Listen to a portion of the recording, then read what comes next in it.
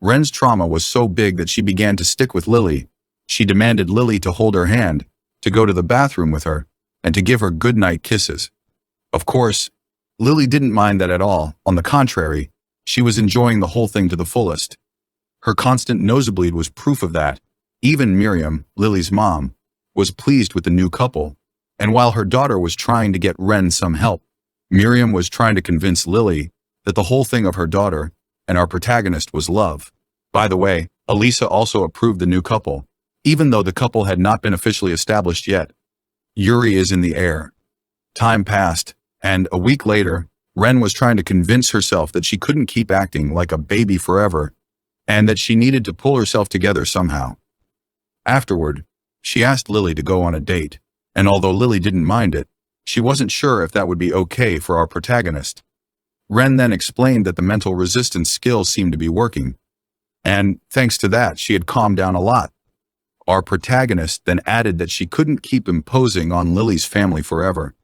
After hearing that, Lily said that if Ren thought that the date could act as a form of rehab, she was fine with it. Right after, she told our protagonist to go on a date. What Lily didn't know was that Ren was not fine at all. The fact that our protagonist was not okay became clear almost instantly. The first day, when she tried to go on a date, she barely could leave the room. Sadly, she unexpectedly ran into a butler and froze on the spot. The second day, she managed to make it to the stairs, but there was another butler, so Ren retreated to her room. On the third day, she finally reached the entry hall, but it was already evening by then. On the fourth day, she made it outside the mansion, but she saw a man walking beyond the gate and immediately shut down. Day 5, with Elisa joining in, they managed a double hand-holding formation, and finally, the three of them succeeded in going outside, which made our protagonist happy. As for Elisa, she began to tease Lily because she knew that her friend wanted to have Ren all to herself during the outing. Obviously, Lily tried to deny it, but she just made the whole thing more obvious. As for our protagonist, she said that she was grateful to have Elisa's help. On the other hand, Lily kept putting and turning away, which confirmed to our protagonist that what Elisa had said was true. Still, Ren was very glad to know it, because she thought it was cute. In fact, every time Elisa teased Lily, the other reacted to it, which made Ren feel nostalgic. Eventually, they arrived at a shop that had recently opened, and Elisa said that they should check it out. As for Ren, she was introduced to the concept of window shopping, and she loved it because she thought it was very girly. Nevertheless, after an hour, our protagonist began to realize that shopping with girls was long. Still, she was not annoyed by it, which she found surprising.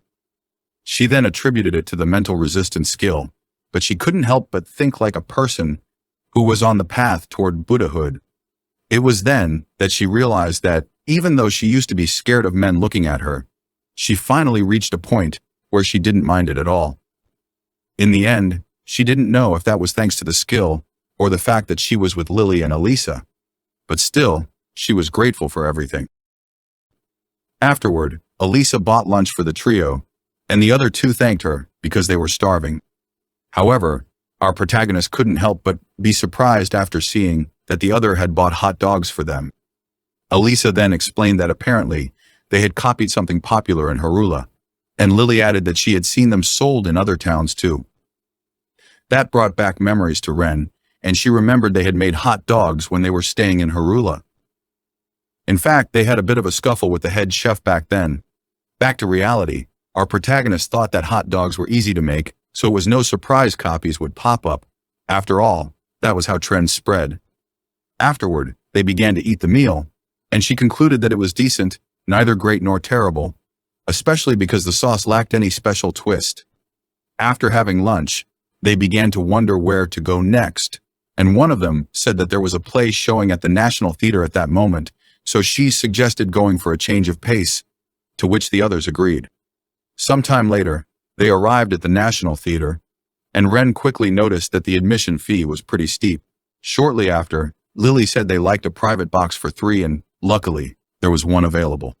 Then, our protagonist tried to pay, but Lily quickly refused, saying that she would take care of it. Afterward, they arrived at the private box, and Ren, who was in a place like that for the first time, admitted that it was amazing. Shortly after, the play was about to begin, And while they were using their theater binoculars to watch the scenario, Lily explained that the play was called The Spear and the Sword, a story about the founding of the country. Hundreds of years before, that area was filled with small nations. Then, one day, a black dragon began rampaging in the eastern mountains, so several of the small nations were destroyed. Afterward, just as people were at their wits' end, a savior appeared. That was a warrior named Georges and his heroic companion. The two set out on a journey to defeat the black dragon, and at the end of their hardship-filled journey, they met the wind god. The god granted a spear to Georges and a sword to his companion, and with those weapons in hand, the two finally defeated the black dragon. After that, Georges was honored for his achievements and became the first king of that country. Nevertheless, for some reason, his companion's name was never recorded. It was said that he had left on another journey to help others. The weapons they received were each named accordingly. The companion's sword became the holy sword Ascalon, and the spear was named, after its owner, the dragon spear Georges. After watching the play, both Elisa and Lily were elated. The former said that it was great that the wind god had given them incredible weapons, while the latter added that to honor his companion, the first king had even named the royal capital Ascalon after the holy sword. On the other hand, Ren found it amazing that the country had such a founding legend, but she still added that she was sure there was some embellishment, even though she thought that whole thing was interesting. Right after, Elisa got very excited while saying that the part where you could glimpse a bond beyond friendship between the hero and his companion was especially moving. Immediately thereafter, Lily, who also got very excited, added that the scene in the tent, when they shared a quiet moment in a bivouac in the mountains, had really struck her. As for Ren, he said that that might have been the playwright's personal touch. No matter the time, no matter the place, there will always be Fujoshi's preaching their ships. Still, what really caught Ren's attention was the fact that they had said that the black armor had been made using scales from the defeated dragon. It, along with the dragon spear Georges, had been preserved as a national treasure. Right after, she recalled that she had seen something like that somewhere, and almost immediately she thought of the old man from before. However, she couldn't believe he was related to all that. Still, in her opinion, the most important part about those weapons was the whereabouts of the holy sword the companion had taken with him. Apparently, it still existed somewhere, and she would love to see it in person. Not to mention that our protagonist hadn't made any progress in her sword crafting skills in recent times, so perhaps it could help her improve. After the play, Elisa and Lily took our protagonist to a restaurant, and they were thoughtful enough to arrange a private room for them. The food was delicious, and the service was impeccable. At that moment, Ren couldn't help but think that that was to be expected from young ladies with excellent taste. They knew the best spots. At that moment, Elisa asked our protagonist how she was feeling, and Ren replied that every dish had been incredibly delicious. After hearing that, Elisa said that they were not talking about the food, and then Ren thanked her for her concern, before adding that given how much time had passed, she couldn't say she was completely back to normal. Lily then said that they should take things slow, before adding that they would continue to support our protagonist moving forward. Obviously, Ren thanked them for that and told them that thanks to the two of them, she felt like she might be able to live a normal life. Elisa was elated after hearing that, and Lily immediately said that she had a proposal for our protagonist. Unfortunately, when she was beginning to tell our protagonist about it, Ren cut her off, saying that she wanted to say something too. Then, immediately thereafter, the three of them proposed at the same time to form a party together. Of course, they began to laugh out loud because of the coincidence, and right after they all agreed to form a party together. At that moment, Elisa didn't forget to tease Lily and said that the whole thing had felt like a marriage proposal, which made Lily feel flustered. After the meal, they returned home peacefully. Although they were excited, there was no night out or anything like that. That night, Elisa joined the other two for bed. After all, their emotions were at their peak. At that moment, Lily announced that she and Elisa had a gift for Ren, before giving a box to our protagonist. Then, while had the box in her hands, they explained that they had bought the box during their shopping earlier that day. Our protagonist then opened the box and, after seeing its content, she asked if it was a hairpin. Elisa confirmed before explaining that they had noticed that Ren's bangs seemed to get in the way when she was cooking. So, since Lily had figured our protagonist was growing out her bangs to hide her face, they decided to give that gift to her.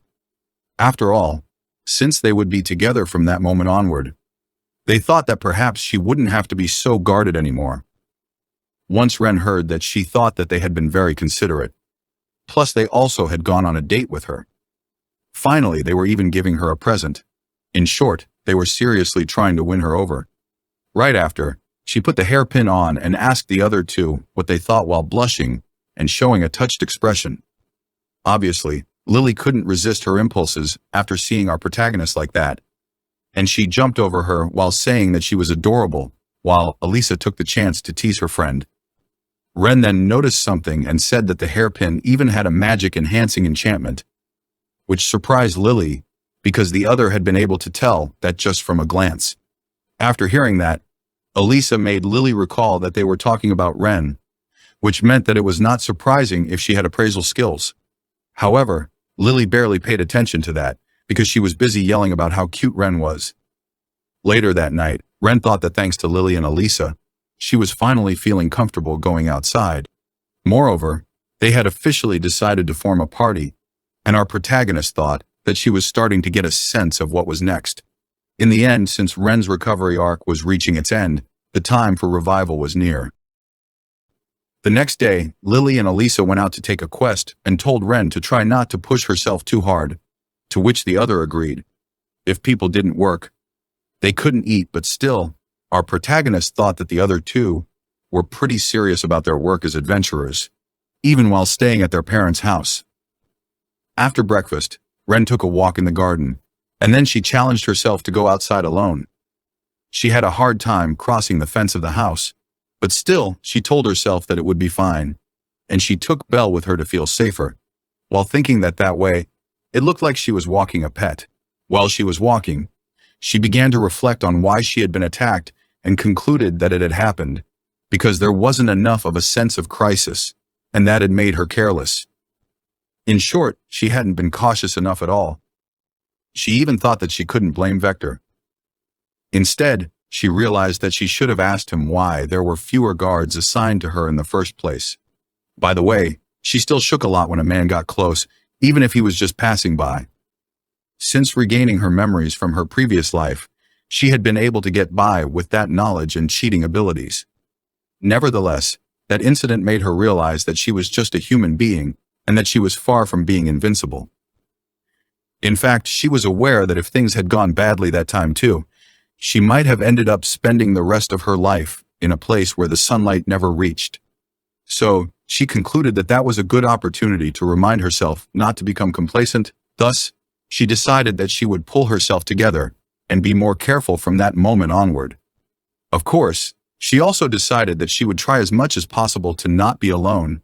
That was why she was forming a party with Lily and Elisa. From that moment onward, they would act as a trio. Trio Troys, I think something is fishy here. However, she was still afraid of crowded places like the royal capital, so she decided to spend some time relaxing in the suburbs, where there were fewer people. Therefore, a town like Harula would be just right. She also decided that it would be safest to get there, hidden in a carriage along the highway. The rest was down to self-defense. The day after she was attacked, her poison resistance, poison mixing, presence detection, and risk detection skills increased without her permission. Furthermore, Norn and Belle had become even stronger thanks to the acquisition of skills such as familiar harmony, and demon strengthening. Still, she told herself that she wouldn't let that fool her. Thus, she was going to improve her equipment too. So, instead of making a weapon for close combat, the idea was to improve protective gear for self-protection. Her basic attack method was to snipe from a safe area. However, there would be times when she would have to be on the front lines, such as when fighting the Titans. In times like those, it would be convenient to have the proper equipment, and for proper equipment, she meant an armor golem. Well, you cannot blame her for thinking big, I guess. After all, she knew that she was weak and had no athletic ability or any fighting sense, so if her enemies used poison like they did the other day, it would be a breeze for them. So her only option was to ride on humanoid mobile weapons. In the end, her job in her previous life was as a researcher developing humanoid robots to use as weapons, so it made sense that that idea would come to mind. In what world our protagonist lived before? Anyway, our protagonist then said that once you had a goal, you would feel motivated, before telling herself that she needed to be prepared. Sometime later, she visited her boss, who immediately freaked out and told her that she was still recuperating. However, she ignored him and got closer before whispering to him what she wanted to do and what materials she was going to need to do it. Nevertheless, after hearing the details of the project, he got extremely motivated and decided to join her. By the way, she wasn't afraid of his master, because he was her boss and her mentor. Shortly after, they began to buy the required materials, which astonished some people in charge of selling them due to the huge amount they were buying. Afterward, they returned and began to plan how they were going to work. Ren said that she would do the metalworking for the armor and asked her boss to make the halberd and some other parts. After hearing her request, he replied that he had never made something that big before, which meant that doing it was going to be a challenge. Still, he didn't back down, and right after, both of them began to work, and our protagonist thought that, in the end, making things was fun. Sometime later, various parts were finished, and our protagonist thought that it seemed like things were back to normal. In fact, she couldn't wait to see how that turned out. 1 week later, Lily and Elisa were taking a look at the luggage, and the latter said that it was a lot. To which Lily replied that it was food for 3 people, before adding that she had prepared a lot of other things because they were going on a trip with Ren. Afterward, Lily said that she had heard that Ren also went to Elisa's house to say hello, to which the other replied that our protagonist had told Elisa's parents that she was going to take care of her. Unfortunately, Ren arrived at that moment and said that she hadn't said that to Elisa's parents. Right after, Lily said that they were heading to Mubaro, and Elisa added that from that moment onward it was just a matter of going where the wind took them. As for our protagonist, she simply said that they should simply take their time. Then, Ren said that she had been preparing for that, before adding that it was finally time to leave, and, at that precise moment, her master, Triella Kuro, and all her friends appeared to send her off. In fact, after seeing that, Ren couldn't help but say that even though that was the umpteenth time she had been sent off, everyone still appeared. After hearing that, Triella asked her if that was what she wanted to say. Then, Jim told her that everyone was worried about her, and Cheryl, looking very sad, said that she had been really worried at that time. Obviously, those words touched Ren deeply. Then, Neil and Kane said that if she called them, they would go running any time, which again obviously annoyed our protagonist a lot. However, she began to wonder why Neil was there, and almost immediately she got the answer when Vector appeared and told her that they had thought they should send her off as well. He then asked her if there was really a need to leave the royal capital, and she replied that it was a change of pace, before adding that she needed to switch things up while thinking that she wanted to live in the countryside for a while. After hearing that, he said that there was nothing they could do about it, and she apologized to him for all the things he had done for her. Right after, bowed to her while saying that he had also been out of touch on that matter, before apologizing to her. As for Ren, she bowed to him, while saying that it had been her fault for not having a strong sense of danger too, before adding that they had been both mutually at fault.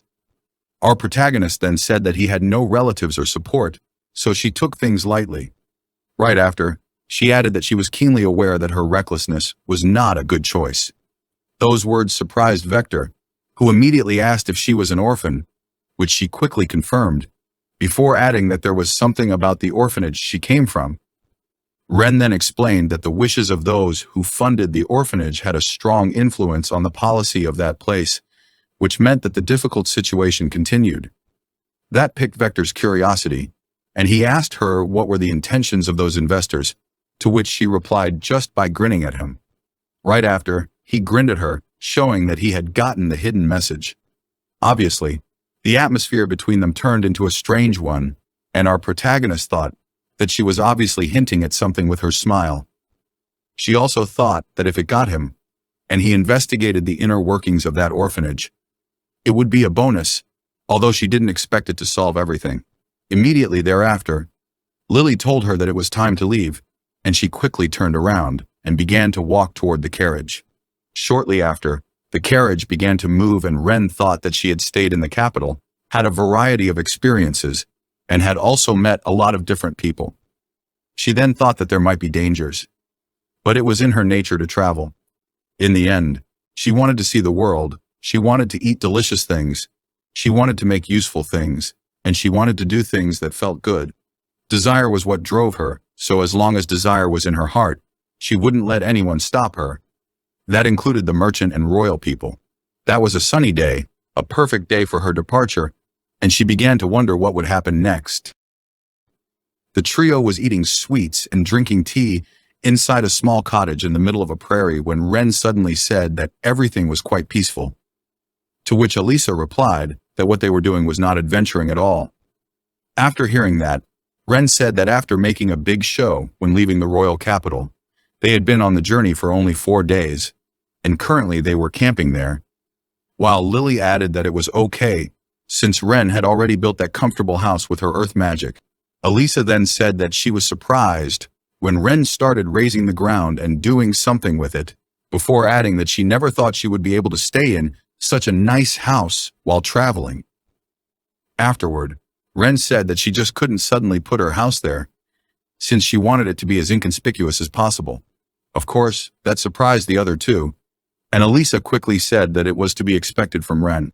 Furthermore, in an instant, a living room, a bedroom, and a toilet along with a bathtub had also been made. At that point, Elisa even said that it would be good if they just started living there instead, but Lily quickly replied that they couldn't do that. Lily then added that Ren couldn't relax too much in crowded places, and Elisa asked if the other meant during our protagonist's rehabilitation. Right after, Lily told Ren that they should take it slow, and Elisa added that she had been living too fast up to that moment. However, the main purpose was not just to relax, so Ren told the other two that the reason they were staying there was to deepen their bond. Our protagonist then explained that the other two had solid fighting abilities, but compared with her long-range attacks and Norn's close-range combat, there was a big difference in power. At that rate, Norn and our protagonist would be the only ones able to defeat the enemy. After hearing that, Elisa smiled and asked if that was a good thing, to which Ren replied that it was a different story if the other two couldn't gain experience. However, Ren added that during the O'Neill defense battle, she had realized that it was also a problem that she couldn't defend herself when the enemy got close, which meant that she needed to level up herself too. That was why Ren liked to deepen their cooperation as a group to improve their ability to respond in any situation. Lily then said that if their battle skills matched with Ren's, their teamwork would be much better, before adding that she would try her best, to which Elisa replied that that was the spirit. Suddenly, Lily asked if that method was more secure than the normal one, and right after, she and Elisa told Ren that she didn't need to leave, because they were going to do the training with Norn and Belle. Obviously, our protagonist got frustrated after hearing that and asked the other two if they even cared about working with her.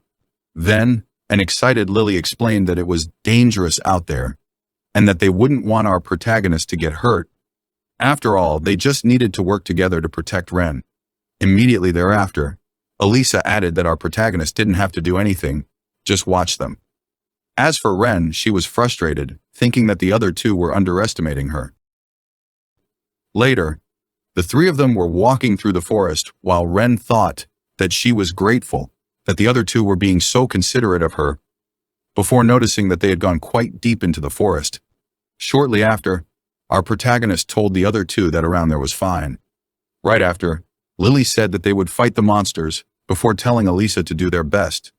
As for Ren, she said that it was expected from a fantasy world. Even though the other two were both rich girls, they had the fighting spirit of a samurai at war. Then, she wondered what everyone's position would be. Shortly after, she thought that Elisa and Norn would be the vanguards, while Lily would take care of the back line. Ren also thought that Belle could be a rear guard too, but at that moment the little wolf was just our protagonist's bodyguard. Ren then wondered if she should burn incense to attract the monsters, and almost immediately she began doing it. A few minutes later, our protagonist alerted the others, saying that the monsters were arriving. Afterward, a bloody battle began, with Norn attacking first and killing one of the orcs. After seeing that, Elisa praised the big wolf and told her that she was counting on her since it had been a while since they had been in a real battle. Right after, Elisa got on guard and asked if they should hold a sisterhood recruitment ceremony. She then told Norn that 3 orcs, a wild boar, and a wild moose were approaching, before adding that she would take care of the orcs. In the meantime, Ren wondered if Elisa was truly going to take on 3 orcs all by herself. Back to the battle, Elisa said, while fighting the orcs, that their Hamilton family's swordsmanship was honed on the battlefield and was extremely practical, so even one person could take on monsters like those. Afterward, while Elisa killed the first orc, Ren thought that it was amazing how Elisa accurately attacked weak spots such as the legs, joints, and armpits. At that moment, our protagonist had to admit that Elisa was the real deal. Ren then said that Elisa and Norn were both fighting with opponents they were good at, so it seemed like they would win without any problems. Almost immediately, another wild boar appeared close to the barrier Lily had cast around her, and they weren't sure if the barrier could hold it back. Right after, Ren told Lily that she was going to use air bullet, but the other asked her to leave everything to them, before adding that if there came a time when our protagonist was unable to fight, they would be the ones who were going to protect her. Almost immediately, Lily told Belle to use thunder magic when she gave her a sign. Right after, she cast water bullet toward the wild boar, and shortly after, she commanded Belle to strike it with thunder magic. The little wolf did it, and the wild boar, which was wet because of the previous spell, couldn't withstand the lightning attack. Ren then said that the heat of the thunder magic had exploded the water bullets in the wild boar's body, to which Lily replied that after learning the principles behind the explosion thanks to our protagonist, she could get how incredibly powerful it was. A few minutes later, Elisa got closer and said that it looked like the explosion had made the remaining enemies run away, and Lily quickly asked the other if she and Norn were hurt. Then, after confirming that everyone was okay, Lily was elated and told our protagonist that they had done it. Nevertheless, it was then that Lily noticed that Ren was all covered by the wild boar's blood, which startled her. In fact, she immediately began to apologize while she used a cloth to clean our protagonist. As for Elisa, she simply said that being covered in blood was a warrior's honor. Well, she does indeed have the spirit of a samurai.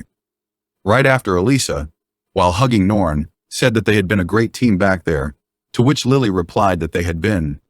Shortly after, the night came, and while Elisa kept saying that their teamwork was fine, Lily decided to ask Ren how she would rate them, to which our protagonist replied that they had done really well, before adding that even though nothing would be better than both of them equipping something she was giving to them. Immediately thereafter, Lily and Elisa checked the items Ren had given to them, and were elated since there was a lot of good stuff, such as an enhanced magic robe and rings, a magic sword, and a hand guard. Then, Ren told them that she had tried to make equipment for the 2 of them. It was then that Lily realized that Ren had been staying indoors so often up until that moment to make those items, and both she and Elisa couldn't help but feel touched by it. As for Ren, she told them to try the new stuff. A few minutes later, they were wearing all the items, and they could immediately feel the power overflowing. In fact, Elisa couldn't believe she had been given such a powerful magic sword, before adding that she could be a magic swordsman. As for Lily, she said those items were national treasures, to which Elisa replied that since it was from Ren, it couldn't be helped, so she should just take it. Our protagonist then told them that that was her gift in return for the hairpin, before adding that they should take it without saying anything. Lily finally agreed before saying that there would be no borrowing or lending. As for Elisa, she added that she would keep it as a family heirloom. Right after, Lily said that she was going to prepare dinner since they had gotten orc meat, and Elisa said that she would help. Later that night, while Elisa and Lily were sleeping, Ren woke up and went to the basement, while thinking that she had made those items by the second day. So during the remaining days, she spent a lot of time doing her daily routine, and that night was not going to be an exception. So she opened a door, and inside the room, you could see a big bed with 3 small golems on it waiting for our protagonist. The next morning, Elisa, who was cooking, called the others to have breakfast. The menu was stir-fried monster meat. Shortly after, Lily began eating, and when she was about to complain, Elisa cut her off, saying that cooking duty was rotated. before adding that the others should not complain. Afterward, Elisa added that it was weird that Ren was cooking meals worthy of a first-class restaurant, even though they were on an adventure, to which Lily agreed. As for our protagonist, she simply began to laugh. Ren then said that she was grateful that the other two had cooking skills, because that made things easier for her. After hearing that, Elisa confessed that since her cooking skill was only level 2, she felt nervous. On the other hand, Lily said that her skill was level 4, to which our protagonist replied that with a level 4 she could open a restaurant. Lily then asked what was Ren's level, and both Elisa and Lily were flabbergasted after learning that our protagonist's cooking skill was level 10, the highest one. After seeing the others' reaction, Ren said that she was not planning to say it while thinking that if people found out that she had reached the maximum level, she felt like it would just cause an unnecessary fuss. After the meal, Elisa, Lily, and Norn went out to practice hunting, and after they were nowhere to be seen, our protagonist said that Lily and Elisa were working hard to improve their teamwork in preparation for the future, before adding that she also had to work hard. Of course, Ren's idea of working hard implied spending a lot of time on her daily routine. In all honesty, at this point in the story, it would be better to jump straight to the Yuri. Those metaphors stopped being enough a while ago. Once she finished, she thought that the last session had been very good. In fact, she admitted that her waist was completely falling apart. Right after, she explained that that was not just a daily routine, before adding that her pursuit of pleasure to the extreme was also a manifestation of her inquisitiveness. Furthermore, by continuing to follow her daily routine properly, she had been able to improve her concentration. In the end, all that effort was a preparation for new equipment development. After all, her mind had become clearer thanks to her daily routine, which allowed her to do the most difficult part when creating new equipment, such as using creation magic. Okay, wait, so TLDR Ren is powerful because she is a gooner. Got it. According to Ren, since ancient times, the driving forces behind technological progress had been war and sex, so her daily routine could also be an opportunity to think about things from multiple perspectives. In short, that was a necessary part of the process. Thus, you couldn't refute it. At that moment, she seemed to finish the process, and she thought that it felt like a puzzle coming together. Later, when the others returned, our protagonist showed them her new equipment after letting them know that it had been finished. Right after, Elisa asked if the cute outfit our protagonist was wearing was her new equipment, and Ren replied that it was more like a pilot suit to operate the new equipment. Obviously, the other two were confused after hearing that, so Ren quickly decided to show them how the new equipment worked. Right after, she summoned a huge armored golem and went inside while saying that it was an exoskeleton-like armor that made up for a weak body. Moreover, the armor included a telepathic system that traced the movements you imagined. It also had rollers and artificial muscles that dynamically released explosive mobility and attacking power. Of course, Lily and Elisa were astonished after seeing that. However, Lily quickly regained her composure and asked Ren what was that thing, to which our protagonist replied that it was a rideable armor powered by magic, in short, a mobile suit. Right after, Lily wondered out loud if she was dreaming and then began to search for Ren, so our protagonist let her know that she was inside the golem. Afterward, she told the other two that she would join them on the hunt as a test run, before asking them if they should go to the depths of the forest as usual. Sadly, the other two were too busy being shocked to say anything. Shortly after, Elisa and Lily were being carried by the golem, while wondering what the heck was happening and what the heck was the thing that was carrying them. By the way, Norn was able to keep the golem's pace, which meant the wolf was very fast. Later they arrived at the spot where they were going to do the hunting, and Ren immediately began to use the incense to lure the monsters. In fact, she was using a new type of incense to lure powerful monsters. While she was doing that, Elisa asked if she could see outside clearly, to which the other replied that the crystals on the head of the armor were synchronized with her helmet, which allowed her to see outside clearly. Our protagonist also explained that her skills, golem control and golem synchronization, allowed her to control and move the armor, before adding that she had made it using mithril steel, which had high psychic powers. That allowed her thoughts to be transmitted throughout the entire armor, which, in turn, made it possible for her to move the armor as if it was her own body. As for Elisa, while she was listening to our protagonist, She thought that Ren was the type of person who suddenly started talking fast. Right after, Ren added that as the armor was powered by her magic, there was an emergency battery in the rear. After all, if she used up all her magical power, she would die, so she was prepared for that. At that moment, the radar detected an incoming enemy, and Ren immediately confirmed it was a large monster. In fact, shortly after, they saw a great mantis, which was a mantis-type monster. After seeing it, Elisa and Lily were frightened, and the former said that it might be a bit dangerous, while thinking that they wouldn't be able to get meat from it. However, Ren was confident since she was using the armor at that moment. In fact, our protagonist thought that it was perfect because she wanted to face an enemy with such strong offensive power. She then checked that wind, earth, and the elemental magic were all green before fixing them at 60% output. Right after, she confirmed that the halberd and the shield were equipped, and then she began the magical armor operation test. The first part was a driving test, and for that, she began to dodge the enemy attacks for a while, and after confirming that she could do it with ease, she concluded that the test had been successful. In the meantime, Elisa and Lily were flabbergasted while seeing how fast was the golem. Still, Lily didn't forget to remind Ren to be careful of the enemy's scythes, because they might destroy her shield too.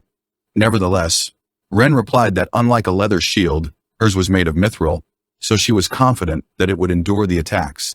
Shortly after, she managed to make one of the scythes flick with the halberd, which left the mantis' torso exposed. That confirmed to her that the strategy had worked, as she had imagined, and immediately thereafter, she thought that even though her physical strength was not the best, she was going to bring out the full potential of her magic armor. Right after, she used the shield to attack the mantis's torso, which astonished Lily and Elisa, since they couldn't believe that Ren was using the shield to parry the monster. Nevertheless, our protagonist was not done yet. Almost immediately, Lily and Elisa noticed that a stake had stuck out of the shield and had torn apart the monster's body. As for Ren, she said that it was a pile bunker. Afterward, she confirmed that the target had been secured and declared that the operational testing had ended. However, while the armor was approaching the twitching body of the mantis, Lily reminded our protagonist that it might still be dangerous to get closer. Shortly after, Lily got closer to the armor and asked Ren if she was planning to invade a country with that, to which the other quickly replied that she was planning nothing of the sort. However, while she was dismembering the mantis, she thought that the test had been even better than expected, which made her feel very excited. She also thought that it would be bad if she told them she was a reincarnated person. Why? Seriously, what had made her think that? Both girls loved her to the point of worshipping. In fact, they keep saying that anything that she does, no matter how illogical it is, makes sense. She also thought that if that technology got leaked, it could cause a war, which meant that she had to be careful. Back to the cottage, Ren said that since the magic armor was completed, they should leave that place the following day, and the other two quickly agreed. Unfortunately, the next morning, a huge army was in front of the cottage. An armed group of knights was standing before them, which meant that a new problem had arrived, and Ren knew that there were many possible explanations for that. After a short while, Ren thought that she might have caught the knight's attention while using the golem. At that moment, her thoughts were interrupted by one of those knights, who informed her that they were on government land, before adding that building a house without permission was not authorized. That made Ren happy since, apparently, the issue had nothing to do with the golem. However, almost immediately, she realized that she might get arrested for building the house, and her mood worsened. Right after that, Lily half-kneeled in front of the knight and explained that they were adventurers belonging to the Adventurers Guild in the royal capital, before adding that our protagonist was skilled in magic and had built the house using that method. Afterward, she said that they had been staying there for a while for training purposes and were going to remove the building when they left. Finally, Lily added that they were ashamed to admit they had no idea it was government land and said that, in the name of the Armfelt family, they would remove that building right away. The last part caught the man's attention, and the knight removed his helmet while asking Lily if they were related to the Armfelt family. Right after, he reassured them, saying that they hadn't gone there just to blame them. The truth was that he had been ordered to develop that area and use it as training grounds. But he then received some reports that the area had already been developed and even houses had been built, which was why he had gone there to check it out. At that moment, Ren felt glad that the knight was someone gentle, and realized how helpful Lily had been by explaining the situation properly to the knight. After all, our protagonist knew that if she had been the only one there, she would have been rude, making the situation even worse. Right after, the knight asked if he could take a look inside, and Lily said that it was fine. Shortly after, the soldiers were praising the place, saying that the house was amazing. After all, the place was pretty well made, way above a camp-level thing. Not to mention, there was a bathtub in the bathroom, and the toilets were also clean. Moreover, the bedrooms were spacious, and the bedding was also authentic. The soldiers also found the basement, but Ren had no intentions of explaining why she had built a basement in that place. If you had at least confessed to Triella, you wouldn't need all those golems, which would make it easy for you to hide them. Anyway, in the end, the knight said that the house was splendid and made them a proposal. If they allowed the house to be used by the country as a camp facility, he would let that matter slide away. Immediately thereafter, Lily agreed, which pissed Ren since she didn't like the whole confiscation thing, no matter how polite the knight had made it sound. After all, our protagonist was sure that they could just destroy it, recreate the area that was there before she built the house with trees, plant some greenery, and then run away.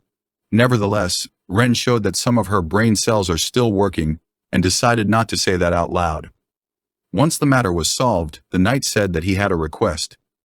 He wanted another house built like the one they had. That would be considered a public construction, so it would be treated as a request from the government. He also made clear that he would pay her handsomely and would also advise the guild to raise her adventurer rank. Of course, after hearing the money part, Ren immediately replied that she would do it. Shortly after, the knights left, and after they did, Elisa asked if they were under a curse that stopped them from leaving whenever they wanted to set out on a journey. However, Lily quickly replied that they should be glad for not getting caught.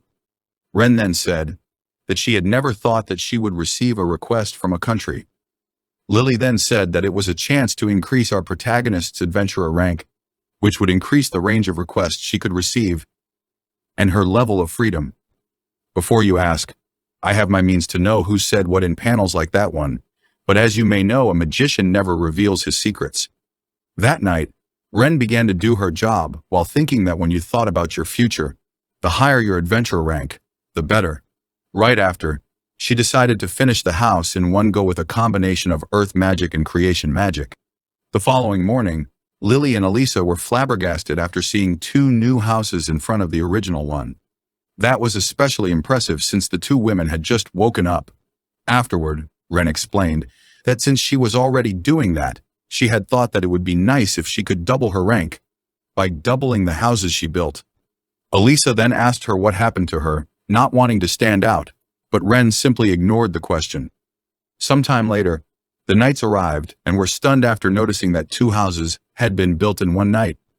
Then, the leader of the knights, while looking a little bit embarrassed, asked our protagonist what he should do about the rewards since there were 3 impressive facilities. Luckily for him, Ren quickly replied that she only wanted a monetary reward for 1 house. However, she liked to ask for a higher adventurer rank.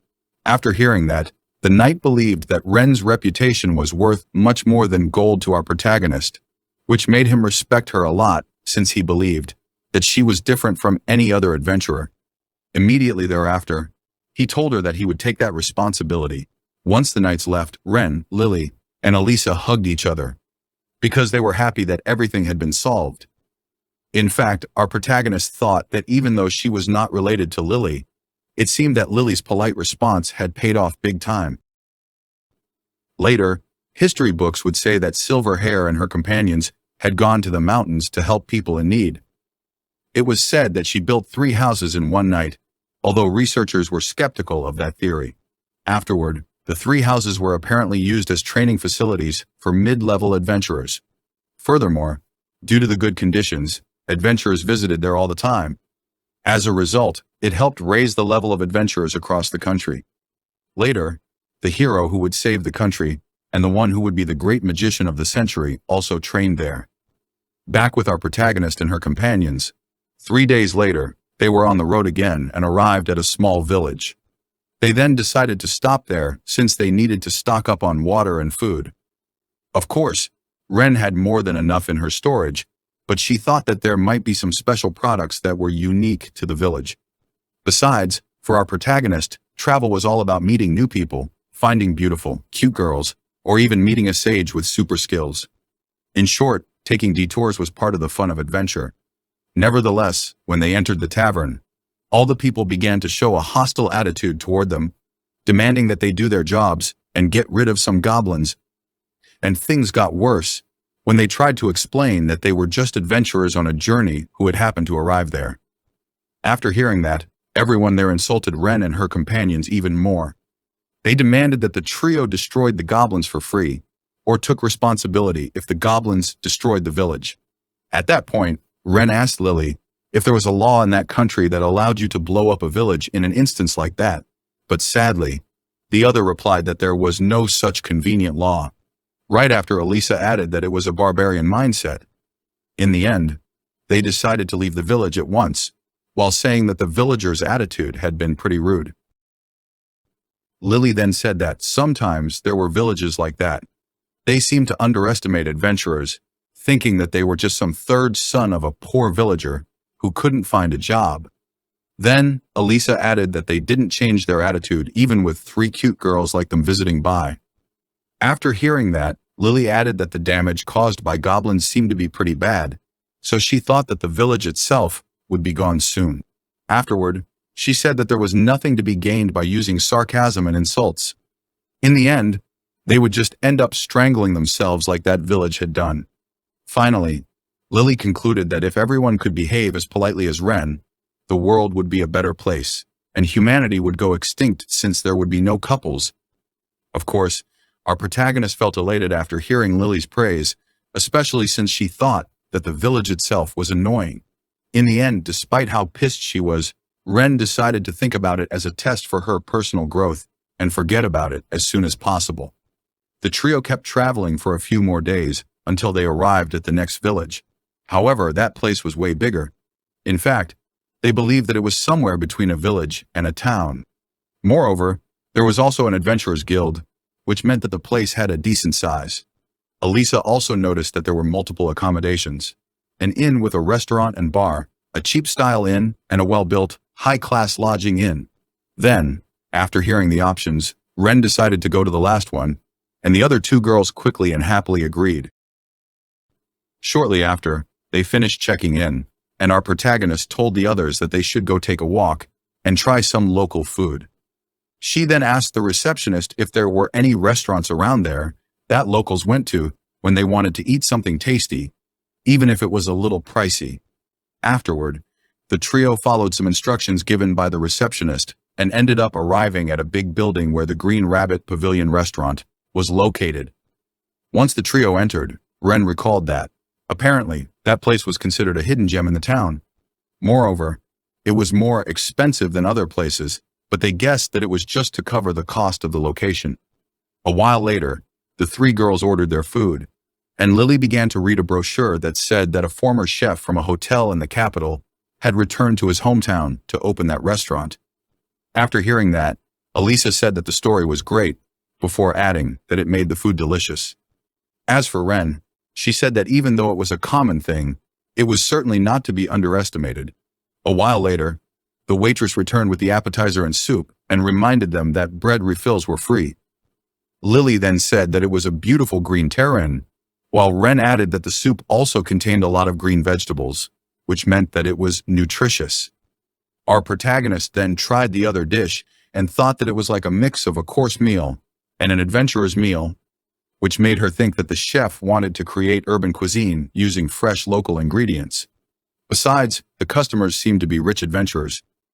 However, when she tasted it, she had to admit that it was better than what she had thought it would be.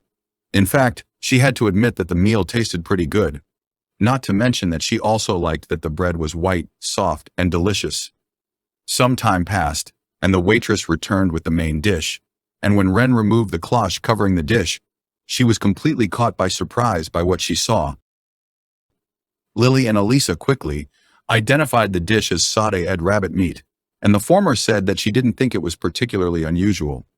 However, Ren quickly clarified that the thing that had surprised her was the side vegetable accompanying the meat. However, Lily and Elisa were confused since they saw it as a simple root vegetable. Our protagonist then explained that it was called bamboo shoot, before adding that she thought it was kind of rare. In fact, she had never seen it before. At that moment, Ren decided to call the chef and ask him if bamboo shoots were commonly eaten in that town. After hearing how Ren called the vegetable, the chef told her that she sure knew a lot about them. He then said that he didn't think anyone else sold it, except them. He also added that he had heard that the people of Horai ate it, so he had picked it from somewhere nearby. Likewise, he even explained how to cook it. According to the chef, you had to boil and cook the vegetables until soft, so it was easy to eat. After hearing that, Ren thought that even though it had been softened, the bitterness still remained, which was why he had sautéed it with herbs to hide it. Our protagonist then asked if there was a bamboo forest nearby, and the chef replied that it was on the outskirts of the town, before adding that, apparently, it had been planted by a swordsman from Horai when he had gone to that town a long time ago. Almost immediately, Ren asked the chef for the location of that forest, and the chef said that there was no problem, since they had some time before dinner preparations began. Right after, the chef introduced himself as Andreas. Immediately thereafter, Ren, Lily, and Elisa introduced themselves, and then the trio left the place, along with the chef. Afterward, they were walking through a forest, and Elisa asked why they had to help out in finding ingredients. Then, Lily asked if it was okay if they didn't stop by the Adventurers Guild, and Elisa explained that if they went at that moment, there would only be dubious requests, something like goblin slaying or herb gathering. After hearing that, Lily said that it would be more fun to follow Ren. Right after, Lily asked Ren if there was any special secret about that bamboo shoot, and almost immediately, Elisa asked if that could make her busty. As for Ren, she said that she was interested in it as an ingredient since bamboo shoots were very good. Still, Lily said that it didn't taste any better than the side dish, although Elisa said that it was good for her. At that moment, the chef told them that they had finally arrived, and Ren said that they had arrived at a magnificent bamboo forest. Right after, our protagonist began to use appraisal on some bamboos and thought that they should be able to harvest some delicious bamboo shoots. The chef then said that he would like to use the experience and skills he had gained from working as a chef in the royal capital to create something that would become a local specialty. That was why he had decided to focus on that bamboo shoot from the Horai. After all, up to that moment, it was still pretty unknown. Nevertheless, Ren asked Andreas to stop picking bamboo shoots, because they couldn't serve the bamboo shoots they had at that moment to the customers. She then asked him to return there the following day under the promise that she would serve him a real bamboo shoots dish.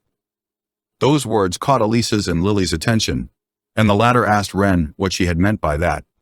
At that moment, our protagonist realized she had a slip of the tongue and tried to downplay her words, saying she was just trying to act cool. As for Andreas, he said that he thought that there was still room for research on how to cook bamboo shoots, so if he could eat real bamboo shoots, he was very much willing to try them. He even bowed to Ren while asking her to show him that dish. That reaction had an impact on Ren, and she began to consider the chef a nice guy for being so humble after hearing her provocative words. Right after, she told him to meet there the following day at 4 a.m. She also suggested he wore clothes that covered his skin, since there were ticks in the bush. Once the man left, our protagonist thought that even though she wanted to develop a classic gourmet manga, it had ended up looking like a simple bamboo shoot hunting gathering. Still, she noticed that there had been an audience and decided that perhaps she would hunt for bamboo shoots and put them in her storage, along with the soil another day. That night, the trio went to bed early since they had to wake up early in the morning, and Ren proved to be merciless as she began waking up Lily and Elisa at 3 a.m. Sometime later, Lily and Elisa were complaining since they felt very sleepy, but Ren told them that they had to do what they were about to do early in the morning. Shortly after, the trio arrived at the same place as the day before, and Andreas was already there waiting for them. Right after, Ren said that they should start with the basics of bamboo shoot digging, thinking that her grandma had taught her that. Then, she told the others the criteria they should use for picking the bamboo shoots, while thinking that the tip of the stem could be used to make bamboo shoots. Afterward, she showed the others how to properly harvest the bamboo shoots while using a hoe. Then she told them to go and dig some bamboo shoots, following what she had taught them. As for her, she thought that while everyone was digging for bamboo shoots, she would prepare everything. She filled a pot with water and put it on the fire. Then she peeled freshly picked bamboo shoots, washed the flesh, and parboiled it. After that, she cut the bamboo shoot while thinking that that was the kind of bamboo shoot sashimi that could only be made with freshly picked bamboo shoots.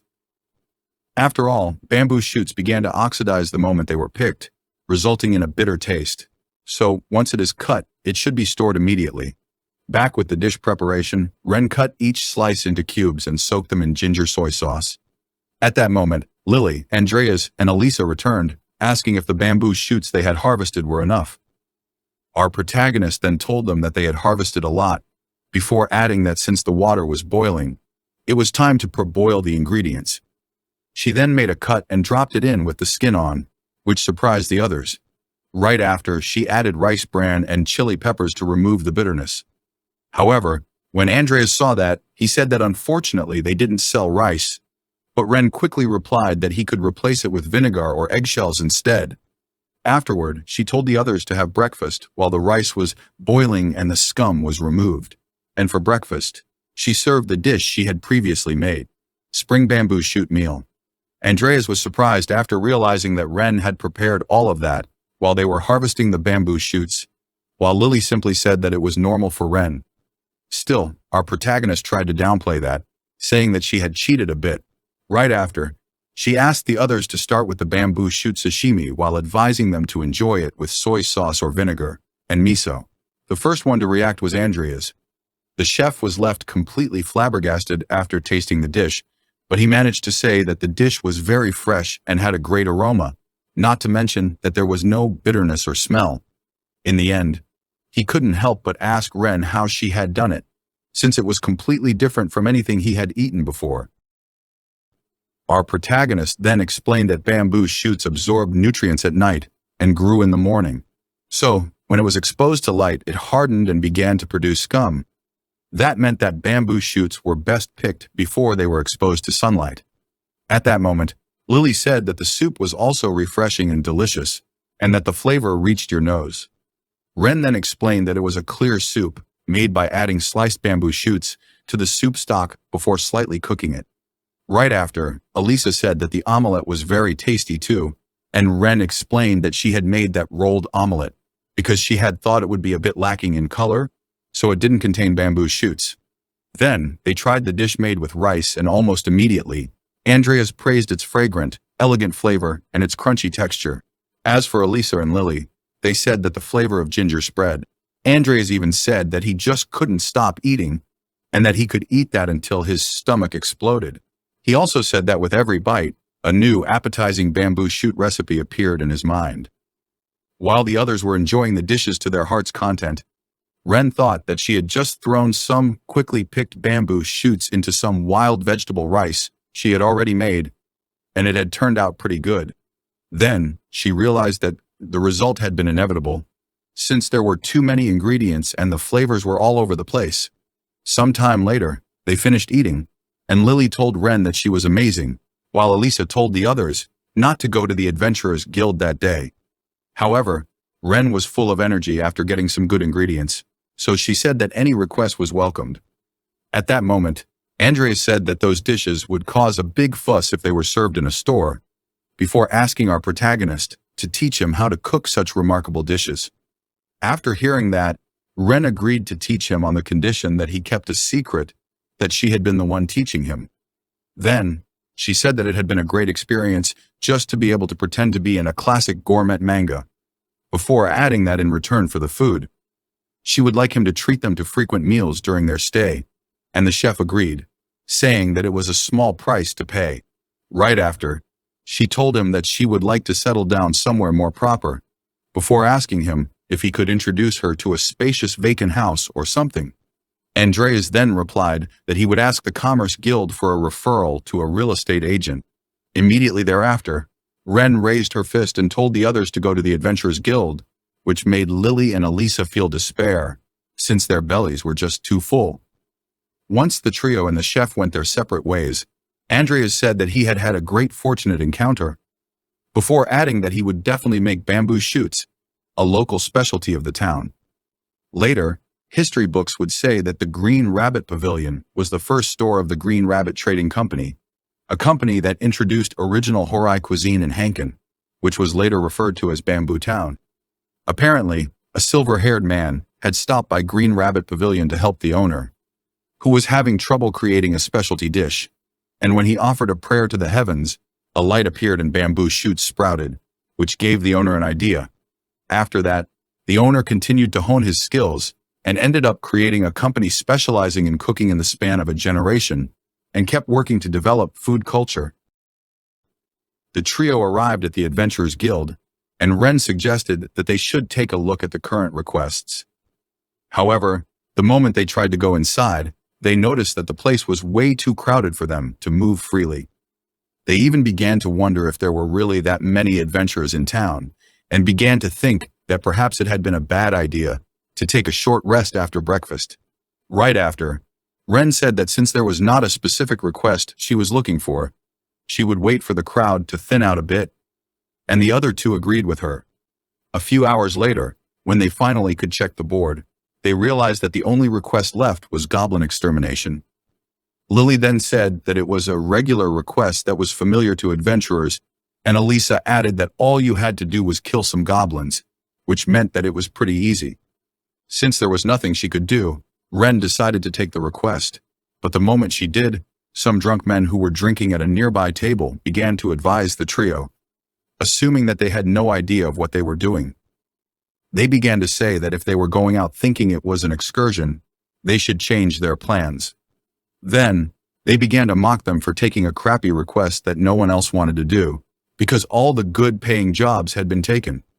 Unfortunately, those drunkards didn't know when it was enough and kept mocking the trio, saying, in a very sarcastic way, that goblin extermination was a hobby for young ladies. They even began to discuss how the trio would have to face the goblins, assuming that, in the end, the goblins would capture them and take them to their nest, which would cause nobody to want to marry them. Luckily, in the end, they left the place, and when Elisa asked what they had meant, Lily replied that those kinds of people were everywhere, before adding that the others shouldn't worry about them. Nevertheless, Ren said that even though she didn't really care, she was looking forward to seeing the serves you right moment. Later, the trio was walking down a street, and Ren said that that was the first time the guild had officially accepted an extermination request. Immediately thereafter, Lily asked our protagonist if that was her first time, while Elisa said that the word officially bothered her. Lily, why did you phrase your question like that? Right after, Ren told them that they should go to their destination, and some time later, they arrived at some part of the forest, and Lily told the others that since there had been reports of goblin sightings deep in the forest, it wouldn't be surprising if they encountered one anytime soon. After hearing that, Ren immediately summoned her mecha and began piloting it. Lily then asked her if she was planning to fight while using that armor, and our protagonist said that she was, since she wanted to improve it, and to do that, she needed to collect some data. That made Elisa admit that Ren's inquisitiveness knew no limit.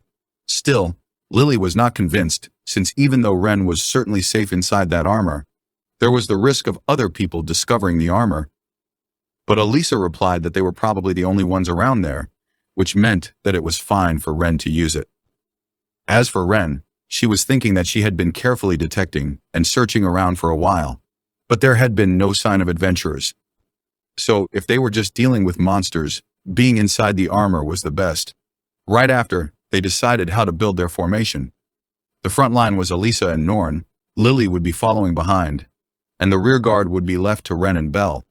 After hearing that plan, Ren and Elisa agreed, since Lily always planned everything, which made them feel confident that there wouldn't be any problems. However, Ren thought that Elisa didn't think thoroughly, but at that moment, and as if guessing our protagonist's thoughts, Lily said that even though Elisa seemed too agreeable, she would speak up if she had an objection. Ren then asked Lily if she wanted some help, since our protagonist believed that it would be difficult for Lily to do her part alone. After hearing that, Lily quickly agreed and said that it was great to have our protagonist as backup. Our protagonist then thought that, since it couldn't be helped, that would mark the birth of the strategist Ren. Shortly after, Norn detected some goblins and let the others know that they were close, which was praised by Elisa. Elisa then asked Lily to follow her, and almost immediately she added that she would head in first, before charging toward the goblins. The fight then began, and Elisa quickly started massacring goblins without mercy, surprising our protagonist due to her speed. In fact, she was so fast that Ren began to have problems catching her movements with her eyes. Shortly after, all the goblins were dead, and Ren wondered if Elisa was simply too strong. In fact, our protagonist tried to understand how Elisa had become so powerful, since she had been pretty strong in the last training too, not to mention that her current strength was beyond human. After hearing Ren's words, Lily explained that at that time, Elisa hadn't yet used the weapon our protagonist had given her. Elisa then confirmed it, saying that she was not that amazing, before adding that it had been all thanks to the ability of the magic sword. Unfortunately, one of the goblins tried to take advantage of the trio's distraction and shot an arrow that almost hit Ren's face.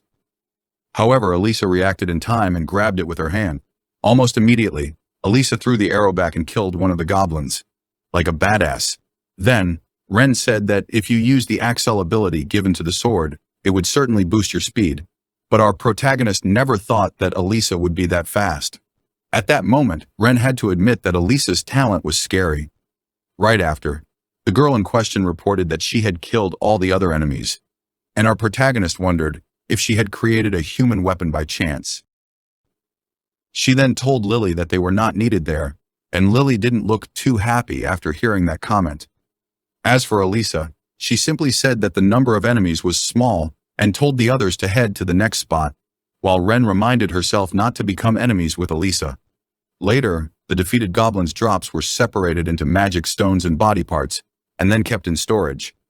After all, once they returned to the guild, they were planning on submitting the magic stones and having them confirm that the subjugation had been completed. Therefore, it was more convenient to separate the magic stones in advance. Then they encountered 20 more goblins, and Lily began to cast a strengthening spell. Right after, Belle and Elisa began attacking the goblins, showing no mercy. Moreover, Lily decided that it was her time to shine by using the magic staff Ren had given her.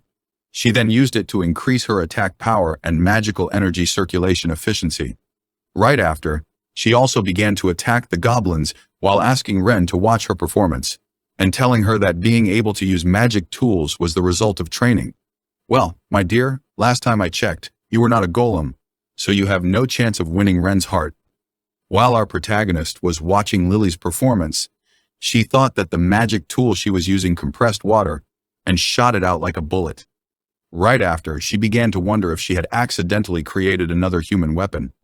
In the meantime, Norn was keeping a watchful eye on the surrounding area to make sure there weren't any powerful monsters around. As for Ren, she had nothing to do but sit inside the mecha, gazing blankly at everyone else's accomplishments. Nevertheless, at that moment, she noticed that some goblins were attacking her mecha by throwing stones at her power armor. Those goblins kept attacking her even though it was not working.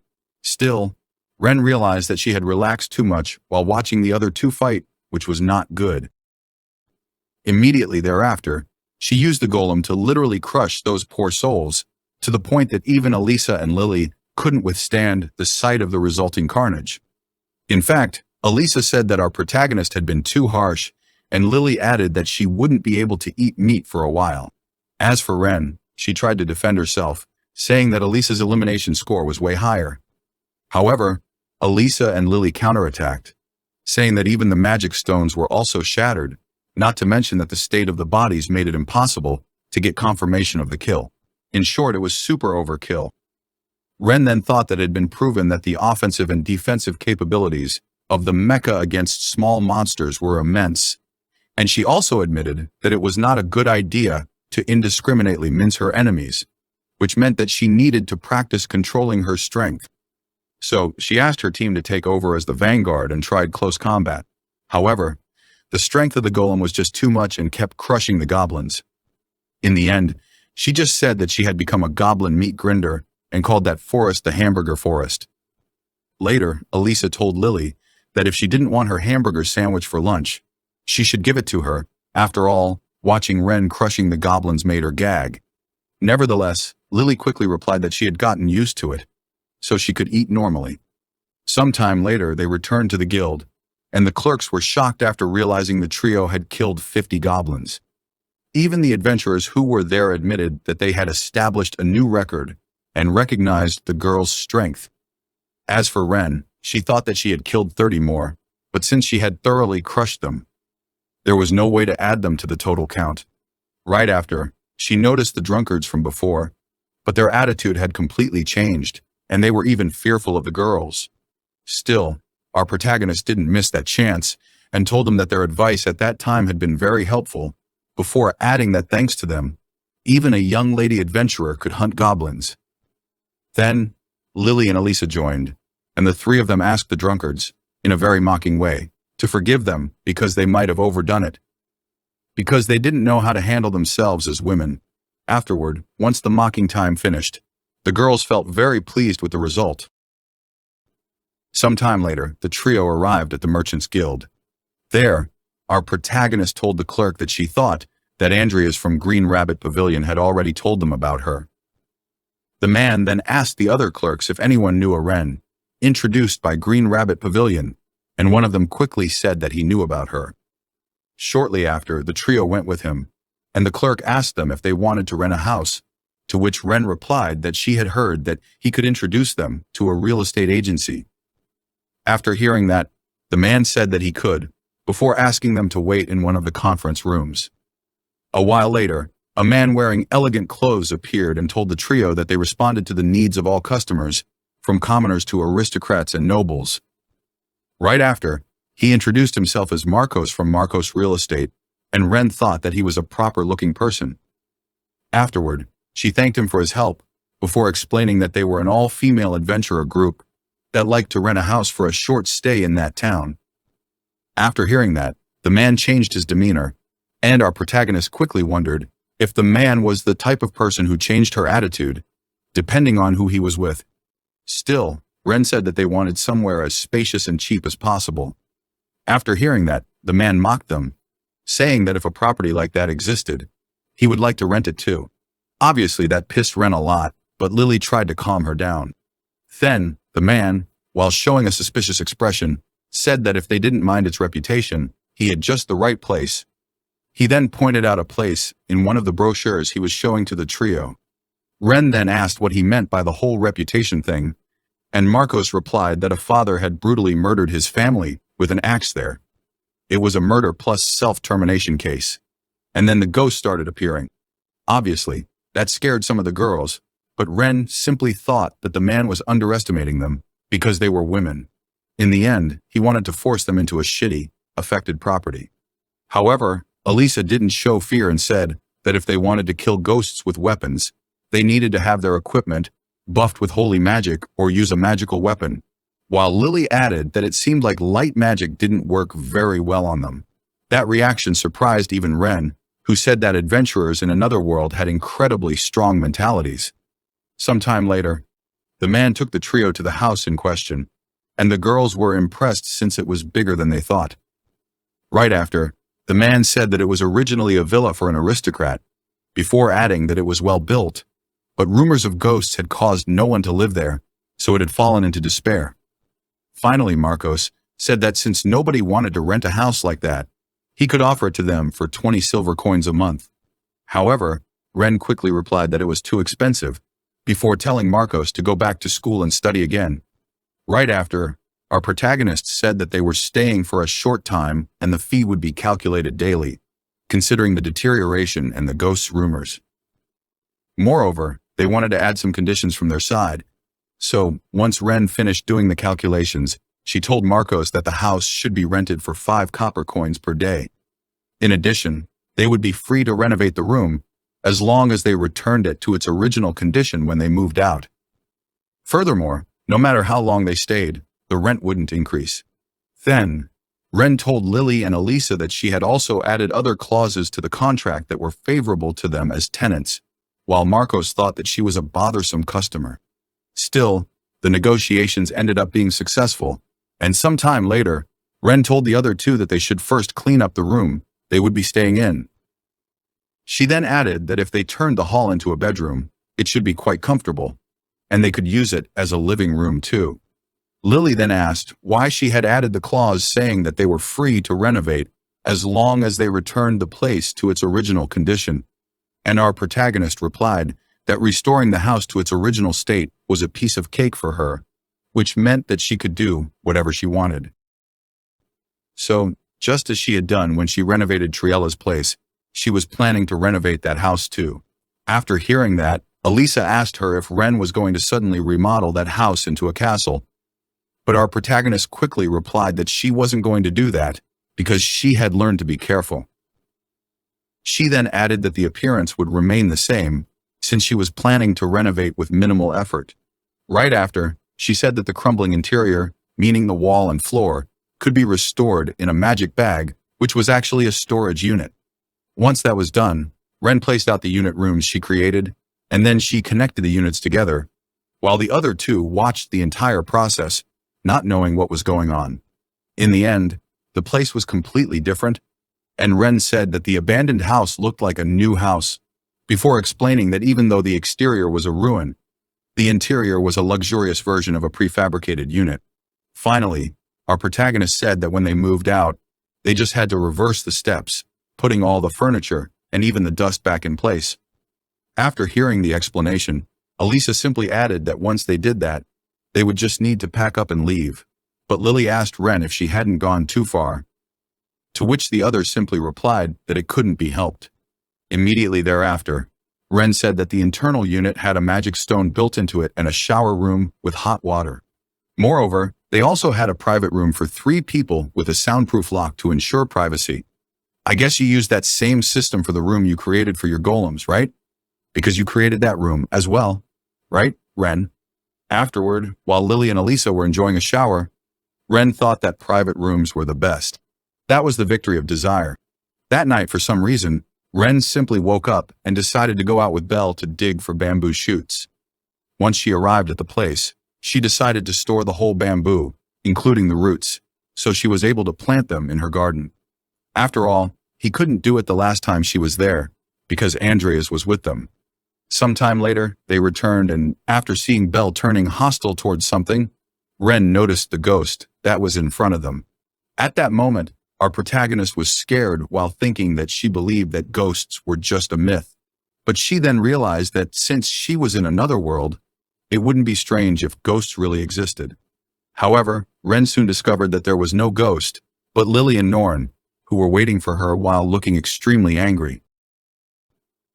Our protagonist then asked Lily what they were doing there in the middle of the night, but Lily yelled at Ren that that was her line, before asking her where she had been. A very scared Ren immediately kneeled in front of Lily and said that she had been digging for some bamboo shoots, while Belle tried to hide behind our protagonist. Nevertheless, despite Ren's attempts to defuse the situation, Lily told her that they needed to talk and invited her to go inside. Once inside, Ren sat on the floor doing a seiza while Lily was sitting on a small couch in front of her. It was then that our protagonist wondered why the other was so angry, but her thoughts were interrupted by Lily, who said that she understood that our protagonist needed some time alone. Then, Lily reminded Ren that they had decided on a lot of things when they formed a party, one of them being not to do anything dangerous and refrain from acting alone. So Lily wanted to know why our protagonist had gone to pick up bamboo shoots alone. Ren tried to defend herself, saying that she had taken Belle with her, but the wolf quickly made it clear that he didn't want to be involved in any of that. Nevertheless, Lily wasn't planning to let go of Ren that easily and asked her what she would have done if she had met with a drunk male adventurer, before reminding her that thanks to that attitude, she had put herself in danger before. After all, our protagonist had a very low sense of crisis. It was then that Ren confirmed that Lily was truly furious. Even Norn had gone as far as to slap Belle while lecturing the little wolf, because he had failed to stop Ren from going alone to pick up the bamboo shoots. Ren then tried to appease both Lily and Norn to no avail, and it was at that moment that the ghost decided to appear. A translucent man carrying an axe appeared behind Lily, and our protagonist tried her best to process that she was finally having an encounter with a real ghost. For Ren, things got truly out of control at that moment, because she had to listen to Lily's rant, she had to see how Norn scolded Belle, and above all, she had to try to understand what the ghost was trying to communicate to her, while thinking that she was going to pee herself out of fear. After all, the ghost looked extremely creepy. Ren then recalled that Marcos had told them that the ghost of a father who had brutally murdered his family with an axe appeared in the house.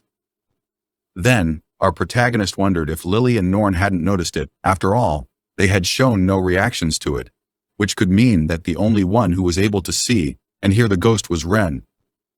Our protagonist then tried to alert Norn and Lily, but they cut her off since they hadn't finished scolding them.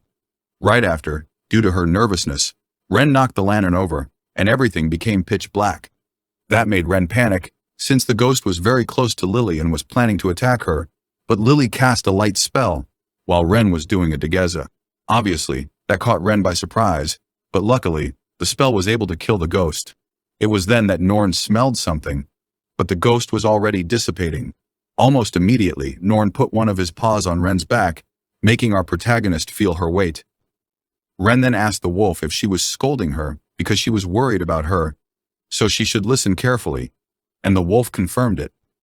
Ren then wondered if they were going to continue lecturing them in that position, since being forced to kneel down was making her legs go numb.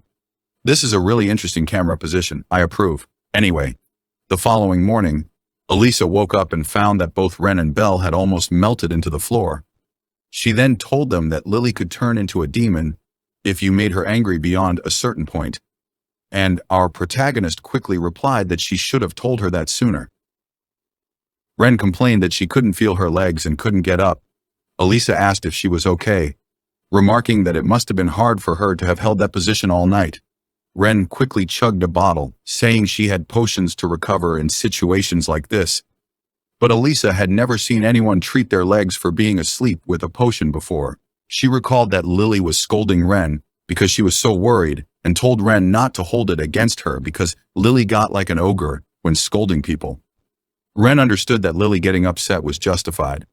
She felt that being with all of them made her get too relaxed and drop her guard.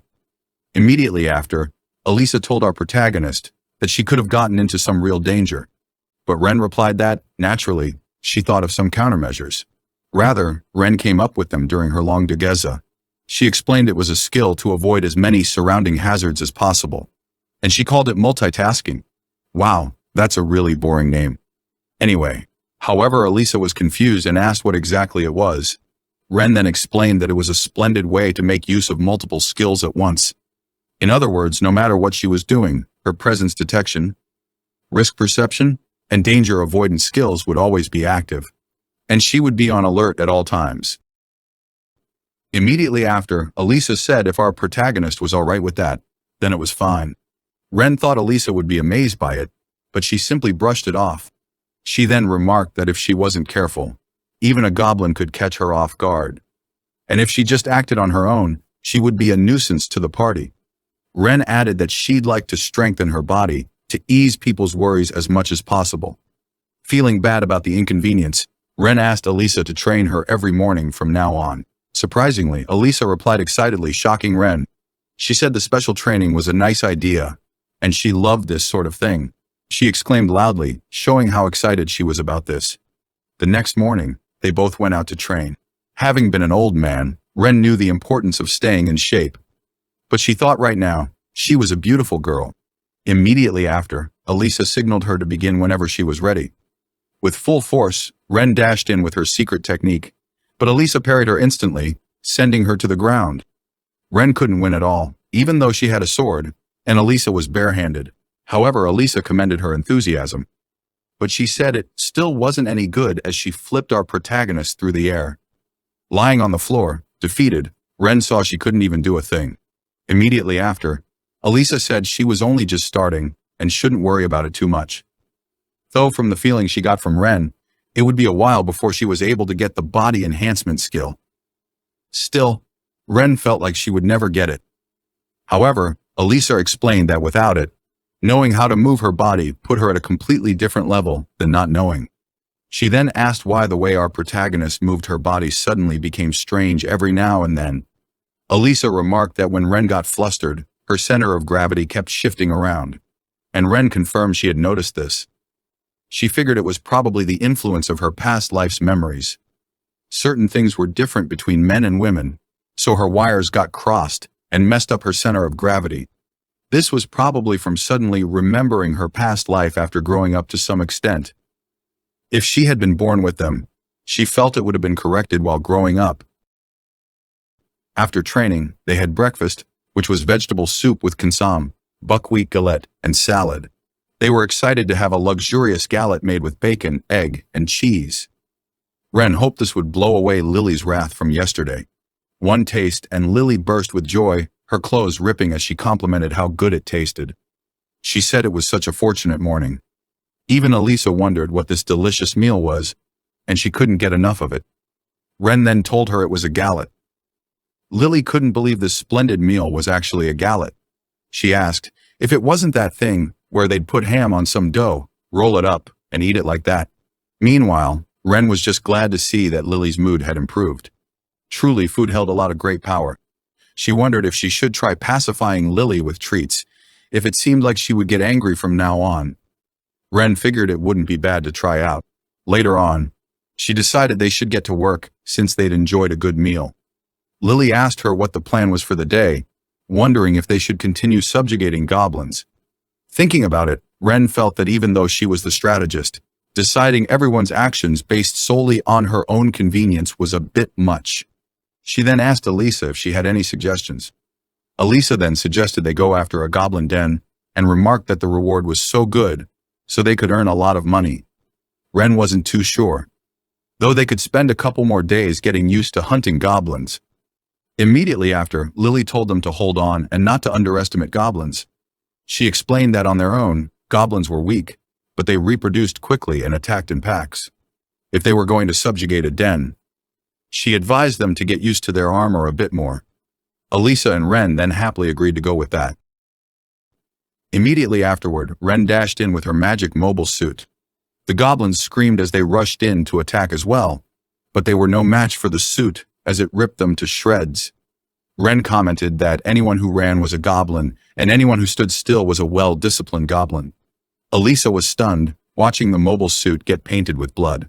Lily also remarked that our protagonist wasn't holding back today.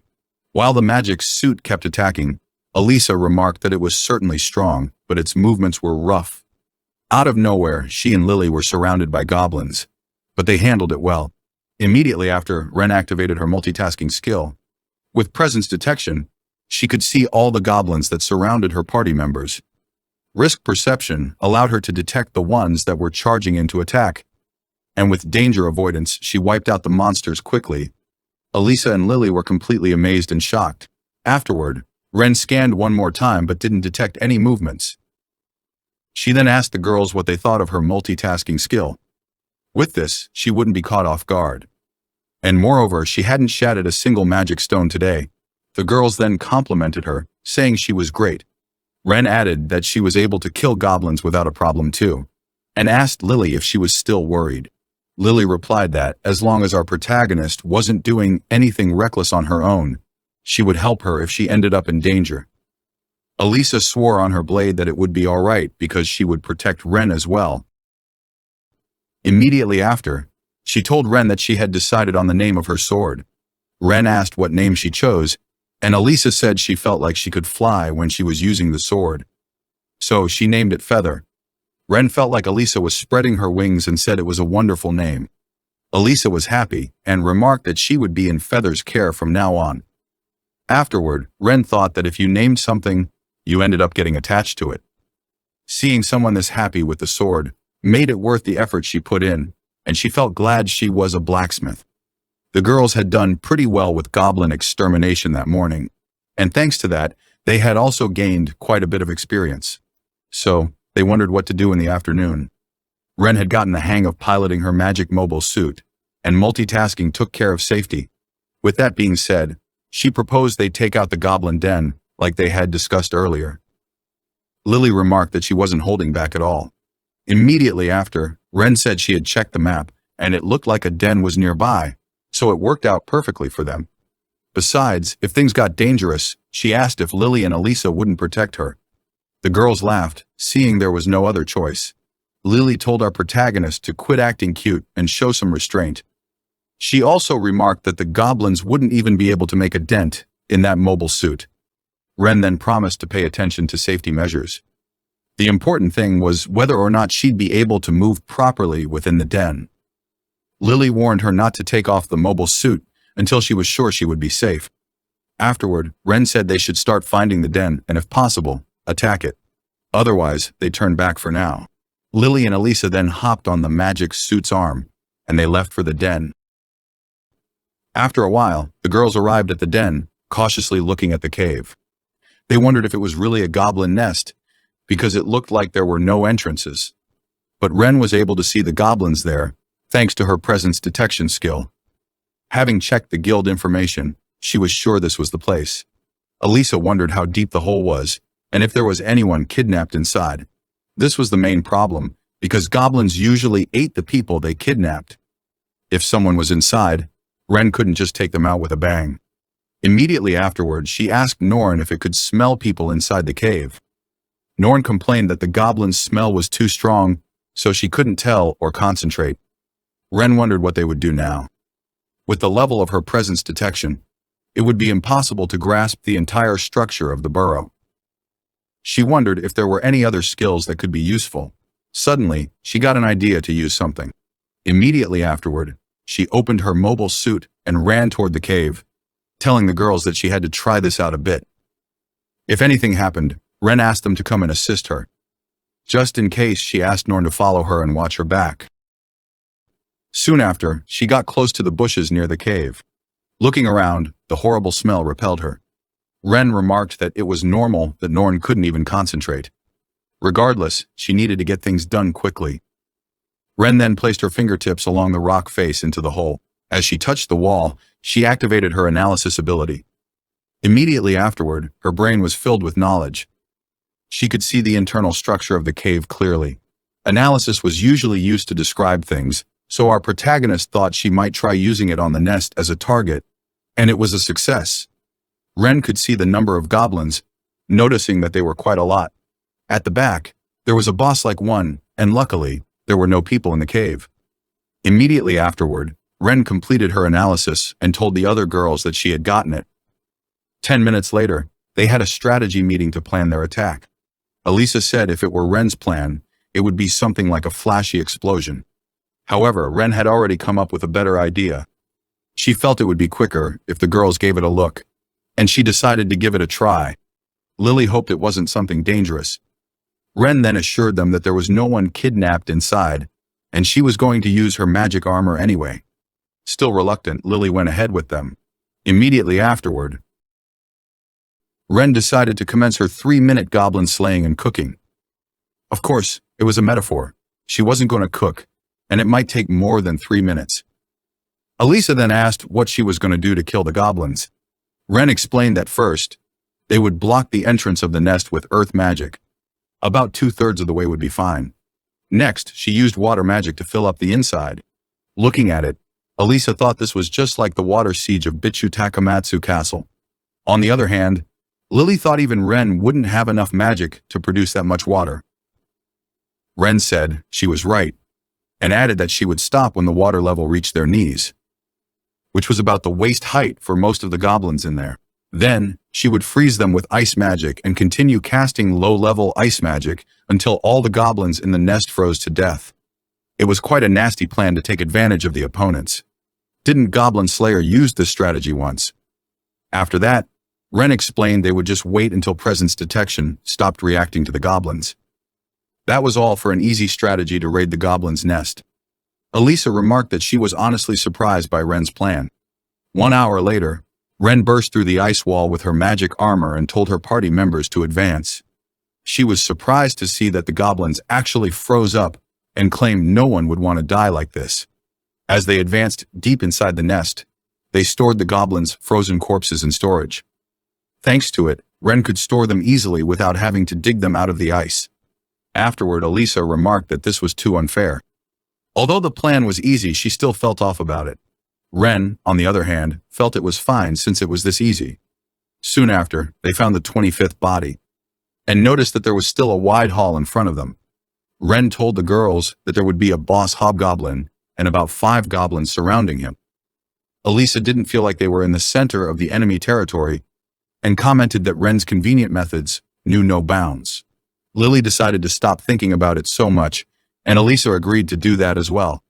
However, Ren worried that her strategy wasn't that good. She wondered if it wasn't better if they made it easier. Immediately after, she pointed out the hall where the hobgoblin was. Upon getting there, Elisa and Lily got down. Elisa noticed that the frozen goblin corpses were surrounding something. Detect Presence reacted to the hobgoblin, which meant it was still in the room. Elisa was suddenly startled as the hobgoblin broke out of the ice block to attack her. She whipped out her sword and was able to block the attack quickly. Afterward, she retreated to where Lily and Ren were standing. Ren figured that the hobgoblin had the other goblins cover it up to keep it warm. Lily then remarked that compared to goblins, hobgoblins had a bigger body. It was usually the leader of the pack, and it was tricky and ferocious. The monster usually took human women as food and as loot. Elisa then said the hobgoblin was what they called the women's enemy.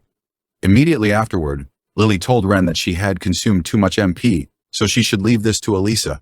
Worried, Ren asked Elisa if she would be okay. Elisa then said that if Ren fought, the cave might collapse. But with Feather, Elisa would have no problem. As she approached the hobgoblin, Ren worried that she was getting too close. As Elisa dashed in, the hobgoblin also made its move. Lily commented that Elisa's attack had a great impact. But Ren said the move was so obvious that it looked like a telephone punch. Elisa's next attack was dodged, and she was surprised that the monster changed the trajectory of its sword from an upper attack to a lower attack. She quickly dodged in time, but immediately afterward, the hobgoblin began spitting needles at her. Ren noticed it would be impossible for Elisa to dodge while airborne, and couldn't help but think that the monster was strong. She yelled out Elisa's name as the needle was about to pierce her. However, Elisa blocked with her sword. After that, she activated her weapon skill, Axel, bolstering her speed toward her enemy. In a flash, she sliced through the hobgoblin's head. The goblin's head spilled blood all over, while Elisa said it was a piece of cake. Ren thought Elisa was too fast and admitted that she couldn't even tell how she moved at all. Even though it was due to the effect of the magic sword skill, she was sure that Elisa was definitely someone you wouldn't want to make your enemy. With no other signs of movement, Ren guessed they had conquered the nest. She then asked if they would still get the reward for clearing the nest, even if they reported it after it had been done. Lily confirmed that they would, but explained that a confirmation investigation would be conducted. So, it would take some time before they could receive the reward. After that, they could have the money transferred to their guild card, and they wouldn't have to go all the way there to receive it. Ren noted that there were various procedures. But as they left the cave, Lily wondered how the investigator would react when they saw a frozen cave like this. Ren apologized for not thinking about that properly. Lily then added that it was really cold inside the cave because it was frozen, and Elisa asked Ren to do something about it next time. Ren didn't notice, because the inside of the magic armor was air-conditioned and heated.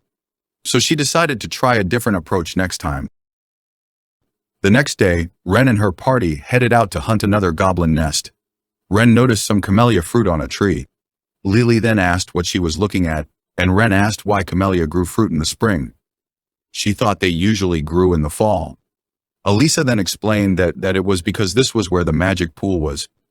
Lily went further to explain that deep in the forest or on the plains, there were places where plants grew unnaturally or where they bore fruit out of season. There, magic was stronger than in other lands. The place they were at was said to be a magical reservoir, which promoted plant growth and could sometimes cause fruit to grow out of season. Hearing this, Ren thought another mystery of this other world had been solved. Since they were there, she decided to collect some. But the girls asked if she could harvest the fruits while wearing armor. Ren had already thought about that as she showed her sub-arm. She then used the tiny arms to pluck the fruits and put them in the robot's storage. Lily asked our protagonist what those tiny arms were. Ren then explained that it was a sub-arm designed to allow her to perform detailed work while wearing the magic armor. Confused, Lily asked why they were collecting the camellia fruits. Ren brought out a box to show them what it was for, immediately after she opened it, revealing bottles of vegetable oil made from 100% camellia. This was refined from fruit previously harvested in another location. The girls were shocked that Ren could extract oil from camellia seeds. Ren, on the other hand, was surprised that they didn't know about that. Vegetable oil was an extremely luxurious item that was produced in small quantities by nobles on their territories. The plant it came from was treated as a guarded secret. Hearing this, Ren wondered if she had overdone something again. Lily freaked out, saying that if it was discovered that Ren knew such top-secret information, things would get hectic and she'd get in trouble again. Elisa added that Ren would be kidnapped. However, Ren said if it was a possibility, she would make her move before that happened, and she urged the girls to calm down. She told them to zip their mouth, or rather sew their mouths, which Lily seemed excited about, but Elisa noted that it would be painful. Immediately afterward, Ren told them that the camellia oil was not only a great product that could be used in cosmetics, it could also be used as a high-quality cooking oil to make a delicious dish. Ren then asked if they would like to give it a try. She cut the tendons of the orc and seasoned it with salt and pepper, then dipped it in flour and began to beat an egg. Next, she dipped it in breadcrumbs and put it into 100% camellia oil to deep fry it. Elisa and Lily couldn't resist the tasty smell that they were already sniffing. While frying, they added rice and other ingredients, and then prepared the ingredients for the sauce too. Ren cut the freshly fried cutlet and added it to the boiling sauce along with green onions. Then poured in the beaten cockatrice eggs in 2 batches. That way, they could have some eggs that were cooked, and some that were soft cooked. The dish was done, and Ren explained they'd had it before, but the ingredients were different for this one. It was Ren's special camellia oil or katsudon. The girls asked if it was the one they got before, noting it was even more perfect. Ren then told them to eat the katsudon to win against the goblins. Immediately afterward, Lily and Elisa took a bite of the food, and the delightful taste made their clothes rip off. Seriously, there's something wrong with these girls. They think that they are in food wars. Lily said it was quite delicious, but it was totally different from what they had before. Elisa added that there was no oily feeling left on her tongue at all. In fact, a refreshing flavor filled her mouth. She could tell by the texture once she chewed it that it was a promised nutritious protein. The crispy texture was wrapped in a rich and mellow egg, and it was doused with a sauce that made you want to eat as much rice as you wanted. With cutlet, egg, and rice, the golden triangle of endless happiness was complete. Ren found it funny the way they reacted and undressed in the middle of a forest. But there was no worry because she had her presence detection skill fully activated. No matter how naked they got, they'd be fine. Afterward, Ren took a bite for herself, noting that deep-fried food cooked in camellia oil was sure delicious. However, using camellia oil every time was too extravagant. So when she stored the camellia oil used this time, she would remove any impurities and keep it safe. With their strength regained, they decided to search for the next goblin nest with renewed enthusiasm. Soon after, Norn discovered a nest which was quite fast. Lily then asked what they would do, and Ren replied that she would start by analyzing the structure of the nest, just like yesterday. Ren quickly activated her skill and saw that no one had been kidnapped inside the nest. There were also fewer goblins than in yesterday's nest. However, the leader this time was a spellcaster. Ren remarked that this was the first time they had encountered this one. Lily felt it was quite annoying, which Ren remarked that it was only if she took the straightforward approach.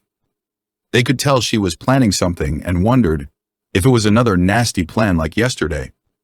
Ren didn't want to put the girls in any danger this time, which they understood. Immediately afterward, she started by building a wall. Ren then explained that she would use multitasking to use 2 elemental magic spells at the same time. First, she used water magic to pour water into the nest hole. But if she poured too much, it would be a problem to collect the goblins' magic stones later on. Ren then adjusted the amount of water so that it completely soaked the ground of the nest. After that, she activated lightning magic to pass high voltage and current through the poured water. The goblins screamed in agony as they got their brains fried. Lily told Ren that no matter how she looked at it, this was too much. Elisa was even more shocked than yesterday. 30 minutes later, Ren used wind magic to create a wall of air around their faces so they could resist the odors. Elisa was the one who came up with this nice idea. Just like last time, they would collect magic stones and proceed. Ren noticed that the goblins seemed to have been electrocuted and wiped out, so she decided to continue to the large hall that looked like the boss's room. But the whole place was completely burnt. Suddenly, they saw a light from deep inside. A large fireball was coming for them, and they wondered how that was possible. Ren quickly put up a shield with her magic armor to protect themselves. While trying to make sure Elisa and Lily were okay, they noticed the shaman goblins standing before them. The girls thought that they had wiped out all the goblins, so they didn't understand how the shaman goblin was alive. One of them pointed to the goblin's equipment, seeing that it was a cloak with a recognition blocking effect. This was quite a rare equipment. It avoided water and lightning attacks by creating high ground with earth magic. To the girls, the spellcaster was a resourceful individual. Immediately afterward, Lily noted how yesterday it was a warrior goblin and today it was a magic one. She said this meant it was her turn as she equipped her wand. The shaman goblin quickly attacked, but Lily jumped out of the way. Elisa was shocked that she countered the goblin's magic because his attacks were too fast. Lily commended the goblin, but remarked that it was just a goblin after all. If it were just this much, she felt she could push through very easily. When Lily cast her spell, Ren noticed that it was an omnidirectional water magic attack. Before the shaman goblin could react, Lily obliterated the monster. The girls commended her, and she said it was just a goblin at the end of the day. While they collected magic stones, Ren called Lily and Elisa's attention to something. Immediately afterward, Ren showed them so many crops that they hadn't seen around there before. Although it was completely torn and unusable, the cloak worn by the shaman goblin was something only a high-ranking adventurer could possess. It was at a level that even detection skills couldn't detect. So, they figured the crops and the cloak were probably stolen from people. The girls couldn't believe there was a hole like that, not far from where they found one yesterday. There was no doubt that there had already been a lot of damage in the surrounding towns. The girls thought it was best not to underestimate the goblins. And Ren thought there were still plenty of goblin nests out there. She feared what would happen if a large group were to attack the town. This foreshadowing is so obvious that even I can see it.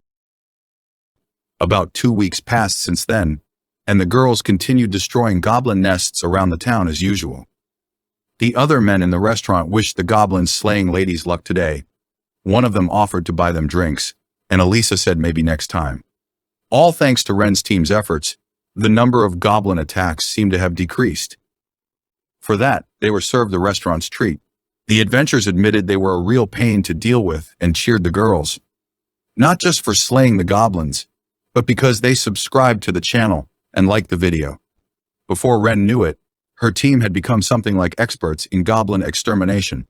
Immediately afterward, they thought about going a little further away since they had completely destroyed the nests around town. There was a chance of goblins still lurking in the suburbs, and goblins had an incredible reproductive rate. Ren remarked that they had used various methods to exterminate goblins, but as the saying went, if you see one, assume there are 1,000. They'd been fighting goblins, so much that they had some kind of past history with them. People had also started to make their own backstory about them, called Fight to Exterminate Goblins. Ren wondered what this even meant. Wait, is this entire arc a reference to Goblin Slayer? Immediately afterward, Ren suggested they go a little deeper into the forest and camp out, to which Elisa replied that it was a good idea. With that, Ren's expedition team was on the move to defeat the vicious goblin monsters lurking deep in the forest. Elisa and Lily wondered where Ren suddenly got this excited vibe. 2 days later, they moved forward through the wilderness that rejected humans. Ren's magical armor's battery was draining rapidly, so it was not suitable for marching. She had to walk on her own. While Norn and Belle were leading, she used multitasking to keep alert by using various skills at the same time. She wondered if these goblins really existed and complained that her feet were heavy and her breathing was irregular as they walked. Lily noticed that our protagonist was at her limit, so she suggested they set up camp at their location. However, Ren insisted that she could still move, but Lily told her It would be dangerous if they didn't start preparing the camp before sunset. First, they had to make sure there was a water source nearby. After making sure there were no signs of large animals, such as droppings or footprints, they set up their tents. With enough manpower, it was better to work together and complete tasks one by one, rather than dividing them up. It helped reduce injuries and accidents. Immediately afterward, Ren decided to place the barrier tower that she created during their stay in the snowy mountains. She built a simple hut with earth magic and placed a stove in front of the hut. Lastly, she set up a separate toilet, and the camp was finally ready. Lily wondered if this was okay, since it was all Ren's abilities, or if it was luxurious. She couldn't figure out what actual camping was. Ren then explained that in faraway countries, there was something called glamping, which was a more luxurious version of camping. It allowed the person to enjoy a certain degree of convenience, while still being in touch with nature. However, this was a story from her past life. Although there were differences in a broad sense, glamping was also considered camping. While Ren tried to convince Lily, Elisa warned that if they didn't hurry, the sun would go down. Later on, while everyone else was out gathering firewood, Ren decided to prepare dinner. She made grilled horned rabbit meat on rustic skewers. She seasoned lightly with salt and herbs, noting that it was also delicious with barbecue sauce, but she could add that when they were already eating. Ren didn't want to make it too festive since it was like a camping trip. Along with the grilled rabbit skewers, she made hard-baked bread and rabbit meat with vegetable soup. She remarked that this would be a wonderful camp meal. Elisa, who returned with Lily, could already smell how delicious it was. With the firewood they gathered, they were ready to make a bonfire. Immediately afterward, the girls began enjoying their dinner. Elisa and Lily tasted the food, noting that it had a nice flavor, and the soup was great as well. With this, Ren's moderate camp meal was a success. She said the seasoning was simple, but the bonfire atmosphere enhanced the flavor of the food. After dinner, they chatted a bit and then went to bed early. As the barrier tower could keep the barrier up, there was no need to keep watch all night. Afterward, Elisa told Ren good night, but our protagonist stopped her. Ren then said that if they walked on their bare feet on the ground, they would hurt their tender skin. Opening her tent, she asked them to come and rest for the night in her fluffy bed. While Elisa excitedly went, Lily tried to convince herself that this was still camping. Afterward, Lily ran to Elisa, telling her that it was not fair because she wanted to share the bed with Ren too. Ren thought that no matter how noble and righteous people tried to be, they tended to take the easy way. Later on, Ren couldn't sleep because the bed became too cramped.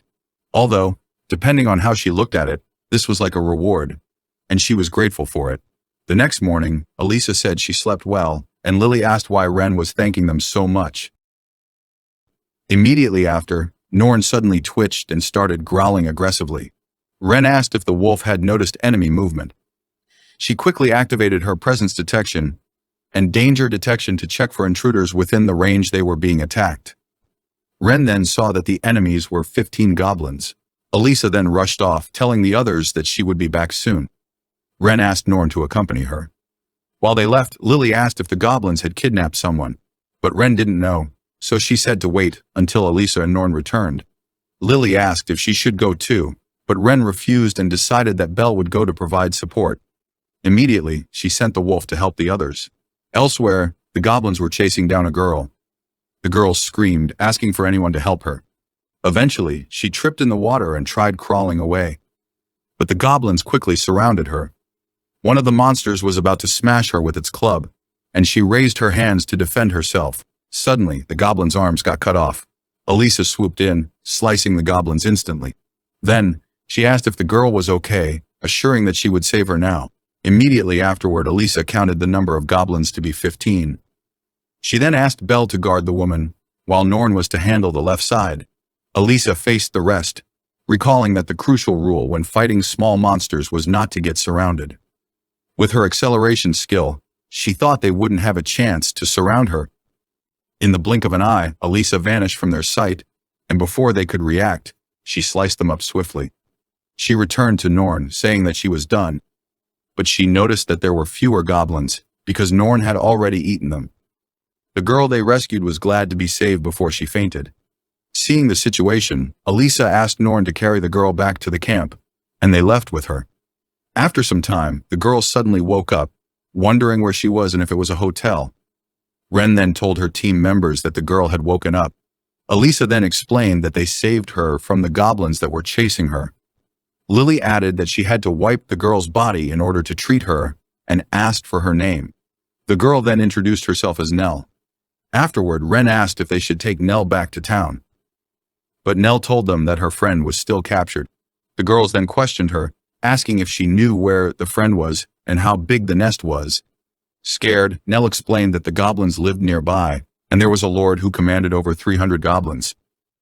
It was a goblin legion that was targeting the town at the foot of the mountain. Ren remarked that they had destroyed many goblin nests so far, but she thought it was safe to say that the legion was the main force. She explained that the nests they destroyed previously contained what appeared to be loot from far away, and she suspected this legion was related to that, but she questioned why Nell was here, in the depths of the forest. With tears in her eyes, Nell explained that they had heard that there had been a sudden increase in goblin appearances around the post town of Hankin, so she and her party came to investigate the situation. After investigating, they found that a skilled party had defeated a considerable number of nests, but the number of goblins was still increasing by 4. Hearing this, Lily remarked that Hankin was the town where they were staying, and the skilled party that was destroying the nests was totally them. Immediately afterward, Nell said, based on the location of the nest reported to the Adventurers Guild, they suspected there was something else behind it. Her party was investigating deep in the forest, but suddenly they were surrounded and attacked by a group of goblins. They managed to intercept them somehow, but their party, which consisted of 4 people, was outnumbered, and they got captured. Immediately after, the girls were shocked that Nell's party was captured and not killed. Elisa said goblins would normally kill anyone after what happened. Nell then noted that it was an eerily organized group. She realized that there had to be a leader with great power behind them. Her party was stripped of their equipment, tied up, and taken to the goblin's nest. When they were brought to the nest, they were shocked by its size. An abandoned cave was used as the goblin's nest. It was complicated and intricate, just like a labyrinth. And just as they thought, deep inside, they met the goblin lord. Afterward, Lily remarked that just having one commander class gave stat bonuses to the subordinates, which Elisa found annoying. Nell then continued, saying the goblins used the captured humans as food and stockpiled them.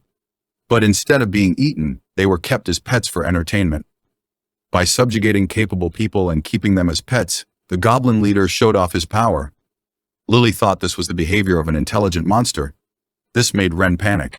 The captured humans were kept alive and treated worse than slaves. Recalling this, Nell began crying. Elisa and the others felt it must have been tough for her. Nell said that from the day she became an adventurer, she was prepared for the worst. But this was just too much for her. Her party leader caught the eye of the goblin lord, which caused him to be assaulted relentlessly, and the hellish days continued. In the midst of all that, Nell was the only one who managed to escape to where she was now. Seeing that they were the reason Nell's party came to investigate, Ren felt that they couldn't just leave the goblin nest alone, since it posed a danger to the town. She was glad that they happened to be there. Immediately afterward, Lily slammed her fist on the table, saying it was unforgivable. She realized that goblins were women's enemies after all. Meanwhile, Ren was wondering why there were no people in the nests she had destroyed so far. She figured they had been sent to the goblin lord's place. Hearing this, Nell tried to clarify what she had just said. She asked if they were possibly the skilled female adventurers who went around destroying goblins' nests, the goblin slayers. Lily admitted that they went around destroying the nests, but she wondered what the hell goblin slayers was. Nell then said it was what the people in town called them. She looked at them pitifully, realizing that the girls weren't a formal party, and the name was just given by the people. Ren was infuriated, seeing Nell's pitiful eyes, especially after they just saved her. She threatened to stop helping her, and Nell begged. Immediately after, Ren decided to check the situation and noted that the Goblin Lord's Legion was lurking nearby. Her party wiped out the goblin squad that was pursuing Nell. However, if the squad didn't return, the Goblin Lord would sense something was wrong. It would take several days to get to Hankin from where they were, and it might be difficult to return to seek help. On the contrary, the incident might provoke the goblins and cause them to take unexpected actions. If a group of monsters had grown to be a legion, it might make sense that they would attack a human settlement. Nell confirmed that the monsters would definitely attack human settlements. From what she could see, they were definitely targeting the town of Hankin at the foot of the mountain. Up till then, she'd been shocked and upset. But if it was this big of a deal, she felt she had no choice but to return to town and ask for knights to be sent to defeat the legion. Immediately afterward, Ren asked her about the safety of her friends. Nell replied that she had spoken with her friends about this before she escaped, and she was prepared to face anything. After a brief silence, Ren said she understood. She decided that they had no choice but to conquer the legion on their own as soon as possible. Elisa and Lily also agreed, saying it would be a surprise attack or a trick as usual. Nell said that even with her, their numbers wouldn't be enough to challenge the legion alone. She told them to think of a more realistic solution. But Elisa figured it would work out somehow, which Lily agreed to. Still, Nell felt they were underestimating the goblins. But the girls laughed at her. Ren thought that even for the people of this world, their way of thinking was too extreme. However, she smirked, thinking that's why it was easy to move around. Regardless of the nickname the townspeople gave them, they had the track record and know how to destroy many goblin nests. Ren then asked Nell if she wanted to take a gamble and see if it worked. Calming herself, Nell understood and told them to take care of her teammates. The girls told her to leave it to them, while they curtsied and laughed. Moments later, they asked Nell to lead them to the nest. Nell said she had been running so desperately that she lost her sense of direction, but she was sure it was somewhere nearby. She offered to use her detection skill, but they didn't have time. In this situation, Ren said they would race against time and act before the enemy noticed them. She decided to use one of her items and whipped it out from her storage. Immediately after, Ren showed them her flying reconnaissance golem. The girls were left speechless. Nell asked what Ren was even doing. Lily and Elisa explained it was normal and she shouldn't mind Ren. Ren explained that the drone used rotors and wind magic to gain lift and stay airborne. The drone's color and wind magic could be used to eliminate the rotor's noise, making it extremely stealthy. By using her synchronization skill with the golem, the drone could project the camera's view into her mind. Afterward, Nell said it was a useful tool, but with just one, it would take a lot of time. Just then, Ren deployed 10 golems and linked her synchronization to them. Then she sent the drones out.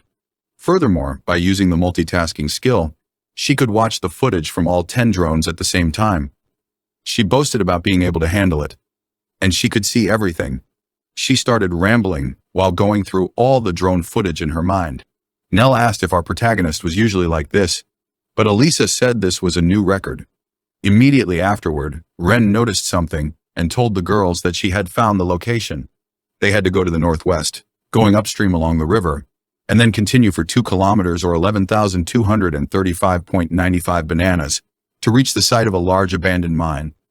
There were quite a few guards, and there was an object specific to the goblin nests at the entrance. But Ren was sure it was the Goblin Legion's territory.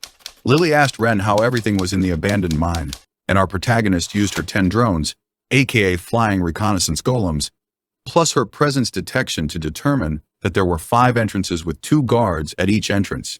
Also, there were no watchtowers or scouts. Furthermore, there were about 20 goblins patrolling around the abandoned mine where they had made their nest. So, Ren decided to have Norn and Belle take care of them. After hearing the command, Norn quickly used wind magic to hide sound and be stealthy, before leaving to fulfill her role along with her puppy. Afterward, Ren said that they were ready and had the advantage, and Elisa replied that they should complete the plan before Norn returned. Immediately thereafter, our protagonist vehemently stated that, just like before, they would incapacitate all the goblins inside the nest before making an entry. After hearing that, Nell asked what Ren meant by incapacitating the goblins, before asking if there was really such a thing as a plan to completely incapacitate all the goblins inside the nest.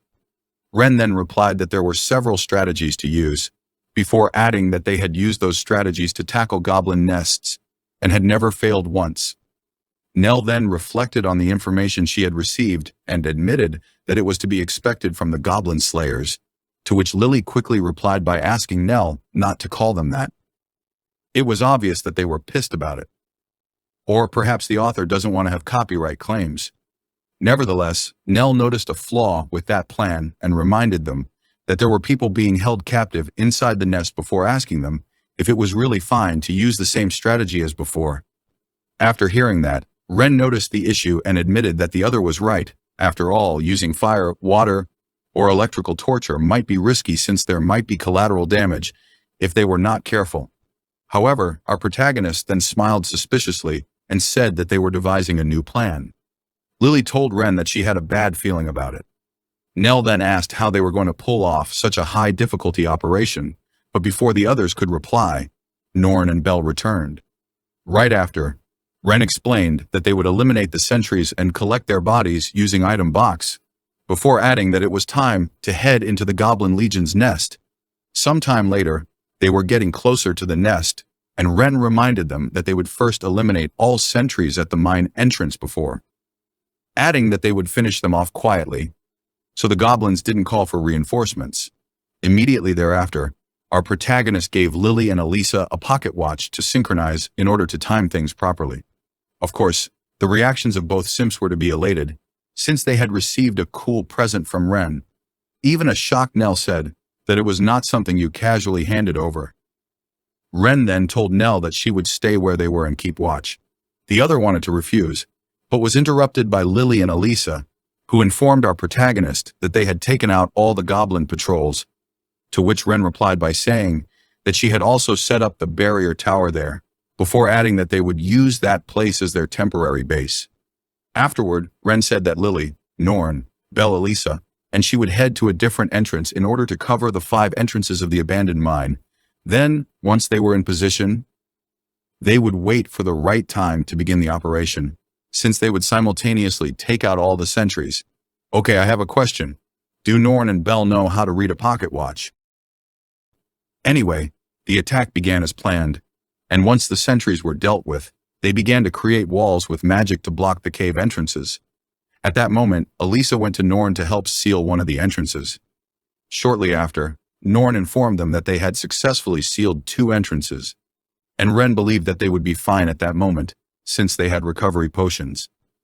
A while later, all that was left was the entrance that Bell had dealt with, and our protagonist thought that, from that moment onward, it was just like always, with her analyzing the structure of the nest and counting the goblins inside. Right after, Ren used her analysis skill and was able to locate the goblins, as well as all the paths inside the cave.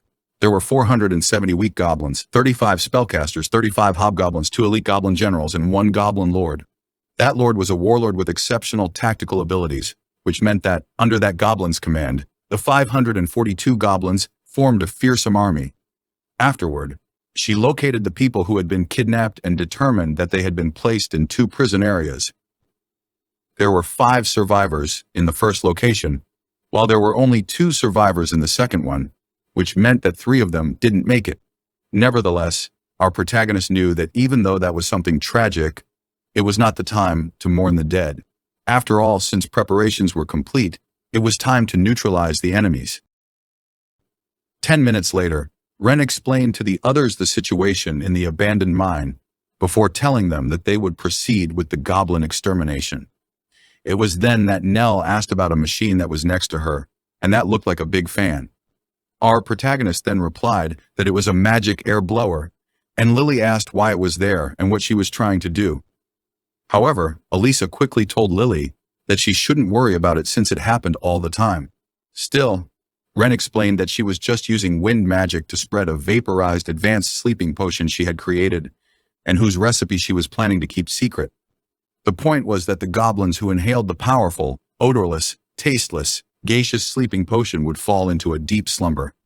Furthermore, she was going to confirm whether they were really asleep or not by using analyze and presence detection together.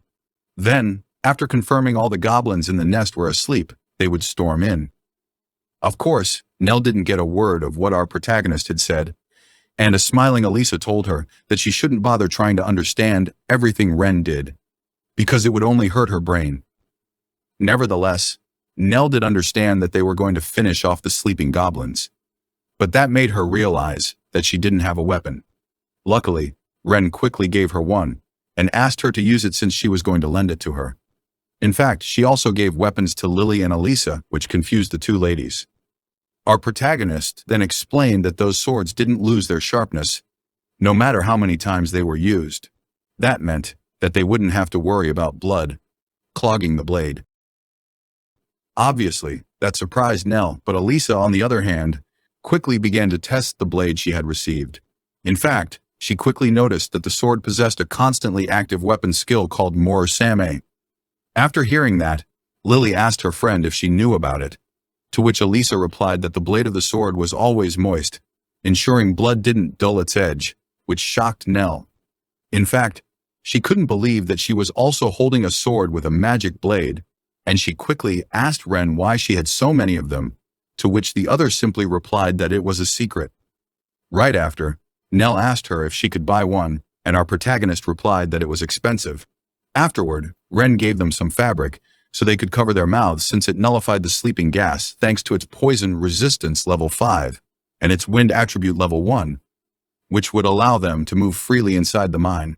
Not to mention that the fabric also completely eliminated odors.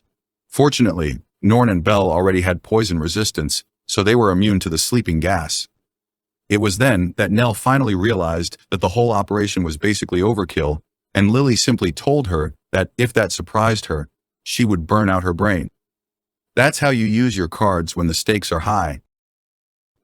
Sometime later, Ren reported that all the goblins were asleep and asked the others if they were ready with their swords. Then, after the others confirmed that they were ready, she told them that they were entering the cave. Afterward, they entered the cave and began killing the goblins inside mercilessly until Ren reported that there were no biological responses detected through analysis, which meant that the first corridor was completely clear. Then, Elisa replied that the operation would be easy, which usually jinxes everything, but since we are talking about Ren here, I will just ignore it. Our protagonist then asked Nell to wait a little longer for her comrades to be rescued. Since they were carefully taking out goblins from the corners to avoid getting surrounded in case of an unforeseen situation. Oh my goodness. Ren is showing here more intelligence than Iris from Captain Corinth Manga, and Iris is a freaking AI. Ren also said that they had already confirmed Nell's comrades' locations, and Nell simply thanked the other while thinking that Ren and her party were very strong, which meant that with them, her comrades might really be saved. In fact, at that moment, she became a believer and thought that Ren and the others were truly going to clear out that massive goblin nest. Meanwhile, the leader of Nell's party woke up wondering why he had fallen asleep, what the drowsiness he was feeling was, and what on earth was happening. Back with Ren and the others, Nell kept killing goblins, while saying that the sword she was using was really amazing. After all, after decapitating so many monsters, its sharpness hadn't dulled at all. In fact, she seriously wanted the weapon, despite knowing that she was broke. At that moment, Elisa returned and reported that there were 2 hobgoblins and a spellcaster, to which Lily replied that they had mostly cleaned up on that side. That was confirmed by Ren using analysis. She even added that the goblins on that side were down to 0.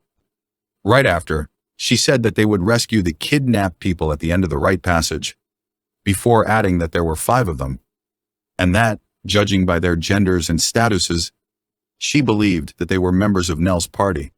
Obviously, when Nell heard that, she quickly replied that they should hurry.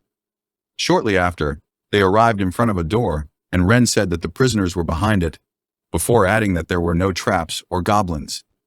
Nell then opened the door and found her comrades sleeping, so she quickly yelled at them, asking if they were fine and informing them that they were there to rescue them. Right after, Ren said that she would destroy the cell, while thinking that she was jealous since the leader of the party had a harem of 3 women. Yup, she was super jealous, trust me on that. Nell then grabbed the unconscious leader, whose name was Rad, by her arms and asked him if he was fine, before beginning to cry while apologizing, since she believed that they were in that state as punishment for her escape. At that moment, Rad regained consciousness and said that Nell had been fast before asking her how she had gotten there, to which the other replied that the people who were with her had been the ones who had saved her. She then asked him to wrap the cloth she was giving him around his face to protect himself from the sleeping gas. Meanwhile, Ren, Elisa, and Lily were helping the other prisoners. At that moment, our protagonist noticed that the sleeping gas was starting to wear off. So she gave Rad a vial while saying that they should save the details for later since they had to leave that place. Rad drank the contents of the vial and quickly noticed that his wounds were healing very fast. The other prisoners noticed the same, and they all believed that they had been given high-quality potions. Immediately thereafter, Rad thanked Ren for giving all of them something so amazing. Nevertheless, Ren quickly replied that it was fine before urging them to get ready since they needed to escape from that cave immediately. After hearing that, Rad asked Ren what she and her party were planning to do, to which our protagonist replied that they were going to take down the goblin nest. Of course, that shocked Rad and the other survivors, who said that trying to take down all the goblins in that place by themselves was insane. However, before our protagonist could explain the situation, Nell intervened and told her comrades that they shouldn't worry because Ren and the other ladies were the famous goblin slayers, which again pissed Lily off, which in turn ended up scaring Nell. Lily then explained that goblin slayers was a nickname people had made up without their consent, before asking the others to stop using it. Right after, she explained to Rad and the other prisoners that they had sealed all entrances to the abandoned mine, which was the goblin's nest. Afterward, they had been releasing sleeping gas to put all of them into a sleep state, allowing them to systematically eliminate them. In fact, at that moment, they had already taken out half of the goblins. That amazed Rad and the other prisoners, because they couldn't understand how Ren and her party had managed to do it. In fact, they were about to use the cursed nickname again, but our protagonist cut them off on time. Ren then told them that once they escaped, they could rest at the nearby camp they had prepared, but Rad quickly refused, saying that they couldn't just let that go as it was, before asking Ren to let his party help her party take down the nest. In fact, Rad even added that they didn't need any share of the spoils. They just wanted to assist Ren's party. As for our protagonist, she noticed in Rad and the other prisoners' eyes that they were fully resolved to avenge their trampled pride as adventurers, even if that meant taking a single arrow. Ren even determined that they wouldn't listen if she tried to stop them. So in the end, she told them that she would accept their help, before adding that she would lend them weapons on the condition that they followed her party's instructions, which of course was accepted by Rad. In the end, our protagonist thought that they just had to cut off the necks of sleeping goblins, so having more hands was never a bad thing. Sometime later, the entire group was killing the sleeping goblins, and Rad told his comrades that the whole thing felt different from what he was expecting, while his comrades said that the swords they were using were very sharp, which was to be expected since Ren and her party were skilled at taking down goblins. By the way, the other two prisoners were a boy and a girl from the village, and since they were not combatants, they set up a simple shelter led by Norn for them to rest in. The shelter was all right, so tired members could remove their masks and rest. In fact, you could also take a meal there. Sometime later, Rad and his comrades were enjoying a rest in the shelter, and the leader said that he didn't expect to get hot tea and snacks in the middle of enemy territory.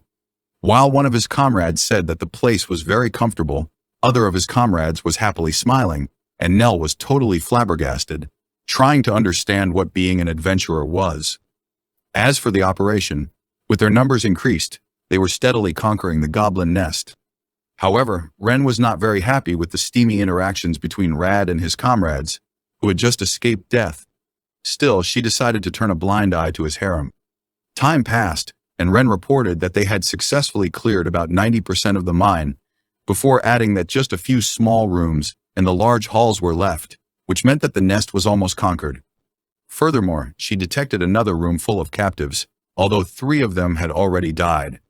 After hearing that, Rad said that he and his party would assist them, and Ren gave him some clothes, but when they arrived to the room, they quickly realized that it was too late to save them, so they put their remains inside various sacks while saying that at least their faces were still recognizable, and hoping that they could get them back to where they lived. At that moment, Nell noticed that some boys were alive and asked her comrades to give them some potions and cleaning magic before placing them in the shelter to rest. Back with Ren, she said that Rad's party should take the rescued people to the outer base and provide nursing care and protection. She then said that, Just in case, she would assign Norn and Bell to go with them, before telling them that they could keep the weapons she had lent them. However, Rad tried to refuse, saying that they were not done yet, but Ren quickly cut him off by telling him that technically, everyone there still needed rescuing, so they should take a break. After hearing that, Rad finally complied, but asked Ren that if there was a ring among the goblins' spoils, they should retrieve it as a favor to him. Ren then asked if it was a magic item, while Lily guessed that it seemed to be very important after noticing Rad's expression. Rad then explained that it was a ring of oath among Nell, Kate, Lilla, and him, before adding that even though it was not worth much, and it didn't give you any skills, it was very important to them. Of course, that touched Rad's comrades, and even Lily and Elisa ended up blushing while feeling the hidden love behind it. As for Ren, she thought that Rad definitely had what it took to have the girls follow him. Before replying that she would remember to look for the ring, our protagonist then asked Norn and Bell to escort the prisoners to the exit, and took Lily and Elisa to finish the operation. Some time later, they arrived at the final room, and our protagonist said that behind the wall were the remaining goblins, consisting of the Lord and 10 more. Right after Elisa began to celebrate because the end was in sight, Lily then said that she couldn't believe that they were actually managing to clear out that massive goblin nest by themselves, to which Elisa replied that she was very exhausted. However, at that moment, Ren noticed that the goblins in the room were waking up because the concentration of the sleeping gas throughout the cave was dropping. Nevertheless, Ren said that it didn't make sense since the gas should still be there, so she began to synchronize with the drones to see what was happening and found out that a separate goblin unit had returned and destroyed the fan at the entrance. Our protagonist also added that there were around 50 of them, which meant that Rad and the others were in danger. In fact, at that moment, Rad was already fighting them, and the leader quickly realized that since the goblins were coming from the entrance, they should belong to a separate unit that had just returned. In that instant, a goblin was about to hit Rad from behind, but Norn killed the goblin, and then Rad's comrades decided to join the battle along with Norn and Bell. Back with Ren, she reported to Elisa and Lily that Norn and Bell had engaged the enemy goblins, before saying that they could leave the entrance to them and Rad's party. However, Ren also noticed that the Lord inside the room seemed to have fully awakened, which meant that they had no choice but to face them head-on. Ren, Lily, and Elisa entered the room where the Lord was, and both sides immediately noticed each other. At first, it seemed like Ren's group was at a disadvantage because not only were they outnumbered, but the Lord even had some spellcasters guarding him. In fact, there were 2 generals, 3 hobgoblins, and 4 spellcasters along with the Lord, 10 enemies in total, and they represented the last wave. However, Lily quickly said that even if it was the last wave, it would be tough to deal with all those strong ones at the same time. Then, Elisa asked if they were having a party in their HQ before falling asleep. As for Ren, she noticed that the goblins' hostility was obvious, which was to be expected since, from their perspective, they were just vicious intruders. Right after, she wondered how they should deal with those guys. After all, the magic armor was not of much use in those cramped tunnels, since it would be hard to move properly with it. Moreover, they couldn't use explosives either because they would just cause a cave-in and hurt them. In fact, air barrels, burst daggers, and all of their overpowered attacks were basically useless in a place like that. So, they would have to use another method. Immediately thereafter, she pulled out a huge sword from her storage. It was a magic sword called Jotun Vane. Right after, she stabbed the sword in the ground in front of her and got ready to engage. Right after, the goblins were surprised by the aura of the sword. Even Lily and Elisa were amazed by the immense magical power of the sword. Our protagonist then said that with the sword's skill, she could immobilize all the enemies at once. The issue was that it took some time to activate, so she asked Lily to cast a barrier while buffing Elisa.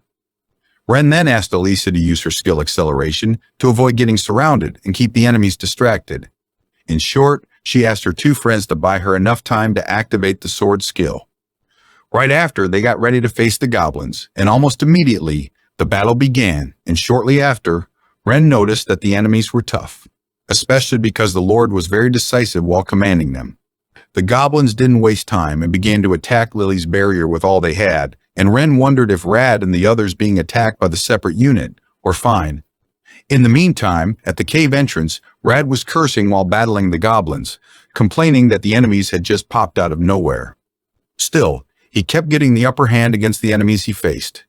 Then, after killing another goblin, Rad told the girls to stay there and protect the wounded. Right after, the girls asked him what he was going to do, to which he replied that the wolves had gone toward where the enemy's main force was, before adding that he would go to back them up. He then borrowed another sword and left the place. Nevertheless, when he arrived at where the wolves were, he was shocked after seeing them fighting. Norn was simply obliterating the goblins, and Rad quickly realized that if he joined the fight, he would die. So, he decided that he would stay there and protect everyone in the cave. However, he then noticed a goblin general who was preparing his bow while standing at the top of a wall, preparing to snipe the wolves. Right after, Rad realized that the goblin general was the one leading that separate unit and that he was waiting for the wolf to have an opening to take it down. At that moment, he reluctantly decided to face the general, since he couldn't just ignore it after seeing it. Shortly after, Rad managed to prevent the goblin from sniping the wolf by throwing a dagger at the general, stabbing the goblin's hand with the range attack. Rad then told the goblin that he was using a cowardly, sneaky move, and because of it, he couldn't help himself and had to climb up there. Almost immediately, the young man took out his two swords and got ready to face the general. Meanwhile, the wolves kept massacring the rest of the goblins. In fact, Norn noticed that Rad was fighting the goblin general and told Bell to finish their job with the remaining enemies as fast as they could. Back with Rad, the young man had to admit that the goblin was not only ridiculously strong, but he also threw sharp hits. Then Rad realized, thanks to the goblin's laugh and a distinctive scar, that he was fighting the same goblin who had beaten him up when he was captured. Since goblins all looked so similar, Rad hadn't realized before. The problem was that he got mad, and thanks to that, he began to make careless moves. On the other hand, the general quickly noticed that and immediately took advantage of it by using a stone to hit the young man in the head. Furthermore, the goblin launched a follow-up attack with his sword and managed to wound Rad on his left shoulder. At that moment, the young man realized that if that went on, he wouldn't win since he was completely at the enemy's pace. After all, the general was a seasoned swordsman. In fact, Rad could have been killed in the last attack. The young man then told himself to calm down, keep his composure, and regain his focus. Right after, the goblin dashed toward Rad, trying to kill him in one move, but the leader of Nell's party thought that when your mind is calm, you are invincible. That theory was immediately proven right, since the one finishing the fight in one move was Rad, who ripped the goblin apart with a single attack. Still, the general managed to cut the young man's left shoulder again. Luckily for Rad, Norn went to his rescue when he was about to pass out. Shortly after, Rad regained consciousness and noticed that the big wolf not only had saved him, but had also taken care of the other goblins, which he found amazing. As for the big wolf, she thought that Rad had done well and that he was a real man. Sometime later, he was feeling better and said that thanks to crossing that life or death moment, he had managed to grasp something crucial as a swordsman. Right after, the women of his harem, party, began to overwhelm him by applying first aid to him at the same time and telling him to remain there, that they were glad he had beaten a general and to stop making them worry. Even the wolves felt sorry for him after seeing him surrounded by the girls, especially when they heard him say that he was going to forget his swordsman instincts. Nevertheless, they were interrupted by a huge explosion that happened in the mountain where the goblins' HQ was located. Moreover, back with our protagonists, things didn't look good since the one holding a huge sword was not Ren but the Lord, especially considering the fact that he was the only one standing among the rubble. A flashback then began, taking us a little while before the explosion, and we could see Elisa fighting the goblins while telling Lily and Ren that the enemies were tough. Right after, Lily said that with the amount of spells being thrown at them, the barrier wouldn't hold, so she didn't know how much longer they could keep that up. Still, even with the odds against them, and even if she had to fight in a 5 versus 1 battle, Elisa kept on going. After all, the goblins were fighting like their lives depended on it. Actually, their lives depend on it, my dear. Elisa was aware that if she stopped moving for even a second, she would be cut down, but surrounded like she was, all she could do was dodge. Still, she knew, or at least believed, that there had to be a way to fight back. Unfortunately, she was almost down by one of the attacks, and she realized that things were really getting bad and that, at that rate, she would be worn down. Almost immediately, one of the hobgoblins managed to land a kick in Elisa's belly that threw her away and alerted Lily. Luckily, Elisa ended up getting inside the barrier, and she quickly told Lily that she was fine before asking Lily to let her rest for a bit. Almost immediately, Elisa began vomiting. As for the goblins, they kept attacking the barrier relentlessly. Shortly after, Elisa stopped throwing up and thanked Lily while trembling. On the other hand, despite all her efforts, Lily knew that she just couldn't hold on anymore, which meant that the barrier was going to break. In fact, she had already noticed that the barrier had started to crack. In that instant, Ren finally spoke and apologized for keeping her two friends waiting. Almost immediately, our protagonist activated the sword skill while smirking and, on the other hand, the Lord's expression showed that the boss was scared. The skill our protagonist used to bind the goblins was called Ice Bind, and several ropes made of ice immediately tied up all the enemies. Right after, Ren began to laugh while explaining that Ice Bind was a weapon skill that tightened the more the enemy struggled, restraining them. Our protagonist then told Lily that it was her turn, and the other cast a skill called Water Bullet and killed almost all the remaining enemies, which impressed Elisa. A smiling Lily then explained that the magic ring Ren had given her had doubled the spell's power. Elisa then said that she was exhausted before asking if the fight was finally over, to which a smiling Ren replied that it had been a close fight. However, at that moment, the Goblin Lord screamed from behind and released himself from the ice vine that was binding him. Immediately thereafter, he took out a huge sword and got ready to face the female trio. After seeing that, Lily had to admit that the enemy was a monster, and Elisa added that the endurance of the Lord was insane. Nevertheless, Ren pointed out that it was still a 3 versus 1, which meant that they finally had the numbers advantage. However, Lily then noticed something weird in the goblin's sword and asked Ren what the weapon was doing on its own. Right after, our protagonist used Analyze and discovered that the sword the Lord was holding was a cursed one that had a weapon skill attached. That surprised Elisa, who asked if goblins could use weapon skills, to which Ren replied that even monsters could handle them. Furthermore, the Lord's sword skill was Explosion, which was terrible because if it exploded down there, the cave would collapse, burying everyone alive in the process. Still, our protagonist looked confident and said that she didn't believe that the Lord would go for a self-destructive move like that. Unfortunately, the next moment an explosion occurred, and it took the 3 ladies by surprise. Sometime later, the Lord began to laugh, since he believed that he had managed to win the battle. However, before he could properly begin to celebrate, Ren reappeared, but this time she was using the magic armor. Luckily, the magic armor not only saved our protagonist, but had allowed Ren to protect Elisa and Lily from the explosion and the collapse of the cave. Still, the shockwave had knocked Elisa and Lily unconscious, and our protagonist was truly mad about it. In fact, she yelled at the Lord that she was going all out with her magic armor. Actually, Ren was aware that she was partially responsible for what had happened since she had gotten too confident and didn't anticipate that turn of events. But still, she told the Lord that he had gone too far with his last attack, and thus had committed a crime worthy of death. Obviously, the Lord's instincts kicked in, and the boss immediately began to run away, but Ren said that it was useless because with her current power she could handle aerial combat too. Immediately thereafter, she charged against the Lord to terminate him. Ren made her magic armor fly while telling the Goblin Lord that he was not getting away with what he had just done.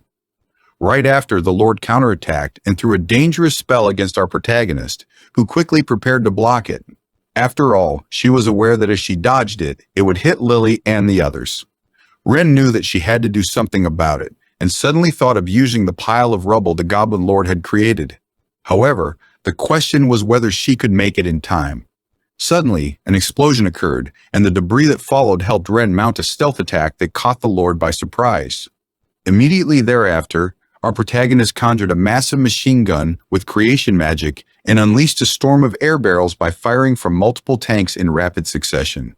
She then admitted that she didn't think that it would be so hard to defeat the Lord. Ren even confessed that she was scared and had thought about running away, but she was currently crushing the Lord because he had made her angry. Well, do not mess with a woman, especially one who is more powerful than you. She then told him that since he had hurt her friends, he deserved to die 1,000 deaths, and above all, he had suddenly caused an explosion which had made her even madder, so she was going to take out her anger on him. Almost immediately, she used a skill from the magic armor's huge machine gun and obliterated the Lord. Then, she grabbed the monster's magic stone. However, at that moment, the armor began to fall and she had to activate an air cushion. She then noticed that the battery was at 5%, so she switched the magic armor to save mode. Shortly after, the battery level reached 0% and the magic armor initiated a forced shutdown. Luckily, Ren managed, albeit barely, to land before running out of magic power. Almost immediately, she began to call Lily and Elisa. Lily was the first one to wake up, and she saw her protagonist as a goddess, especially since she allowed them to place their heads in her lap. Shortly after, Lily asked her what had happened to the goblins, while Elisa asked her if they had won. Right after, Ren replied that it had been a complete victory, and the three of them hugged each other to celebrate. After exploring the destroyed nest, they found the hidden room behind the throne, and they guessed that it should be there where the goblins had pulled out the sword with skills from. Moreover, the trio also noticed that the goblins were hoarding all kinds of things. In short, they were staring at a mountain of treasures. The bad thing was that there was a lot of junk mixed in too, but still, it was an incredible amount. Immediately thereafter, our protagonist used her spatial bag to collect everything. Then, while creating an inventory list in the storage space, she noticed a ring and decided to give it to Rad later. Furthermore, there was another thing that caught her attention, and she quickly informed the other two. The thing in question was a goblin's map, and Ren believed that it marked the locations of other offshoot nests. That shocked both Lily and Elisa, and the former wondered out loud if the goblins could truly make something like this, to which Ren replied that if it was an experienced goblin lord, it was not impossible. They then noticed that there was a large mark that probably indicated the nest where they currently were. Moreover, there was another mark that signaled their town. Finally, some X marks probably indicated the nests that had already been destroyed. At that point, Elisa said that they should ask Nell and the others about it because the map also had some villages marked. So, they decided to leave the nest and get some fresh air. Sometime later, Rad was telling his girls that he hoped that Ren and her companions were okay, and almost immediately, one of the members of the guy's harem said that the trio was coming out of the mine. Ren then asked if the others were safe too, before explaining to Rad what had happened with the Goblin Lord. She also told him about the map, and the girls began to say that if what the trio had inferred was true, the villages in that area were in serious danger if they didn't act fast. However, there was something positive about the whole situation. The Lord who had been leading all those nests was gone. In fact, they believed that if they rushed back to town and requested emergency support from the guild, they might make it in time. Rad then stated the main issue with that plan. Taking the exhausted girls back to town would take time, not to mention that one of the girls believed that the guild might not believe them. At that moment, Ren said that she could ride Norm back to town as fast as possible to report.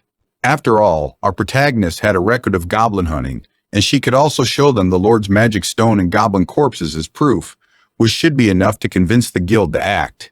Of course, that surprised Rad, who quickly asked her if she could really pull that off. Ren even told them that if Rad and the others headed back to town with the exhausted girls, they should meet up with the guild's advance team along the way. Right after, Rad said that it sounded like the fastest and best plan, but the issue was that they didn't have any gear left.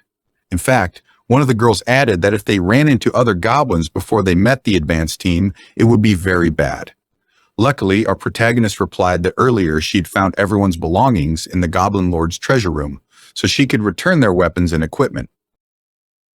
That truly pleased the girls, but Rad quickly asked if it was fine, to which Ren replied that, in return, she expected them to keep quiet about a lot of things since she didn't want to stand out. Almost immediately, Rad said that he wouldn't speak a word about what he had seen in the nest, or about our protagonist's abilities. Ren then thanked him and returned all their belongings. Obviously, Rad noticed Ren's magic bag and was shocked again, since she also had a magic sword and a magical beast. Nevertheless, he was quickly interrupted by the girls, who were elated because among their belongings were the bond rings that the goblins had taken from them. Our protagonist then told them that she had found them in the treasure room along with their equipment. Then she added that since they were important rings, they should make sure they didn't get taken again. Finally, she told Rad that since she had kept her promise to him, she expected him to keep his as well. Right after, she rode Norn back to the town. Shortly after, our protagonist was out of sight, and Rad wondered out loud what was with her. He was really curious about it. However, one of the members of his party began to reprimand him for taking an interest in Ren, to which he quickly replied that it was nothing of the sort. In the end, she was their benefactor and, after hearing that, the girl had to admit that he was right. Wow, these ladies really don't want more additions to the harem. In fact, all of them were aware that Ren might be the goddess who had saved them in their pinch and had brought them together again. Right after, they began their own journey. Afterward, our protagonist returned to the town via Norn's super speed and reported to the guild. Within an hour, a scouting party left for the abandoned mine, which had become the Goblin's Nest. Besides, they also used emergency communication magic tools to request reinforcements from nearby guilds. They even requested the knights to mobilize, so the town was in an uproar. As for our protagonist, since the whole goblin extermination quest had come to an end, she had returned to her rented house and waited for Lily and the others to return. Furthermore, while waiting, she thought that it would be fine to take a little break. After all, her routine had become part of her daily routine. Rad's group was heading to the town when one of the girls said that if they followed Belle, they should reach their destination, which was easy to understand. However, since they had a wounded person with them, they should take it slow. At that moment, Lily wondered out loud if our protagonist was all right since she had gone ahead of them, to which Elisa replied that they shouldn't worry about her since it was Rin. Well, dearie, I assume she is very good after performing her routine. Afterward, Elisa added that she still couldn't believe that they had actually taken down that many goblins, to which Lily replied that even though they had relied on Rin's handy gadgets a lot, it really felt like they were having a proper adventurer's journey for the first time in a while. Right after, Elisa said that they used to struggle just to take down a single orc, and Lily quickly agreed while laughing, before adding that ever since she had met Ren, everything had changed. In fact, she even began to wonder how things had turned out that way. Afterward, a flashback began to show Lily's backstory. Her name is Lily Armfeld, and she was born into a Viscount family, one of the lineages that had served as court magicians for generations. Their family business also included crafting and repairing magical tools using alchemy, as well as selling potions. Because of that, everyone in the family learned alchemy, but it just didn't suit her, so she ran away from training right from the start. Eventually, her parents gave up and stopped trying to teach her, and the next thing they encouraged her to learn was offensive magic. They asked her older sister, who was already an adventurer, and her aunt, who had become a royal court mage after her time as an adventurer, to teach Lily that magic. Moreover, since she was not in line to inherit the family title, after learning attack magic, she began adventuring with her childhood friend Elisa, earning small sums here and there. Furthermore, thanks to Lily's aunt's teachings, she never found herself in too much danger while hunting monsters. In fact, she had been able to achieve results smoothly. Thus, without facing any major setbacks among the rookie adventurers of her time, she consistently ranked 1 or 2 steps ahead, which reinforced her belief about not needing to learn alchemy. Lily and Elisa kept achieving results and eventually were promoted to D-rank adventurers. By then, they had completely let it go to their heads. They even set a dumb goal like, let's become A-rank adventurers as fast as possible. Sadly, reality was not that kind. One day, they went a little farther than usual to hunt bigger prey, and they ended up encountering a horde led by an orc warrior, a higher-ranked orc species. Then, after a tough battle where they never managed to get the upper hand, they realized that they might not be able to win that time. Right after, they decided to escape and began to run away. Luckily, they managed, although barely, to escape alive, but their arrogance was shattered in an instant. After all, they were forced to leave all their belongings behind, and Elisa had just gotten new gear. Of course, some people tried to comfort them by telling them that it was better to be alive than to lose everything, while offering them some drinks to help them get their strength back. In Lily's opinion, they both had talent, but it was not enough to make up for their inexperience. After all, they didn't have the kind of special abilities that true heroes possessed. Fortunately, after experiencing an almost fatal situation with Elisa, they became fully aware of their immaturity. After that, they started avoiding reckless actions and became more cautious in their decisions. Then, one day, a while after that humbling experience, Lily's sister told her some big news, and Lily just couldn't believe it. Lily's sister was leaving the following week since she had been chosen as a candidate for a leadership position at the Adventurers Guild, and to take that new position, she had to move to a town called Harula. After hearing that, Lily was shocked, since Harula was a rural place that took over a month by carriage to get there. Of course, Lily knew that her sister was an accomplished adventurer with proven skills. After all, she could read and write, was good with people, and had gotten high ratings from the guild, which was why Lily understood their decision. Still, she believed that Harula was so far away. Right after, her sister simply smiled at Lily and told her that she shouldn't pout since she was also a full-fledged adventurer.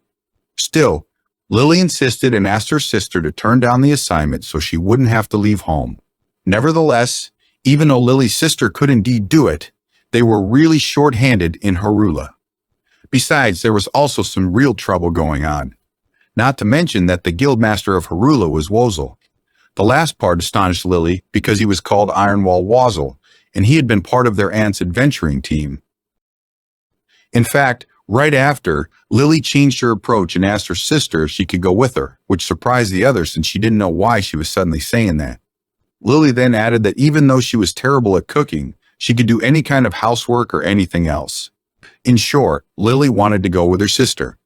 Not as an adventurer, but to try changing her environment and doing new things. After hearing that, Lily's sister agreed and told Lily to pack up quickly, since their parents would not allow it if they found out what they were about to do. Afterward, Lily hurriedly finished packing, invited Elisa, and left the capital in a carriage. By the way, Elisa didn't hesitate at all and went with her friend as her companion. She even stated it matter-of-factly. Then, after a long 1.5-month carriage ride, they finally arrived in Harula, where Lily's sister had been assigned. They were welcomed by Wozel in person, and the man was surprised after seeing Lily and Elisa, especially because the last time she'd seen the latter, she was just a baby.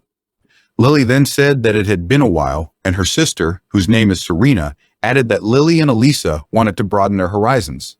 After hearing that, Wozel said that he owed Serena a lot for going all the way out there, before adding that he would make the necessary arrangements for them to stay and that they should just ask for anything they needed. Thanks to Wozel's introduction, Lily could rent a safe house and began to live with Elisa. Furthermore, after Serena heard that Lily wished to try something other than adventuring, she got her a job as a server at an inn, the biggest inn in town. In fact, it was a high-end inn where even nobles stayed. The owner was a very pleasant person, and he told Lily that if she had any problems, she shouldn't hesitate to tell him. Besides, she was grateful that they recognized her adventurer activities on her days off. On the other hand, the head chef was reasonably skilled, but apparently, he had fallen from grace in the capital. In short, he was a bit of a complicated person who caused some trouble. Lily's first experience in customer service was tough, but since it was a high-end inn, there weren't any overly troublesome guests, so she had fulfilling days. At night, she would eat dinner with her sister after she got back from work, and they would share what had happened at the guild. Serena then would ask what Lily had done that day, and Lily vented about weird guests and the chef's tyrannical behavior. Then, Serena would share about strange adventurers. That was how they had spent their days until one day, the wind of fate blew. One night, after work, Serena came home with an odd energy and said that something amazing had happened, before adding that a super cute girl had registered at the guild that day. She also said that the girl in question was not just cute, but very strong too. Serena then told Lily and Elisa that she had heard from the guildmaster that the cute girl had taken down 6 orcs in no time, not to mention that the girl also had a beast companion. In short, she was cute and strong, which was something amazing. While hearing that, Lily thought that she had never seen her usually calm sister so excited. It was then that she realized that the cute girl was not only strong and a competent adventurer, but she was also exactly the type Serena liked. Yes, Serena really loved cute girls. Okay, this thing runs in the family, I guess? Lily herself admitted that she might have a bit of that tendency as well. In fact, Lily believed that for that reason, her sister wanted to leave home as soon as possible. After all, a few years before, when her sister's friend visited their house, Lily saw Serena and her friend doing that thing in Serena's room. Of course, after witnessing that, both Lily and Elisa became curious about that thing. In fact, trying to imitate that thing with Elisa became a bit of a black history for Lily, especially when they were both almost caught in the act by Serena. Still, they didn't stop doing it and even started trying that thing after defeating some monsters to cool down. They even tried some advanced techniques that Lily preferred not to mention. Wow, is it me, or is this room getting hot? Unfortunately, while they were doing that thing in the middle of the forest, they were caught by another adventurer who had rushed there to help them after hearing that an ogre had appeared. Luckily, they somehow managed to dodge the bullet by fabricating a lame excuse about some grappling practice. Well, at least that is way better than seeing Ren playing with toys during her routine. Thus, while Serena was getting more and more excited, Lily believed that as a server, she probably wouldn't have the chance to meet that super cute girl. However, the very following day, Lily ran into the super cute girl in question in the inn's dining hall. The girl who would later become a party member in their adventuring team, a girl named Ren. The first time Lily saw Ren in the dining hall, she thought our protagonist was such a cute girl, but Lily didn't think much more of it. However, shortly after, Ren asked her to take her a knife, and then the cute girl made a simple hot dog. Right in front of Lily's eyes, our protagonist combined the bread and sausage into a completely different dish. Still, Lily quickly noticed the advantages of the new dish, since it made it easier to eat. Nevertheless, even though she was impressed, since it was about cooking, Lily figured she should report it to the head chef. Sadly, looking back, Lily realized that it had been a complete mistake to do that. In fact, she still regretted doing something so foolish because it caused the relationship between the head chef and the guest, Ren, to sour. The head chef quickly mimicked Ren's cooking the following morning and served it to the other guests, and the dish received more popularity than expected. Of course, Ren quickly noticed that her recipe had been stolen, but she simply didn't mind it. That night, Ren asked to borrow the kitchen because she wanted to cook. Then, in front of Lily and the head chef, our protagonist made a new dish they had never seen before, orc cutlet sandwich with pickled cucumbers. After tasting it, Lily thought that it was an unbelievable, almost otherworldly taste. As for the head chef, his eyes were wide open with surprise. However, the following day, the head chef made another mistake. Once again, he tried to copy her dish and serve it. Moreover, Lily was forced to help the head chef make the imitation dish. Still, even though it was a poorly made imitation, the new dish was once again praised by the guests. Looking back, in Lily's opinion, the head chef should have stopped there, but instead, he claimed that the new dish was his own creation, which was something worth reporting to the owner, and Lily did exactly that. Afterward, Ren got a revenge, but before that, things turned really ugly, and because of it, Lily didn't want to recall those events, so she decided to skip the details. So, long story short, Lily ended up eating a lot of things from our protagonist, who also became good friends with Elisa. Furthermore, at home, Lily would be excitedly talking about Ren with her sister, but before she knew it, Ren had left the inn and set off on a journey to faraway places. Luckily, she came back after a little over a month. Apparently, she had gone to nearby villages to gather ingredients. On our protagonist's way back, she might or might not have joined a battle between an ogre lord and some guild adventurers. Lily had learned that piece of information by overhearing his sister and the guild master talking. At that time, Lily believed that it was just a joke. But looking back, knowing our protagonist, Lily felt inclined to believe that she had probably taken part. In fact, she believed that our protagonist had probably played a major role in the fight. Before long, Ren said that she was setting off the following morning on another journey, and by that time, Lily had already decided that she couldn't let that opportunity slip away. In fact, that feeling had grown stronger within her. Lily then told Ren that she was planning to visit her family in the royal capital and invited our protagonist to travel together there. Of course, Ren almost immediately agreed, since our protagonist believed that it was a wonderful suggestion. Right after, according to Lily's memory, both of them began to do something very similar to that thing. But at this point, it is very obvious that we should not trust Lily's memory too much, since it is very biased when it is something related to Ren and her. So, Lily accompanied our protagonist on a short trip home. Then, once in the royal capital, Lily got to witness firsthand Ren's incredible skills and abilities. Our protagonist owned a carriage, had a magic bag with insane specs, and her familiar was not a wolf, but a Fenrir. Not to mention that Lily lost count of how many times she was amazed by our protagonist's cooking. Again, at this point, Lily's memory began to show some nonsense about some rather suspicious night activities that didn't happen in reality. Of course, that is just Lily's wishful thinking. In the end, Ren is a Japanese protagonist, so until proven wrong, I would say that she would never touch a woman before the epilogue.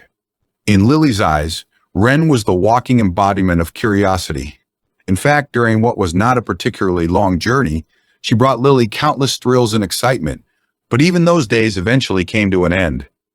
After returning to Harua, the head chef asked them if they had gotten new dishes from our protagonist since they had traveled to the royal capital with her. He truly wanted to know every detail about it, from their taste to the ingredients used to prepare them. Nevertheless, both Elisa and Lily refused to disclose that information because they were friends. In fact, they warned him against pushing it because they would tell the owner. Of course, the head chef got mad after hearing that and yelled at them for defying him when they were just some servers. Unfortunately for him, Elisa quickly beat him until she began to plead for mercy and to handle things peacefully. Then, Lily told her friend that he was not worthy, before advising her to let him be. However, the head chef had decided to make things difficult for himself and said that he would use his charm to seduce our protagonist and make her share her cooking knowledge. He even dared to ask Lily and Elisa where our protagonist was, and, of course, Lily got enraged after hearing that. So instead of trying to advise Elisa to let the man go, she joined the fray and began to punish him too. In Lily's mind, he got a doodle-like face, and yet he dared to dream about her Ren, which was something unforgivable. So, she was willing to admit that she might have gone a little too far at that time. After all, she was just a beautiful girl who wanted to admire other beautiful girls. Still, even the owner got mad at them for what had happened. Luckily, those days continued, and Lily's feelings for Ren grew stronger day by day. In fact, Lily ended up in a vicious circle that made her want more and more of our protagonist. So, she reached a conclusion. Then, one day, Lily told Elisa that perhaps she should just be an adventurer after all. Fortunately, Elisa quickly agreed by saying that she was thinking the same thing. In fact, they also coincidentally wanted to recruit a new party member. In short, they both had come to the same conclusion, and they took action immediately. Of course, a lot happened after that, but in the end they safely welcomed their new comrade Ren and resumed their activities as adventurers. And, in case you missed it, they also built a fortress overnight, carried out some excessive remodeling, operated something called a magic-powered armor suit, and took down an entire goblin legion with just a few people. Still, even at that moment, Lily found it amazing that they had ended up living such a life full of surprises and excitement. In fact, she still couldn't understand how things had ended up like that. Back to the present, Elisa finally saw the town, and Lily was amazed because she had been so lost in thought that they had arrived without her noticing. Right after, Lily and Elisa decided to cuddle up and sleep next to her since they were sure that Ren should be feeling lonely. Well, if they run, they might find our protagonist doing something interesting, which could lead to something truly worthy, if you know what I mean. What they didn't know was that Ren was actually thinking that being alone had its perks before wondering what she should do next. Sometime later, Lily and Elisa finally returned, and the former, with teary eyes, apologized to our protagonist for making her feel lonely. Right after, Lily added that starting that day, she would sleep beside Ren and do anything she needed. In fact, she invited our protagonist to take a shower together. Ren then said that she didn't hate being alone and that she was just relaxing while thinking that she actually kind of liked it. Right after, Ren apologized for looking like a lazy, single office lady. After all, her place really looked like a mess. However, Lily, as a good simp, ignored that and simply laughed while Elisa said that Ren's outfit looked comfy. 3 days passed. They decided to take a break from adventuring and not accept any requests for a while. After all, they were busy reporting to the guild about the outcome of the goblin extermination, and they didn't really have time to accept new quests. Furthermore, in addition to the reward for eliminating the horde, they had also received payment for taking down the lord and the general. In short, their wallets were full, and financially, they had no problem taking some time. Meanwhile, the town was overflowing with adventurers. Apparently, a special request for a goblin nest extermination had been issued. The guild staff also asked Ren's party if they wanted to take on the special request, but they politely declined. After all, they didn't want the title Goblin Slayers to stick any more than it already had. Besides, and more importantly, they had another task to attend to, which was to decide on a party name. In fact, Ren had prepared an event called Party Name Decision Battle in order to do it. However, when the first ever party name decision battle began, Ren was unsure about what they should do, and Elisa simply said she was fine with anything, which was seconded by Lily, saying that everything was fine since they were all girls. The first suggestion came from Lily and was to call the party something like Valkyries, since it would be nice. After hearing that, the others noticed that she really liked strong-sounding names. Ren then said that they should also consider Walkure or Valkyria. No, Walkure cannot be used because Kawamori already took it for Macross Delta. Our protagonist then asked Lily if she was sure about it, which confused the other. So Ren explained that they were still young at that moment, but if they kept going like that and hit their 20s or 30s, the name would feel kind of weird. Lily then realized that her outfits would feel kind of odd too, even though they might gain unexpected popularity. Almost immediately, Lily dropped the name she had suggested and asked the others to think of something else. She even asked Ren if she had any ideas, to which our protagonist replied that she didn't really have a good sense of naming, before asking if it would be nice for her to make suggestions. The others then told her that they wouldn't know until they heard it, and Ren then asked them what their opinion was about Azrael. Almost immediately, Elisa asked what the meaning of the name was, to which our protagonist replied that it was the angel that heralded death. In short, the Deathbringer angel. In the end, they had massacred goblins left and right, which meant that they had been spreading a lot of death. After hearing the explanation, Elisa quickly said that the name sounded awesome. However, Lily disagreed and said that something that bloody was absolutely not okay. That disappointed Elisa, who asked Lily what they should do, but Lily was not sure and simply said that they should do something else. Afterward, they consider other options such as Azure Sky Squadron, War's Angels, and Shadows of Death Valley, but none of them was approved, and eventually, Lily began to scratch her head trying to think of a cool name for their party. In fact, Elisa suggested that they should just pick anything at that point. Nevertheless, Lily didn't agree with that because they were going to be calling themselves that way forever, which was why she wouldn't accept any compromises at all. After hearing that, our protagonist realized that Lily was really stubborn about it and decided to think seriously about the matter. Shortly after, Ren had a brilliant idea. Their names were Ren, Lily, and Elisa. So, if she made some equivalences with flowers, Ren was a lotus flower, Lily was a lily, and for Elisa, our protagonist believed that there was a tulip variety with that name. Therefore, the name Ren suggested to her friends was Garden. At first, the others were confused by that suggestion, and our protagonist explained that all their names were derived from flowers, which surprised Lily, because she didn't know that there were flowers with the same names as them. Right after, Elisa asked which flower had her name, and Ren replied that she believed that there was a tulip variety called Elisa. Afterward, the name finally clicked in Lily's mind, and she immediately said that they should go with it, to which the other two quickly agreed. Ren then said that to commemorate the formation of Garden, they should have a tea party in a garden. She then added that she had gotten bored while she was alone and had made some sweets. She got bored? She has already made clear that she enjoyed her time alone, so Ren, which one is it? In the end, after many events, the wandering adventurer who had started alone had finally formed a party. Moreover, our protagonist believed that with those girls, it looked like she would have a fun and exciting life. In fact, even though it might be cliché, she truly believed that their adventure was about to begin. Afterward, they were having their tea party outside, and Ren said that the other day a crab had crawled into the garden and then told her what the innkeeper had said about that unbelievable situation. However, Elisa was too focused on how delicious the sweets were to pay any attention, while Lily directly asked Ren what she was even talking about. Shortly after, Ren told them that, with their party, or rather clan name decided, they were starting anew.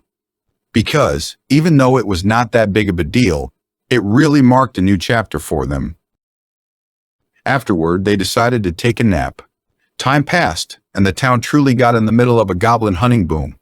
But since Ren and her friends refused to accept any more goblin-related requests, as they couldn't stand being called goblin slayers any longer, they ended up in a loop of waking up, training, gathering ingredients, reading books, and, at night, playing bridge, poker, and daifugo.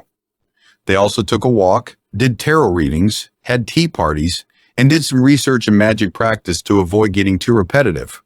However, eventually Lily said that even though the clothes she was wearing were comfy, if she wore them too long, she started feeling anxious, to which Ren replied that it was to be expected getting restless after staying idle for too long. Taking that into account, our protagonist told them that she believed that it was about time they took on a request before asking for their opinions.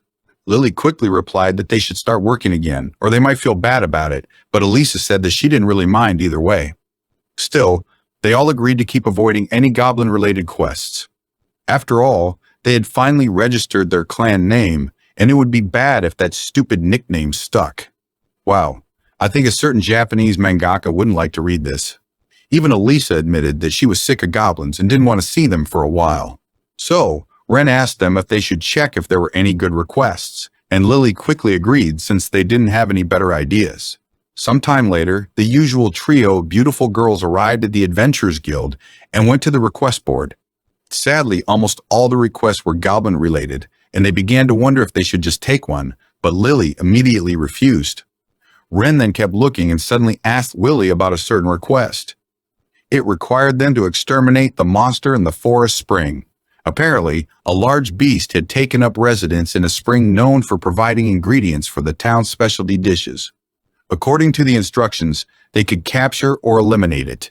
Lily was not that inclined to take it and even asked our protagonist if she was serious about it, to which Ren replied that there weren't many other good requests, not to mention that the request in question sounded fun, which shocked Lily. However, before Lily could properly answer, Elisa said that she wanted to do it too, which astonished Lily. In fact, Lily told Elisa that if it were a large beast, they didn't know if her sword would work against it. Nevertheless, Elisa replied that if her sword didn't work, she was sure Ren would handle it somehow. In fact, she then quickly added that our protagonist's thing should work. Okay, that is blind trust at its finest. Luckily, Lily immediately got that Elisa was referring to the magic armor and asked our protagonist if she had picked that request because she wanted to test it, which Ren confirmed, although she clarified that testing the mecha was only part of it. The magic armor was constantly improved based on battle data, so naturally, our protagonist wanted to test its unknown capabilities. In the end, Ren told Lily that they should verify the monster's abilities more before reassuring her by adding that even if they couldn't take it down completely, they also had Norn, so they should be able to deal some damage. After hearing that, Lily commented that, at that moment, there were a lot of adventurers in town, so if things went south, they could retreat quickly and call for help. Right after, Lily agreed to take that request, which impressed Ren because Lily had actually thought through all the risk management. Right after, Elisa told Ren that, when it came to decisions like that, she should just leave it to Lily. In the end, they all agreed to take the request and went to the reception desk. There, the female clerk immediately recognized them and quickly assumed, while smiling widely, that they were going to take a goblin hunting request. After all, they were really overwhelmed with requests, so their help was a big deal. Sadly, Ren burst her bubble by telling her that they were not doing goblins. Immediately thereafter, Lily showed the woman the paper and said that they were going to take that request. Still, the female clerk couldn't believe what they had said and asked them if they really were going to take a request not related to goblins, to which Lily replied by yelling at the woman that they were not going to hunt goblins before using her intimidation skills on the woman to make things clear. Thanks to that, the female clerk gave in and began to read the details of the request they wanted to take. Shortly after, the woman, with a concerned expression, told them that they would really help the guild by taking that request, but she wanted to ask them if they were sure about taking it. After all, the beast in question was massive and had already taken out multiple parties. The clerk was so terrified while saying it that Lily asked our protagonist if they should back down, but Ren immediately replied that with the magic armor, they wouldn't die, which made Elisa get excited. Ren then got serious and asked the female clerk to tell them more details about the large monster extermination request, before warning her that if they determined it was impossible, they would have to change their minds. The woman agreed to Ren's condition and began to explain that there was a large spring to the northeast of that town. In that spring, there were turtle monsters that served as ingredients for the town's specialty dishes. Moreover, the target of the extermination request was a giant turtle monster that had grown abnormally large. After hearing that, Lily asked how big they were talking, and the woman replied that there had been reports of it being over 5 meters or 28 bananas long. Lily then began to consider that piece of information before asking Ren what they should do, to which our protagonist replied that they should probably be fine since they had their ultimate weapon. Okay, probably is not the best reassuring word. Right after, Ren thought that since the turtles lived in the spring, that meant that they were freshwater turtles, which in turn meant that the town's specialty dish was freshwater turtle cuisine. She then remembered that, back in her world, freshwater turtles had a really muddy taste. Of course, she was also aware that since she was currently in another world with magic and stuff, it was probable that freshwater turtles tested differently. At that moment, the female clerk took Ren out of her reverie by saying that she still had more details to explain.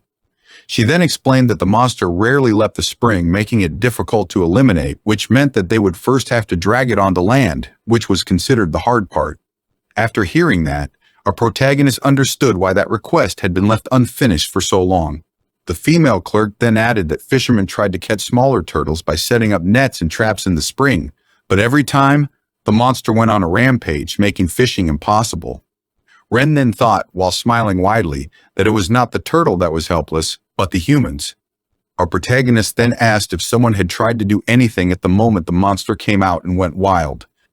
The woman then replied that many adventurers had tried, but the monster's rampage was too intense, so many had been defeated and had left unable to fight ever again.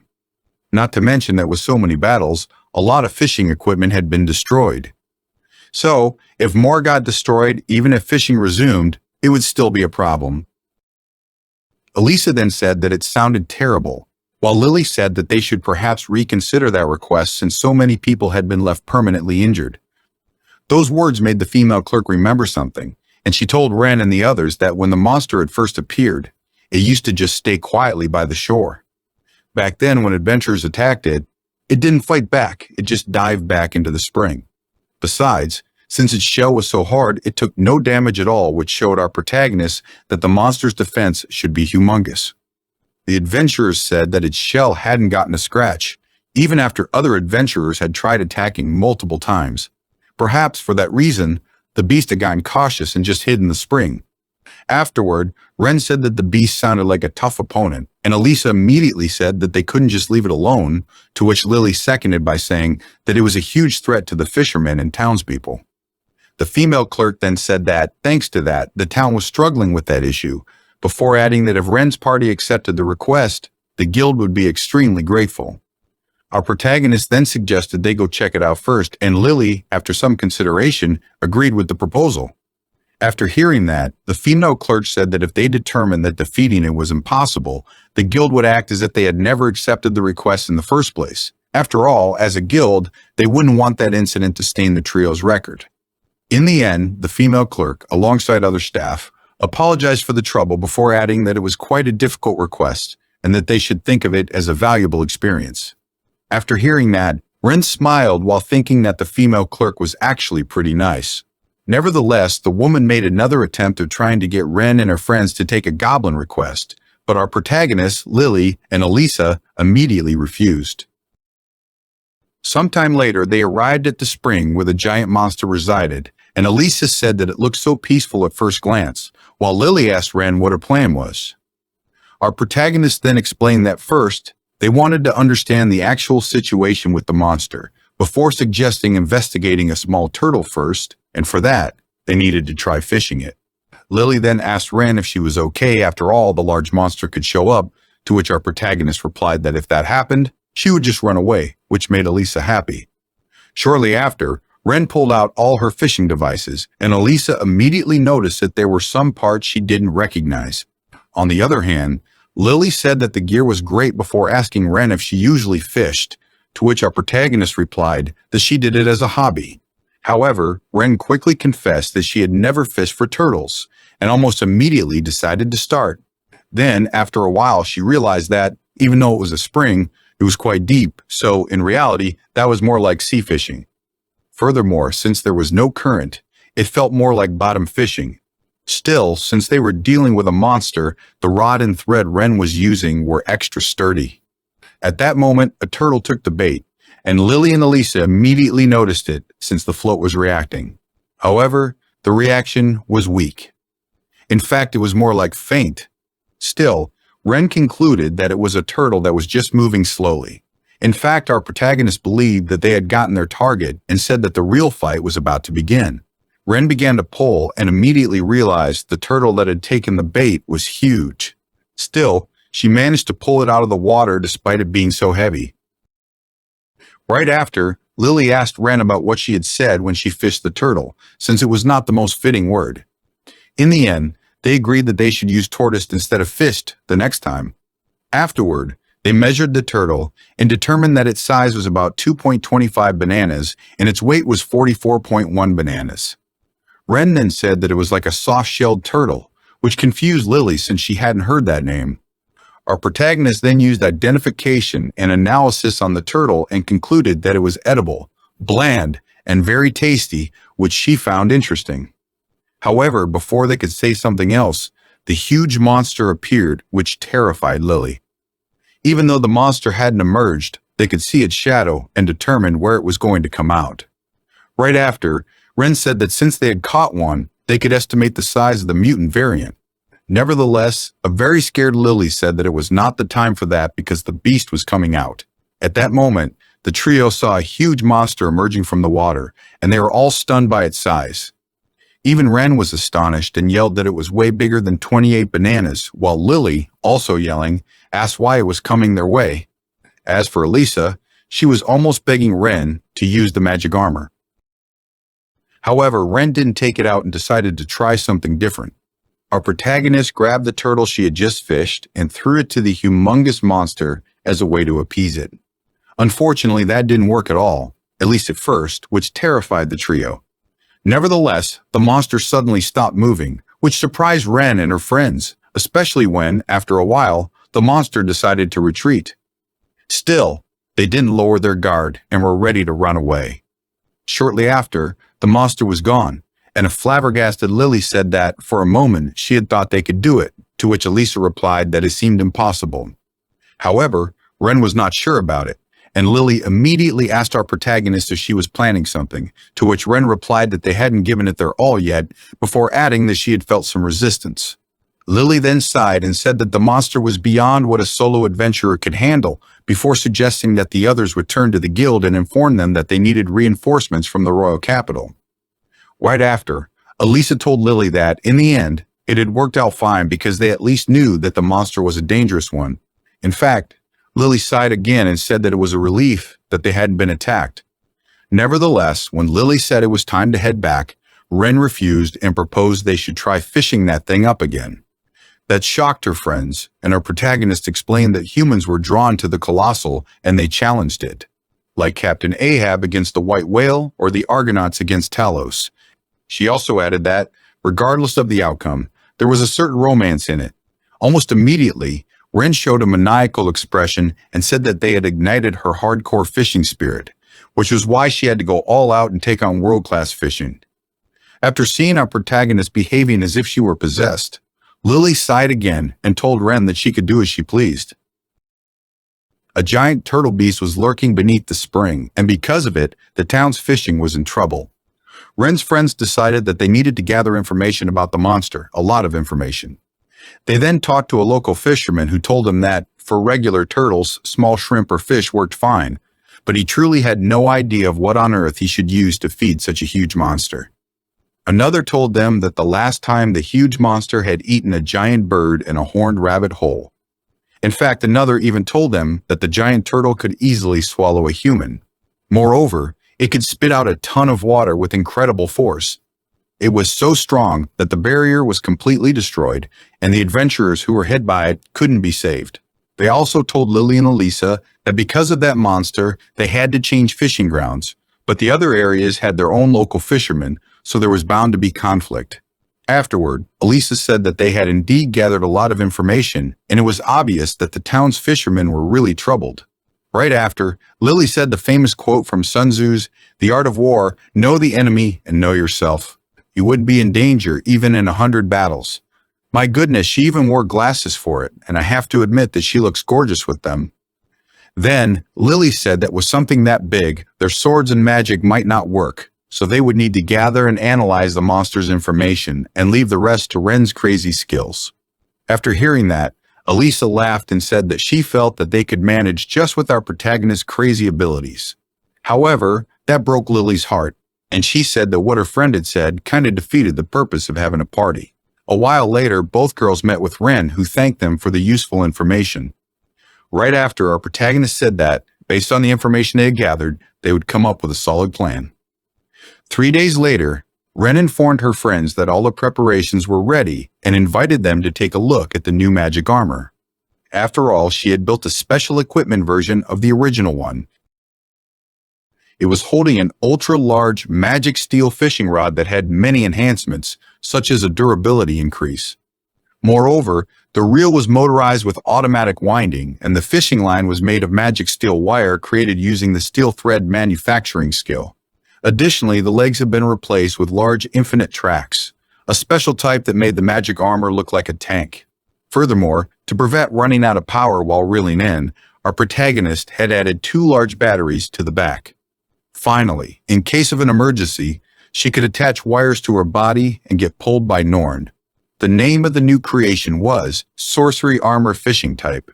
The new magic armor left Elisa very excited and Lily flabbergasted. In fact, the latter even said that she believed that they could even catch a dragon with that thing. As for the bait, Ren was planning to use a cocatrix from storage, which made both Lily and Elisa want to eat oyakadon and chicken meat. Immediately thereafter, Ren began the operation by throwing the bait, but some time passed and nothing happened, which made Elisa feel impatient. In fact, Lily had to remind her that waiting was important too. Ren then told them that, even though the situation might seem calm on the surface, the monster was definitely down there. Almost immediately, the monster finally took the bait, and the battle officially began. Nevertheless, Ren soon found out that she couldn't reel it in at all. In fact, the pull was so strong that our protagonist felt that she was going to lose. At that moment, Ren knew that if that continued, they would be dragged in, so she started the infinite track, and she finally began to pull the monster out of the water, to the astonishment of both Norn and Belle. Afterward, our protagonist asked for the wolf's help to pull the giant turtle, and in one swift move, they truly managed to pull the huge monster out of the water, which surprised everybody. Of course, that pissed the beast off a lot, and after letting out a powerful roar, it prepared to use its spitting water attack. When Lily saw that, she remembered what one of the fishermen had told her, and she immediately yelled to the others that they needed to quickly evacuate as the huge monster was about to shoot a beam-like attack. Ren then tried to block it with a wall of flames, but it didn't do much, and the attack obliterated it, which astonished the trio. Lily then asked our protagonist if she was okay, and Ren replied that she still was, although she had lost 1 battery. Unfortunately, the monster didn't want to give its enemies time to think and almost immediately began to gather power for a second shot. However, instead of being afraid, Ren showed a confident smile and said that she was also ready. The thing was that the wall of flames Ren had previously used was not only useful for defense, and our protagonist began to gather a huge amount of flames above her. She had taken an iron block from storage and melted it with flames until it was all gooey, because it heated up rapidly.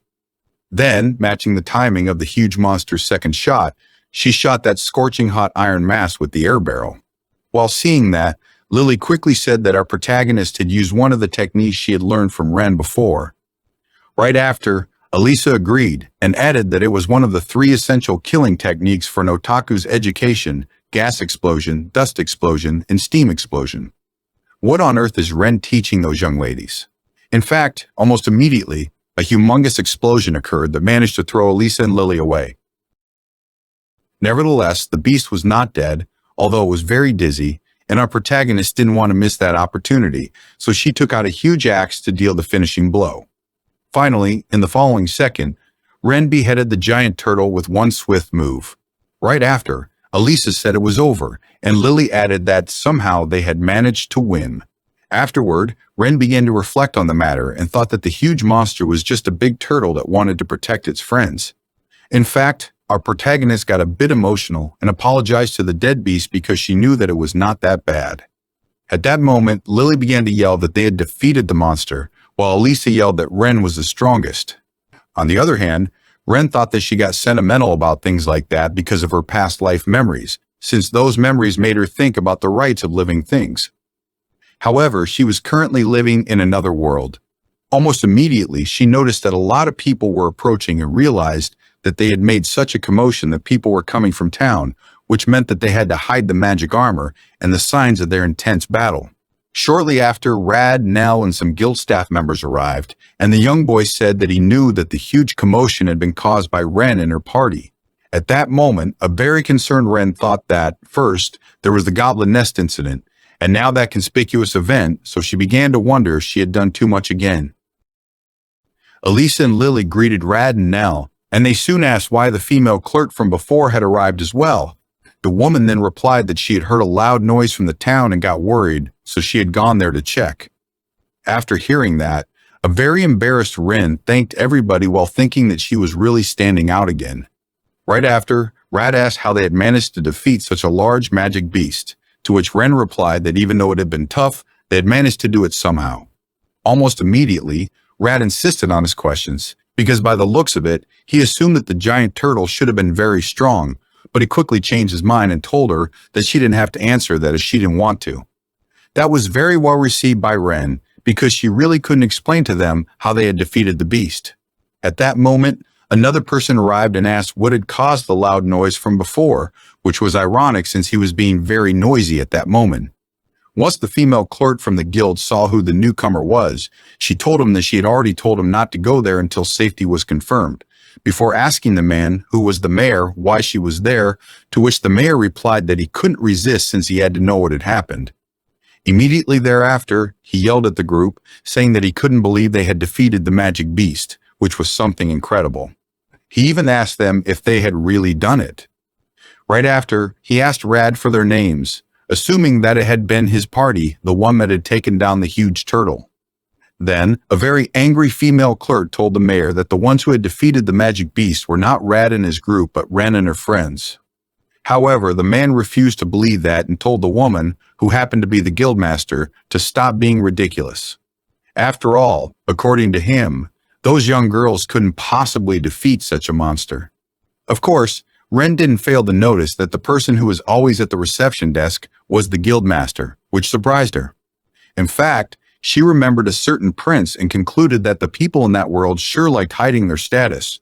The woman then said that she was not joking, before adding that a few hours before, it was those girls who had taken the quest. The man then got angry and asked the trio if they had really defeated the creature, to which Lily replied that they had indeed killed it, before adding that they couldn't tell him how they had done it. Luckily, the man didn't seem to mind it and simply said that with the monster dead, the fishing could resume.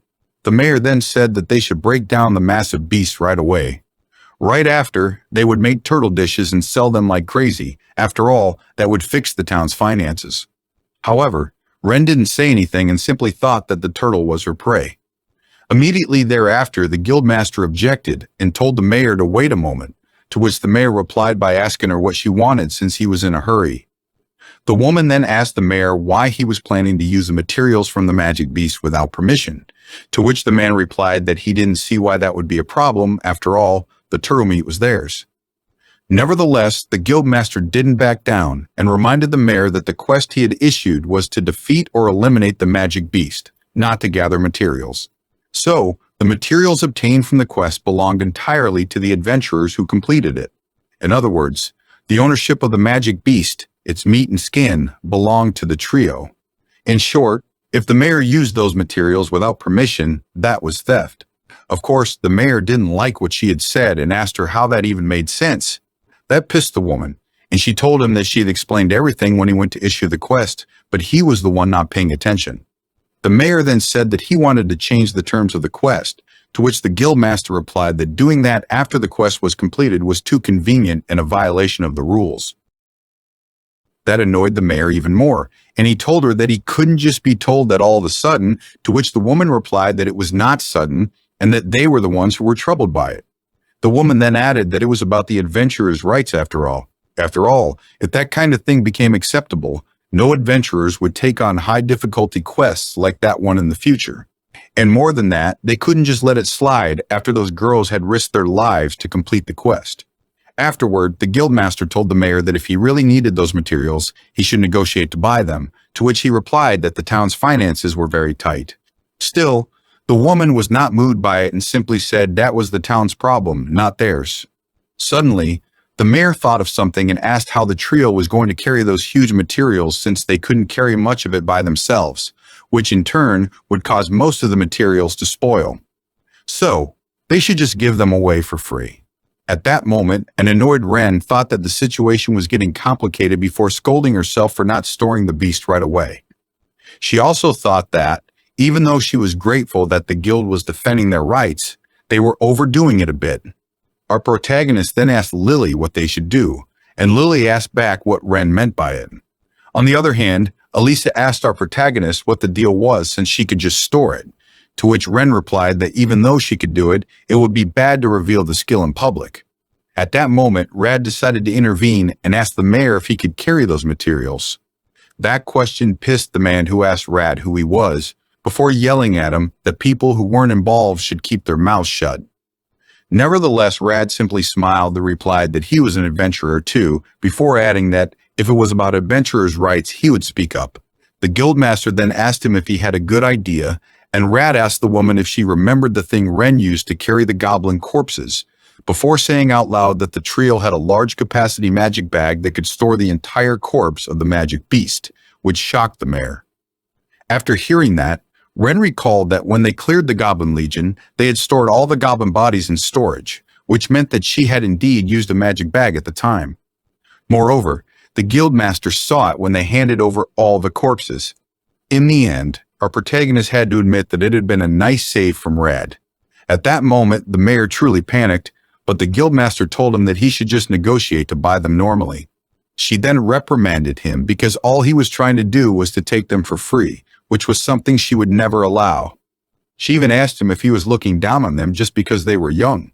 Almost immediately, the woman added that no matter how young they were excellent adventurers. After all, up to that moment, no one had been able to stand up to that massive beast, and yet they were able to defeat it. In fact, they were benefactors of the town, and she quickly reminded the mayor that the trio had helped a lot when the goblins attacked. That made the man feel nervous, and he quickly said that he just wanted to make a specialty dish using that beast to profit. Then, the guildmaster dropped the bomb by revealing that the ones who destroyed the Goblin Legion were Ren and her friends. That completely stunned the mayor, and his next reaction was to kneel and apologize for his manners.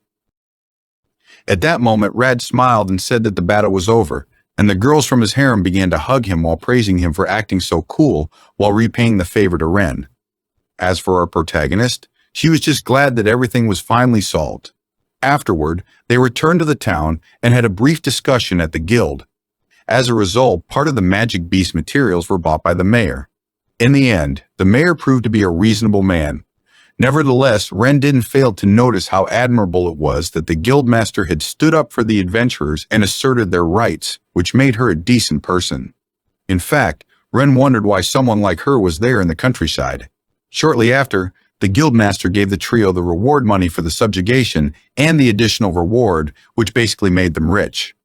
In fact, at that moment, they could even buy the mansion they were currently renting.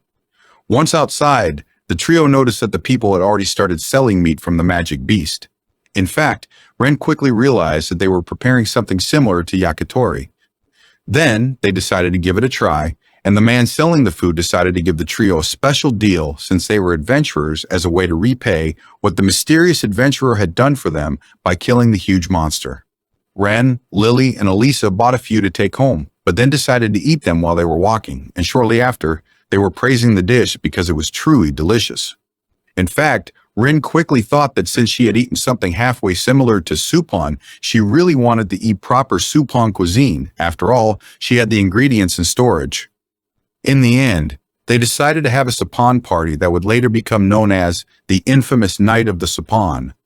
Ren, Lily, and Elisa were at home celebrating since they had secured the meat of the giant boss turtle monster from the spring. Elisa suggested that they should make a huge batch of grilled skewers like the ones they had earlier, but our protagonist quickly refused, saying that turtle dishes were not limited to just that. Her words surprised the other two girls and, after seeing their reactions, Ren told them that she would show them real turtle cuisine, which made Elisa feel elated. In fact, she said that she was having flashbacks. Based on her memories of visiting a turtle restaurant in her previous life, Ren was ready to open the otherworldly cuisine, Ren. She immediately reshaped their rental prefab house into a simple yet elegant restaurant and invited the others to take a seat. Lily was shocked after seeing the floor, and Ren quickly said that it was tatami, before explaining that it was a grass carpet like the one used in Hurai. After hearing that, Elisa said that it smelled super herbal. On the other hand, Lily asked why there was a step inside, and Ren replied that the space sectioned off by that step was called koagari. At that moment, Lily raised her arms and said that the classic atmosphere was really raising her expectations, and, right after, our protagonist said that it was time to serve the dishes. Ren was aware that she didn't actually have the real skills to butcher a snapping turtle monster with a single knife. However, in times like that, she used storage, and thanks to that, she was able to automatically dismantle it into separate parts, which was super convenient. Speaking of turtle dishes, Ren already had something in her mind, something that always came out when talking about turtle dishes. Shortly after, she served some drinks to Elise and Lily and told them that the menu for that night was the giant turtle monster course. Almost immediately, Lily and Elisa took a look at the drinks and asked why they were red, so our protagonist explained that the drinks consisted of fresh giant turtle monster blood mixed with orange juice. Of course, for any raw dishes, Ren had pre-analyzed the items to remove any parasites or harmful elements using storage. After hearing that the drinks had blood, Elisa panicked and asked if that wouldn't make them sick, before adding that it was a bit extreme. Nevertheless, our protagonist reassured her by saying that she had prepared it properly, so there was no need to worry about hygiene. Both girls began to drink with some apprehension, but shortly after, they realized that it was actually easy to drink. Moreover, Lily noticed that her body was warming up, while Elisa said that she was feeling full of energy. In fact, they began to feel hot and started to remove some clothes. If it were a Chinese protagonist, I'd say that she was preparing everything for a spicy night. But since we are talking about a Japanese protagonist, we all know that this is just teasing. The next dish on the menu was giant turtle sashimi. Obviously, since the meat was raw, the girls expressed their concerns, but Ren again reassured them by saying that it had been properly processed before explaining to them how they should eat the dish. After tasting it, Lily said that the meat itself was mild, but it had a rich depth of flavor. On the other hand, Elisa said that it had a unique texture and deep umami. As for our protagonist, she said that the liver sashimi was also mildly sweet and melted in your mouth. In her opinion, it was a rare delicacy. And again, despite the dish being delicious, both Lily and Elisa said that their bodies felt hot and that their hearts were racing. In fact, it was the first time they felt that way while eating. Afterward, it was the turn for the grilled dishes, and Ren served giant turtle fillet steak along with giant turtle egg. Our protagonist quickly explained that you couldn't make that dish with regular turtles, but thanks to the massive size of the giant turtle, she had used the fillet cut for a steak. Lily and Elisa didn't understand the explanation, but Ren simply told them that they should enjoy the dish with salt or wasabi soy sauce. Afterward, Ren said that the egg was another rare treat, before adding, it had been marinated in sake and soy sauce. As for how they should eat it was fine to eat it as it was. Shortly after, Elisa said that it tasted just like regular meat, and Lily even had doubts if what she was eating was really turtle. However, Lily also added that it was delicious. In her opinion, the skewers earlier tasted like chicken, but what she was eating at that moment was soft and felt like a completely different type of meat. On the other hand, Elisa said that the sauce with horseradish gave it a nice kick. Regarding the eggs, Elisa said that it was so rich that it felt like she was eating life itself, while Lily added that she felt something welling up inside her. By the way, they both kept feeling hot and kept undressing while eating. In fact, at that point, they were already wearing only underwear. Ren then told them that even though they had tried various dishes, that had been just the main event of the turtle cuisine. So, the time for the last dish had arrived, giant turtle monster rice porridge. Immediately thereafter, our protagonist began her explanation. First, the shell meat was simmered, then broth was extracted. Next, mushrooms, burdock root, and green onions were added. Then, after further simmering to bring out all the flavors, rice, pre-washed to remove excess starch, was added. The rice absorbed all the flavor, then beaten eggs were stirred in, and finally, chopped green onions were sprinkled on top. Lily and Elisa felt elated after tasting it. Almost immediately, Lily said that the broth's umami was incredible, before explaining that the rich aroma filled her mouth and rose into her nose. She couldn't believe that the dish had come from that muddy-looking turtle monster.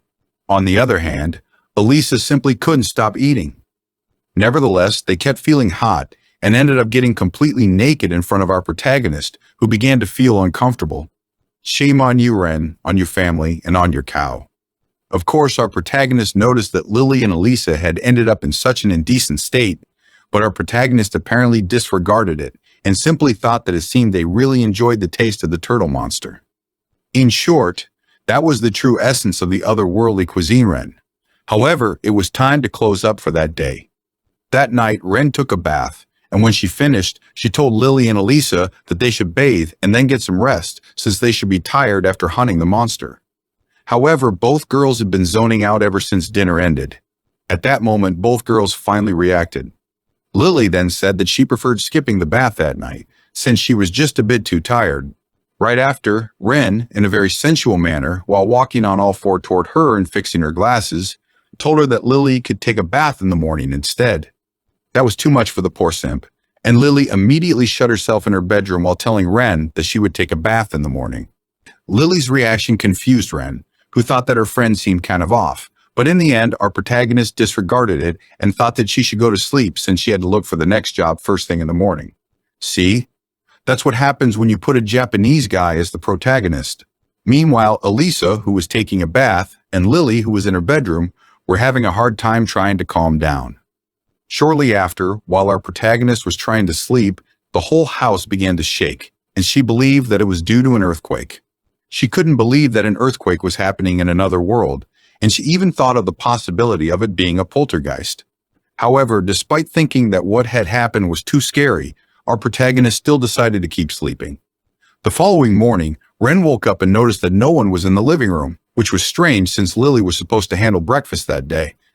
The night before, Lily had said that she was tired before bed, so our protagonist believed that her friend had perhaps overslept. Ren knocked on Lily's door and called her, and almost immediately, loud noises could be heard inside. Shortly after, Lily, who was wearing only a nightgown, was blushing hard and looked completely flustered, asked her if something was wrong. Seeing Lily like that made Ren feel a little nervous, and our protagonist quickly explained that she had knocked on her door because she was not up. That shocked Lily, who hadn't realized that it was already morning. Ren then said that the night before, Lily had said that she was tired, so our protagonist proposed taking a break that day.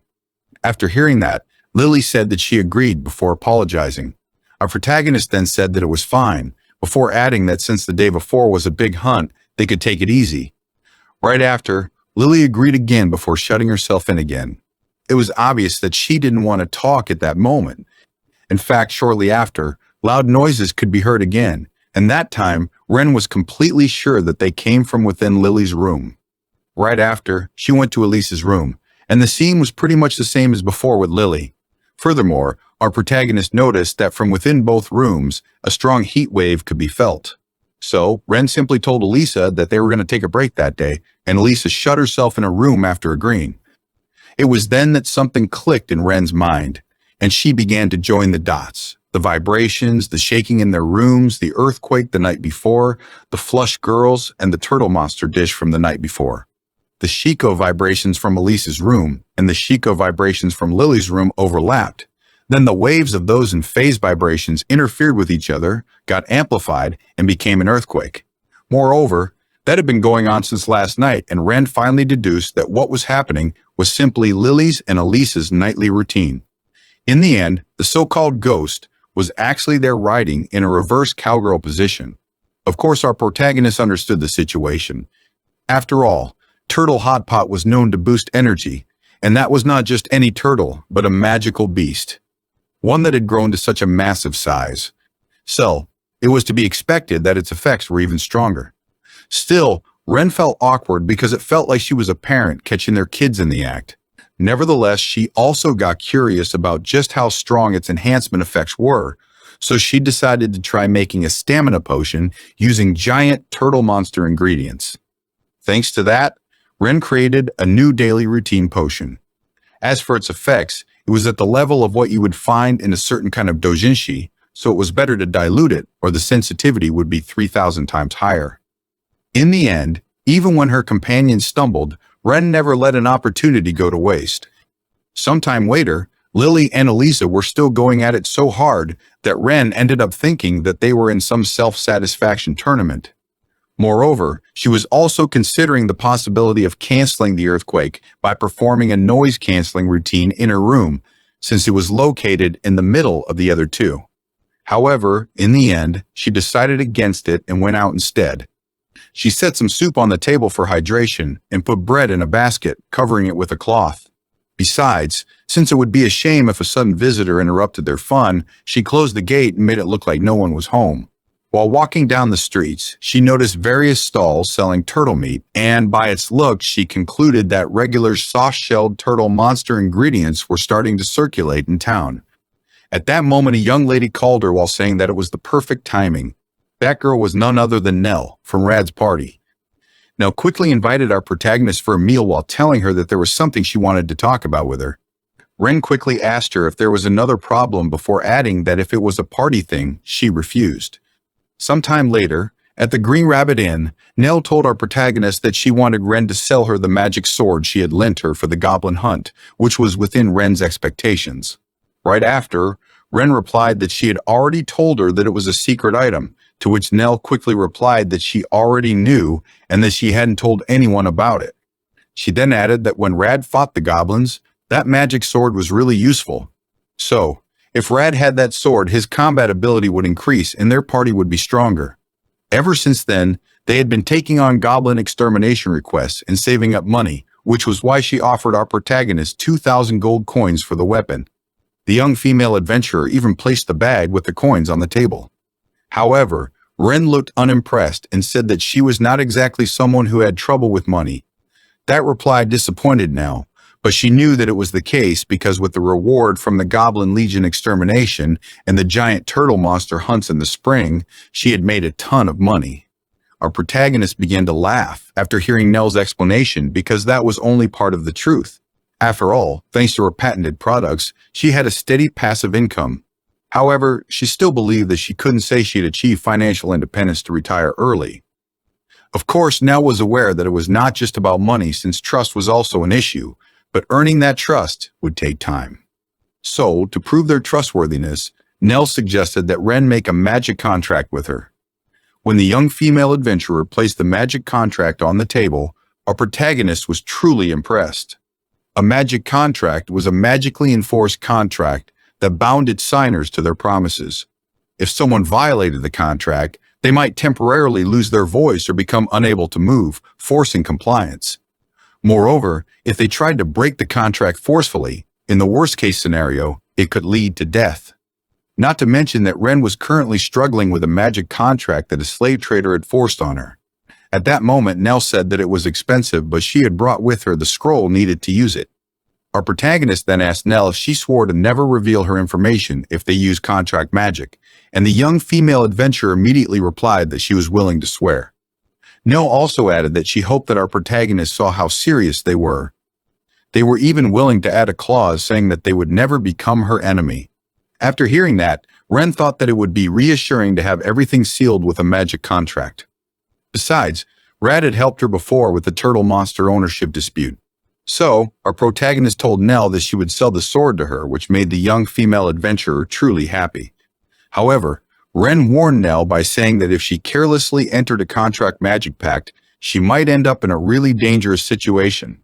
For example, if she were given an indecent order, she would have no choice but to obey. Moreover, there was no right to refuse, so she might get worked to the bone until she was completely used up. Nevertheless, for some reason, while our protagonist imagined herself or Nell in those hypothetical situations, Nell kept imagining Rad in the middle of those scenarios. In the end, Ren said that if Nell was prepared for that, she wouldn't stop her, before adding that she had no intention of making her do anything like that. Right after, the young female adventurer thanked Ren for the warning, before adding that she sounded like she was talking from personal experience. Sometime later, Rad, who was elated, asked Ren if she was truly giving the sword to him, and she asked him if he understood the dangers of contract magic, to which Rad replied that he did. Still, he told her that he was willing to sign any contract, which sounded very reckless to our protagonist. Still, Ren warned the other members of Rad's party, who were also there, that they would also enter the magic pact and asked her if that was acceptable. Obviously, the three girls immediately agreed. In the end, they would do anything to make their man smile. After seeing their reaction, Rad began to cry and thought that if they were fine with it, then it was okay. Immediately thereafter, our protagonist said that they should begin preparations while starting to write in the scroll. Sometime later, Ren announced that she would read out the terms of the contract. 1. Ren should not have her information leaked, whether directly or indirectly. 2. Unless tricked or unknowingly forced into hostility, Ren should not be treated as an enemy. 3. All members of Rad's party should comply with the above. They all agreed on those terms and began to sign with both a pen and in blood. Right after, the scroll activated, which surprised everybody, and then Ren said that from that moment onward, she would keep the original contract magic scroll while Rad would hold the copy. Shortly after, our protagonist gave Rad the magic sword, and he got truly happy since the weapon was finally his. In fact, he couldn't help but begin to cry while saying that he was finally a true magic swordsman, and while thanking Ren. As for the three ladies, they told Ren that they would never forget that kindness, so if she ever needed help or found herself in trouble, she just had to call them since they would be there for her. Meanwhile, Rad kept crying because he was way too touched by receiving the magic sword. In fact, Ren was beginning to feel uncomfortable seeing him like that. He then said that buying that magic sword had drained all his savings in one go, but with it, reaching the next rank was not just a dream. In fact, he announced that the following day they were going goblin hunting. Immediately thereafter, the three ladies said that they would follow him anywhere since his dreams were their dreams, and they wanted to be with him until he achieved greatness. As for Ren, she didn't know how to feel since that was turning into a harem party. Oh, come on, you can have your own harem party just by confessing to Lily and Elisa, so stop complaining. Shortly after, Rad asked Ren to give the magic sword a name, and she told him that she had no sense for naming, to which he replied that he didn't mind, before adding that he still wanted her to name it.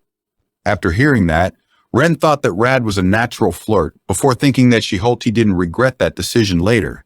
Right after, she suggested the name Evercut since it never loses its sharpness. Rad then said that even though the name sounded strange, he believed that it was not bad, which surprised Ren since she didn't expect he would be fine with it. In fact, she believed that she could have picked something way cooler. At that moment, he interrupted her thoughts and asked her to go with him to a certain place. Sometime later, Rad, the three ladies, and our protagonist arrived at Rad's party's training ground, and he began to prepare some dummies to test the magic sword. Almost immediately, he swung the sword and split the training dummy in two with one swift move, which left Rad very impressed. He even thought that the sword was definitely the one, since he even split in two a big rock that was behind the training dummy, which impressed even Ren. He then said that he felt like he had finally truly mastered the ultimate sword technique he had learned in his battle to the death with the goblins. In fact, he was so fired up that he made the move again just to be sure. And of course, his girls immediately praised him for his great achievement. Man, those girls are gold. Gold, I tell you. Rad would need to live 3 lives to be able to repay them all their kindness and love. However, he then said that he was forgetting the technique due to all the fluffiness, which made Ren wonder if the girls were making him weaker. Of course, a Japanese author would throw that in. Sometime later, Ren returned to her home and noticed that the meal was untouched and completely abandoned, which worried our protagonist since she thought that they might be feeling unwell and might have lost their appetite. In fact, she immediately went to their rooms and kicked the door to break in while asking them if they were okay and telling them that she would get them some water and nutrients. However, what she saw inside made our protagonist realize that the Master Olympics was still in continuous session. Shortly after, Lily and Elisa were kneeling in front of Ren while looking completely embarrassed, and our protagonist began to lecture them. Ren first said that they were both at that age, and being an adventurer should lead to some pent-up stress, so sometimes they just needed to let it out. Besides, if the mood happened to strike, and it went on longer than expected, it couldn't be helped. However, skipping meals was a bit much. Lily and Elisa quickly apologized after hearing that, and our protagonist kept going by telling them that, at the very least, they should make sure to stay hydrated because dehydration could be pretty dangerous. Again, Lily and Elisa apologized and said that they would be more careful. Ren then told them that, from that moment onward, they should schedule a rest period after those activities for the sake of their well-being, and they quickly agreed. Of course, Ren was very aware that she was the last person who should be lecturing them, since she was addicted to her daily routine.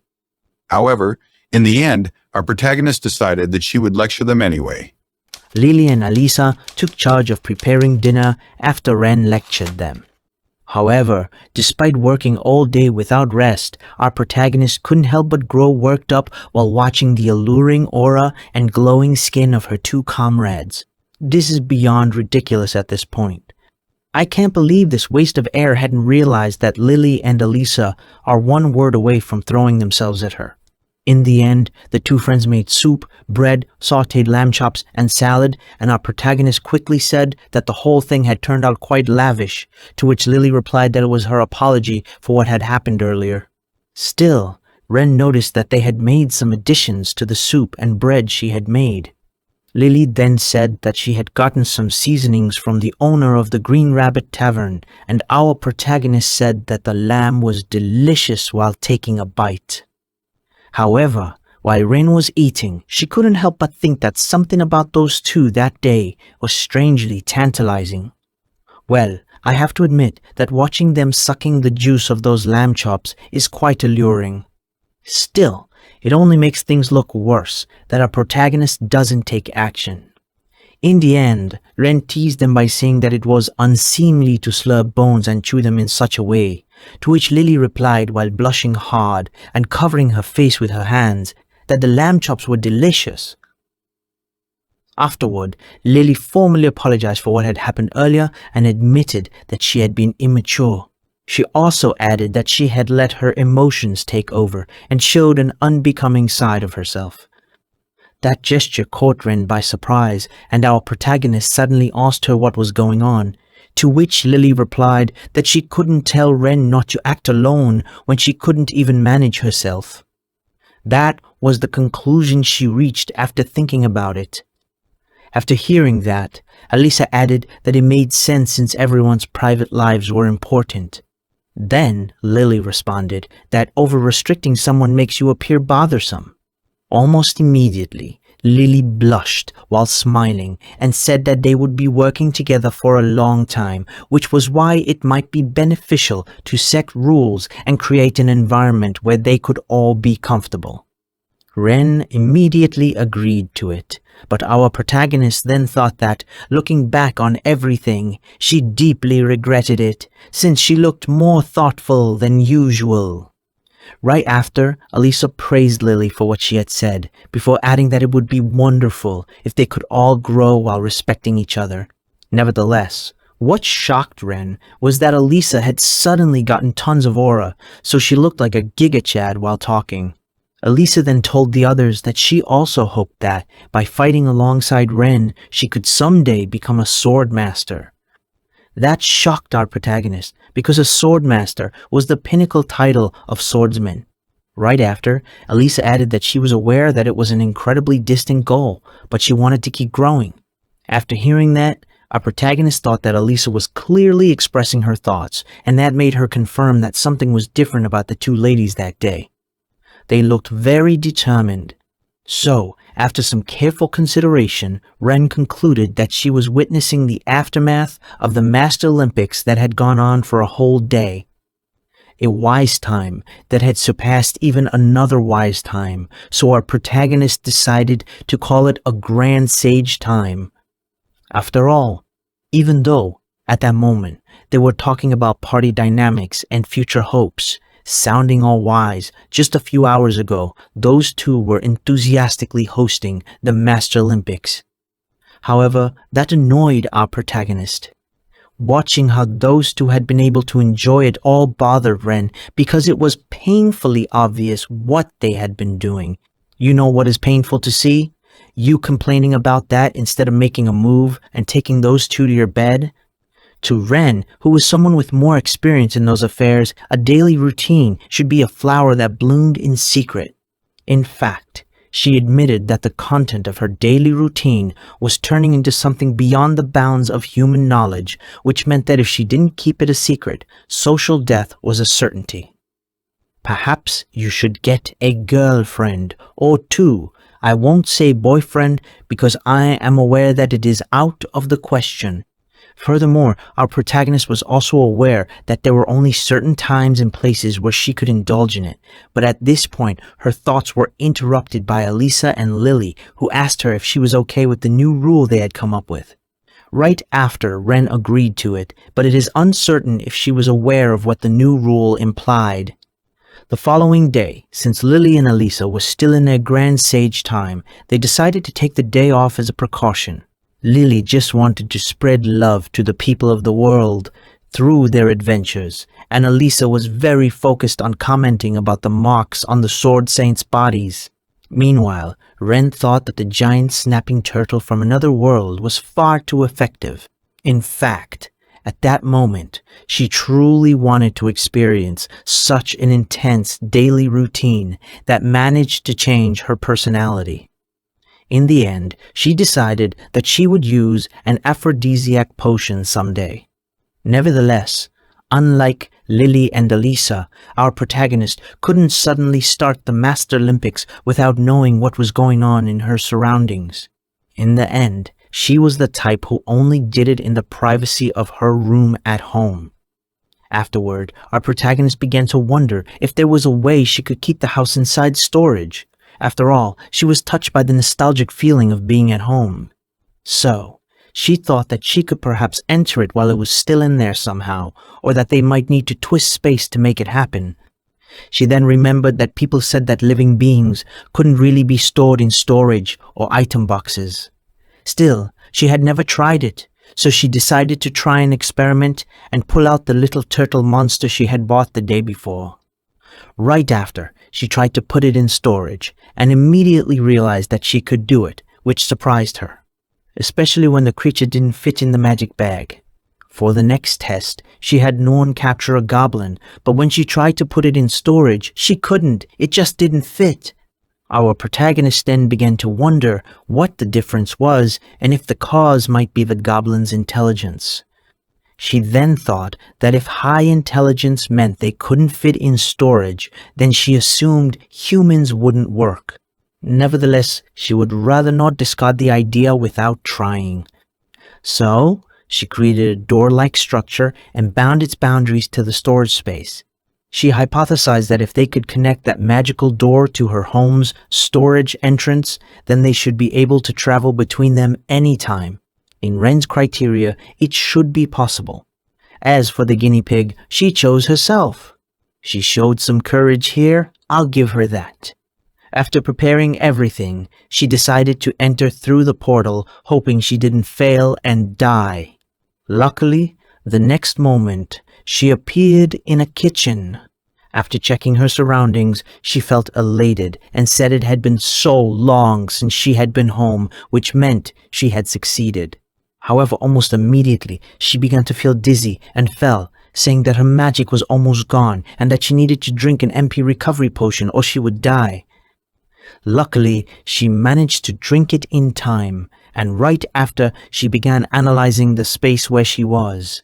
Shortly after, she realized that she could only enter through the door she had just created and that she couldn't leave through the front door while the house was in storage. Furthermore, she also noticed that it was completely dark outside the core of the space and assumed it was perhaps because it was in storage. She then performed some tests and concluded that time didn't pass in that space, even though it seemed like it was still passing for her. Moreover, the clock she had taken was still ticking.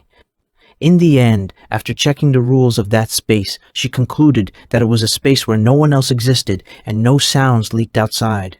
So, she decided that she would just go ahead and enjoy her daily routine as much as she wanted. A while later, our protagonist reached her moment of satisfaction while wearing a disheartened expression. Suddenly, she realized that it was already evening and decided to leave through the door she had created. Then, after returning to the real world, she stored the door in storage. Of course, Ren was extremely satisfied because from that moment onward, she would be able to do her daily routine anywhere and anytime while remaining perfectly safe. In fact, she concluded that, as a practitioner of the daily routine, she had reached a new level. After reuniting with Elisa and Lily, Ren noticed that they were cooking again, and she thought that she was finally a true daily routine comrade, able to indulge without hesitation. Still, she knew that she couldn't let them do everything for her, so she decided to lend them a hand. Afterward, while eating, they decided to get back to work the following day, and our protagonists thought that they were finally completely out of the Great Sage mode. Then, they went to their rooms, but our protagonist couldn't help it and made the portal appear while thinking that even though she would be an adventurer the following day, she would indulge in her daily routine that night. The following day, a cheerful Ren greeted the other two before saying that it was a wonderful morning and that the sunlight was perfect for a new adventurer. After seeing her like that, Lily said that our protagonist looked radiant, and Elisa added that Ren was stunning. Right after, our protagonist replied that the other two were also looking gorgeous.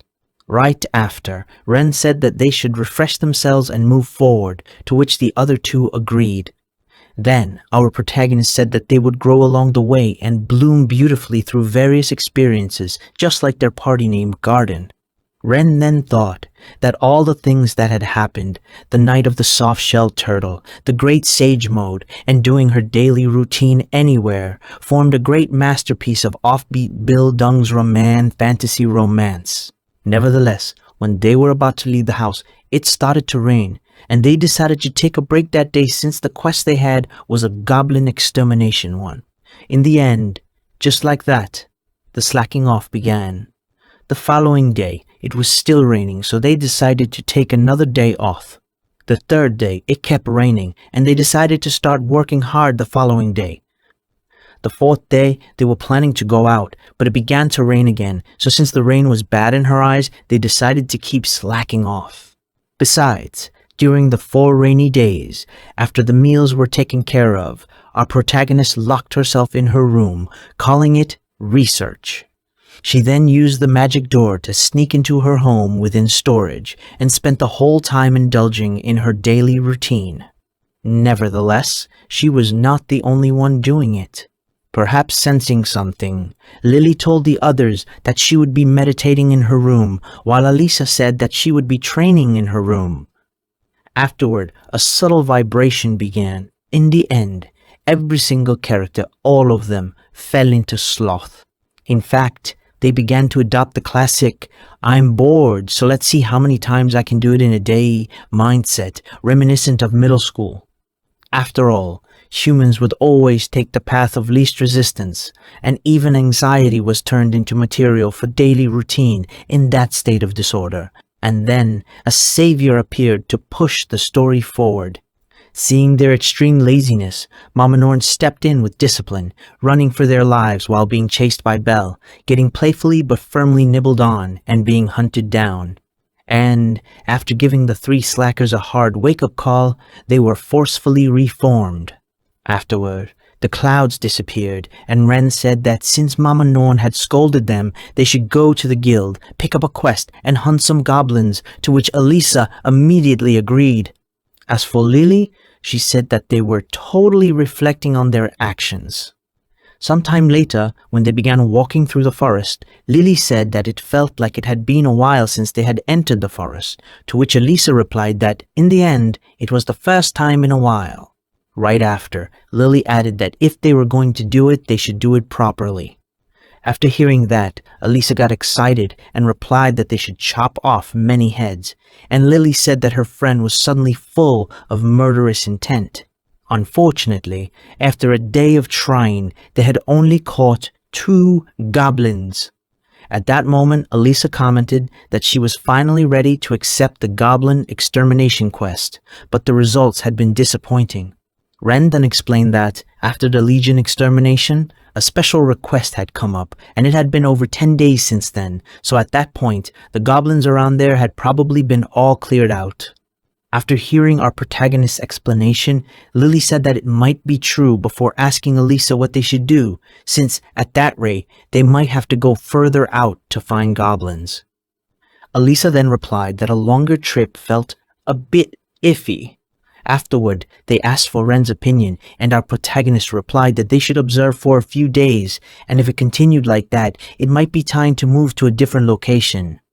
Later, at the Adventurers Guild, the female clerk told the trio that thanks to the adventurers, there were no goblins in the one-day trip range. She then added that, at that moment, they were preparing to tackle a large nest that was about 2 or 3 days of travel away. Right after, the lady asked them if they wanted to join them, and Lily couldn't help but say that the female clerk was presenting the proposal too casually. As for Ren, she said that she had just learned that there were several large nests besides the Legion and added that everyone was working hard. After hearing that, a very concerned Lily asked our protagonist if she was thinking of accepting the quest, to which Ren replied that she wasn't planning to do it, which bothered the female clerk. Right after, Elisa added that she was also against doing it since traveling was such a pain, which pleased our protagonist a lot. Then, Elisa added, entering in simp mode, that it was not just that she found it a pain, because more than anything, she didn't want Ren to be exposed to the public, which pleased our protagonist even more since she was glad that the other was worrying about her in such a girly way. Then, both of them choose Master Olympics instead of making a move. Yes, I am repeating myself, but so are they. Elisa then explained that Ren naturally caused trouble in public. Our protagonist then asked if the other was worried about her screw-ups, and Elisa replied that even last time, Ren had made a huge fuss when taking down that giant turtle. Almost immediately, our protagonist grabbed Elisa's hands and thanked her for pointing out her shortcomings, to which the other replied that it was nothing. As for Lily, seeing the other two getting lovey-dovey didn't please her at all, and she quickly said that she always kept an eye on Ren, to which the other two replied by acknowledging that fact. Afterward, they were walking down the street, and Elisa commented that it was kind of noisy over there. Then, some guys who looked excited said that something was starting, before adding that some guy was on a 10-win streak since the day before. That caught the girls' curiosity, and they decided to check it out. Sometime later, they arrived at an alley and noticed that the people there had set up corner posts at the 4 edges to build a makeshift ring for sparring. There were about 3 makeshift rings, and someone was always sparring. Moreover, adventurers and even some locals had gone to watch. Furthermore, since it was an open space with stalls and tables around, they thought that it didn't seem illegal. Right after, Lily asked an old man what was happening there, and the other replied that they were basically performing mock duels and betting on them.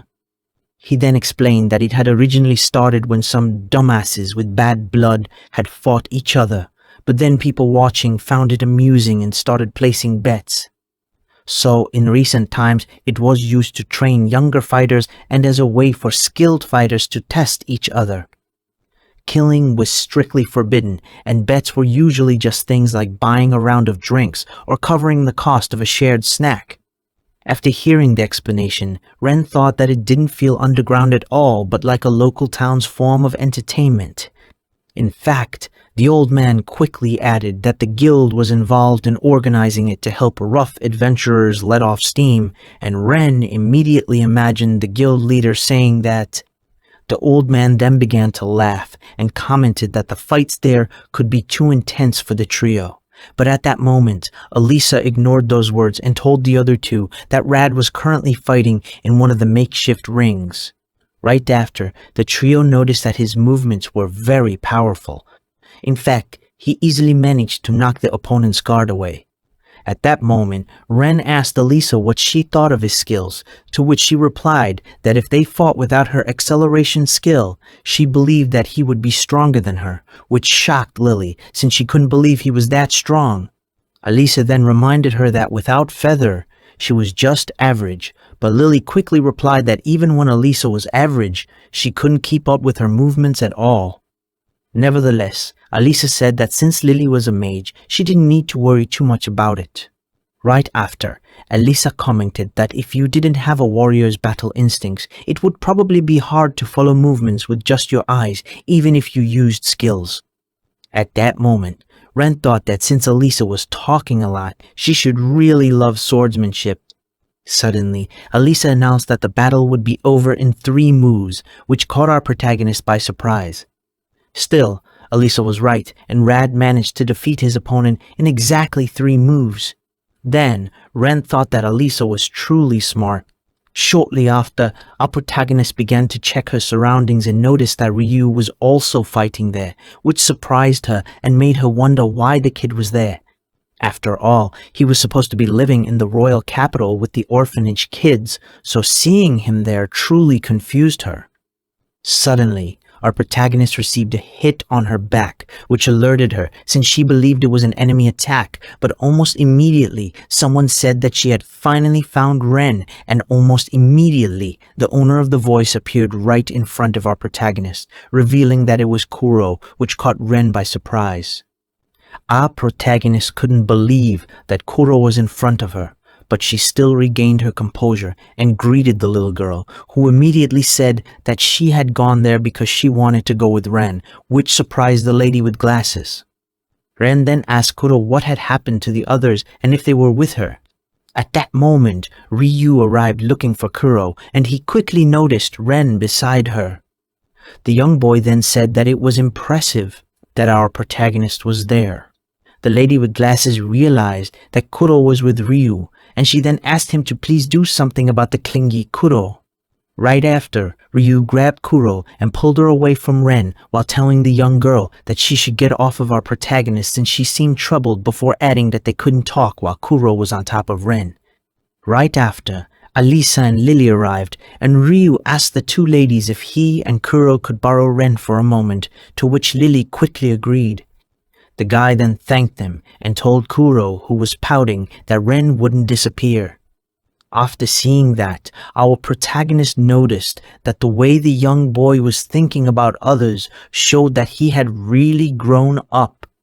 Afterward, the 5 people gathered beneath a big tree, and Ryu said that it had been a while. Then, our protagonist asked why the 2 were there, to which the young boy replied that they were currently working as supporters for Gim. So, since he had taken on a special quest for goblin hunting, they had tagged along. Supporters were the errand runners in adventurer parties or clans. They carried supplies, kept watch during camp, and did other things like that. In short, they primarily provided support for base management during expeditions. Right after, Ren replied that it was wonderful to hear that, and Ryu added that it was really educational and that he was truly grateful. Then, he said that Kuro had told him that she wanted to tag along, which was a long story. After hearing that, our protagonist asked Lily and Elisa if it was fine if they moved somewhere they could talk more calmly, to which Lily quickly replied that it was fine. Ren then said it would help a lot and told Ryu they could continue at the house the girls were renting.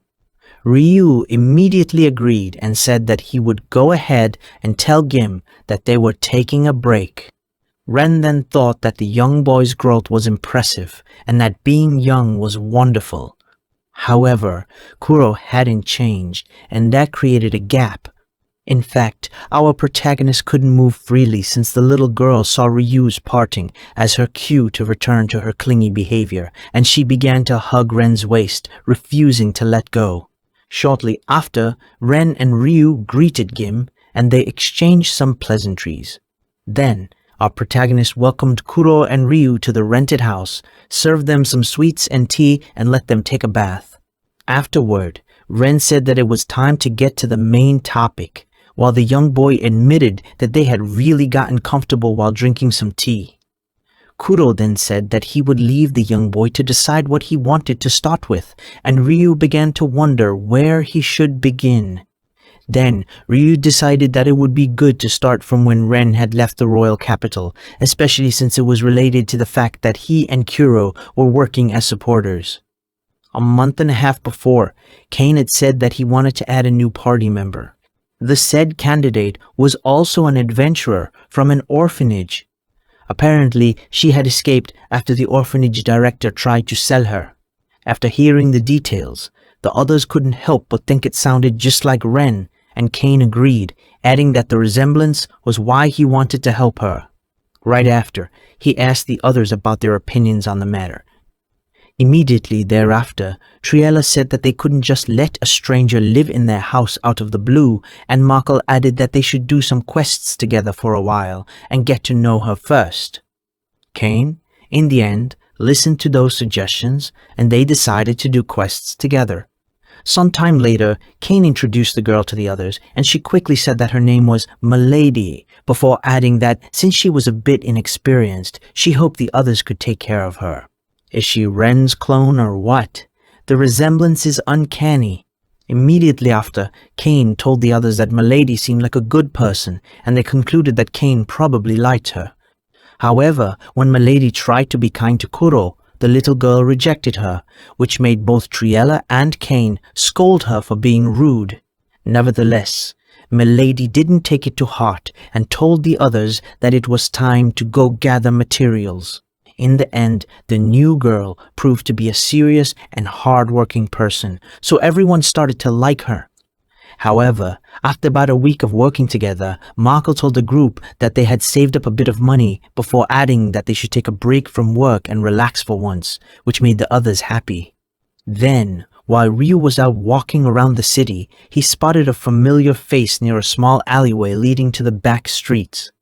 Almost immediately, he realized that it was Milady and noticed that she seemed different from usual. Afterward, he noticed she was talking to an acquaintance, so he instinctively hid and decided to watch for a bit. Shortly after, he witnessed how the young lady was kissing the bald man, which shocked him. But things didn't end there. Almost immediately, a group of bandits arrived and began to tease the couple. After their arrival, Milady said that she had been stuck playing house with the kids in recent times, which had become boring. The man then asked her how the operation was going, and she replied that she was about to be let into the house soon. She then added, with a smirk, that their leader, Kane, was already totally smitten with her, so it was practically done. Right after, Milady told the others that once she was inside, it would be their turn, which of course pissed Ryu a lot. One of the bandits then said that even though they seemed like somewhat tough opponents, if they made the leader weak, it would be easy. Right after, another bandit, who seemed to be the leader of the group, added, while putting his arm around Melody's shoulders, that it would be the birth of their obedient slaves who followed everything they said. After hearing that, a smiling Melody replied that they should become their masters. On the other hand, while hearing the bandits laugh, Ryu thought that things were not good. Moreover, he was aware that if he stood up to them there, he would just be beaten, so he decided to call Markle and Triella to discuss the matter. The kid didn't think they would believe something that absurd, but he decided to tell them anyway, since that was the truth. However, contrary to his expectations, Triella and Markle believed his story. She said that she believed him because he had grown up, and Markle added that he didn't think Ryu would lie about something so ridiculous. In fact, they said that they should think of a countermeasure together, which touched the young boy's heart. Sometime later, the whole group confronted Kane and explained to him the situation before telling him that it was better to cut ties with Milady. However, Kane refused to believe Ryu's story and said that it should be a misunderstanding since he believed that Milady couldn't possibly do something like that. In his eyes, she was such a fragile girl who couldn't even kill a bug. I truly thought that we would see some character development in Kane, but I guess I was wrong. In fact, this guy is going backwards. At that point, Markle admitted that they were getting nowhere, and Rico added that they needed someone reliable, to which Arles replied that they needed an adult, so they decided to consult Jim on the matter. Luckily, the dwarf agreed to help them, and they told Milady that she could stay in the house. Then, they let her be for a bit and followed her. Shortly after, they caught her plotting with the thugs to take over the place, and while Markle, Triella, and Ryu were pissed, Kane was completely shocked. Ryu then told them that he had heard the thugs' entire plan before, adding that if they left that town without saying anything, he would let them go. Of course, that pissed off the bandits. However, Kane was still in denial and told the others that Milady was not like that. He then added that she should have been coerced into doing it and that he would save her from those guys. On the other hand, the guy who looked like the leader of the thugs asked Milady what they should do, and the woman, while showing a wicked expression, replied that they would have to get rid of them, which stunned Kane. Immediately thereafter, the bandits attacked, but before they could hit the kids, Jim appeared in front of them and blocked their attacks, which caught the thugs by surprise. The dwarf then said that, at that point, they had no choice but to hand them over to the guards. Meanwhile, Milady scolded the one fighting with Gim since he was struggling with an old man, but what she didn't know was that the bandit was frightened by the fact that he couldn't move. Right after, Gim knocked the bandit out with just one punch, which alerted the town guards. Afterward, the guards arrested the bandits, and Kane was still in denial, saying that Milady was being deceived or perhaps threatened because there was no way she could say something like that. Almost immediately, Arles kicked Kane in the head while scolding him for being naive and asking him if he couldn't see what the thugs were trying to do. She then told him that he should open his eyes because if it weren't for Gim, they would have been killed. Nevertheless, he still refused to believe Milady was a bad person, and he asked her if she was protecting the bandits because she was too kind, which made the woman snap. She then yelled at him, demanding that he shut up, and adding that if he hadn't realized the truth at that moment, he was a big idiot. Finally, she yelled at him to stay away from here before calling him a disgusting virgin, which crushed Kane's heart. Thus, the immediate danger was over.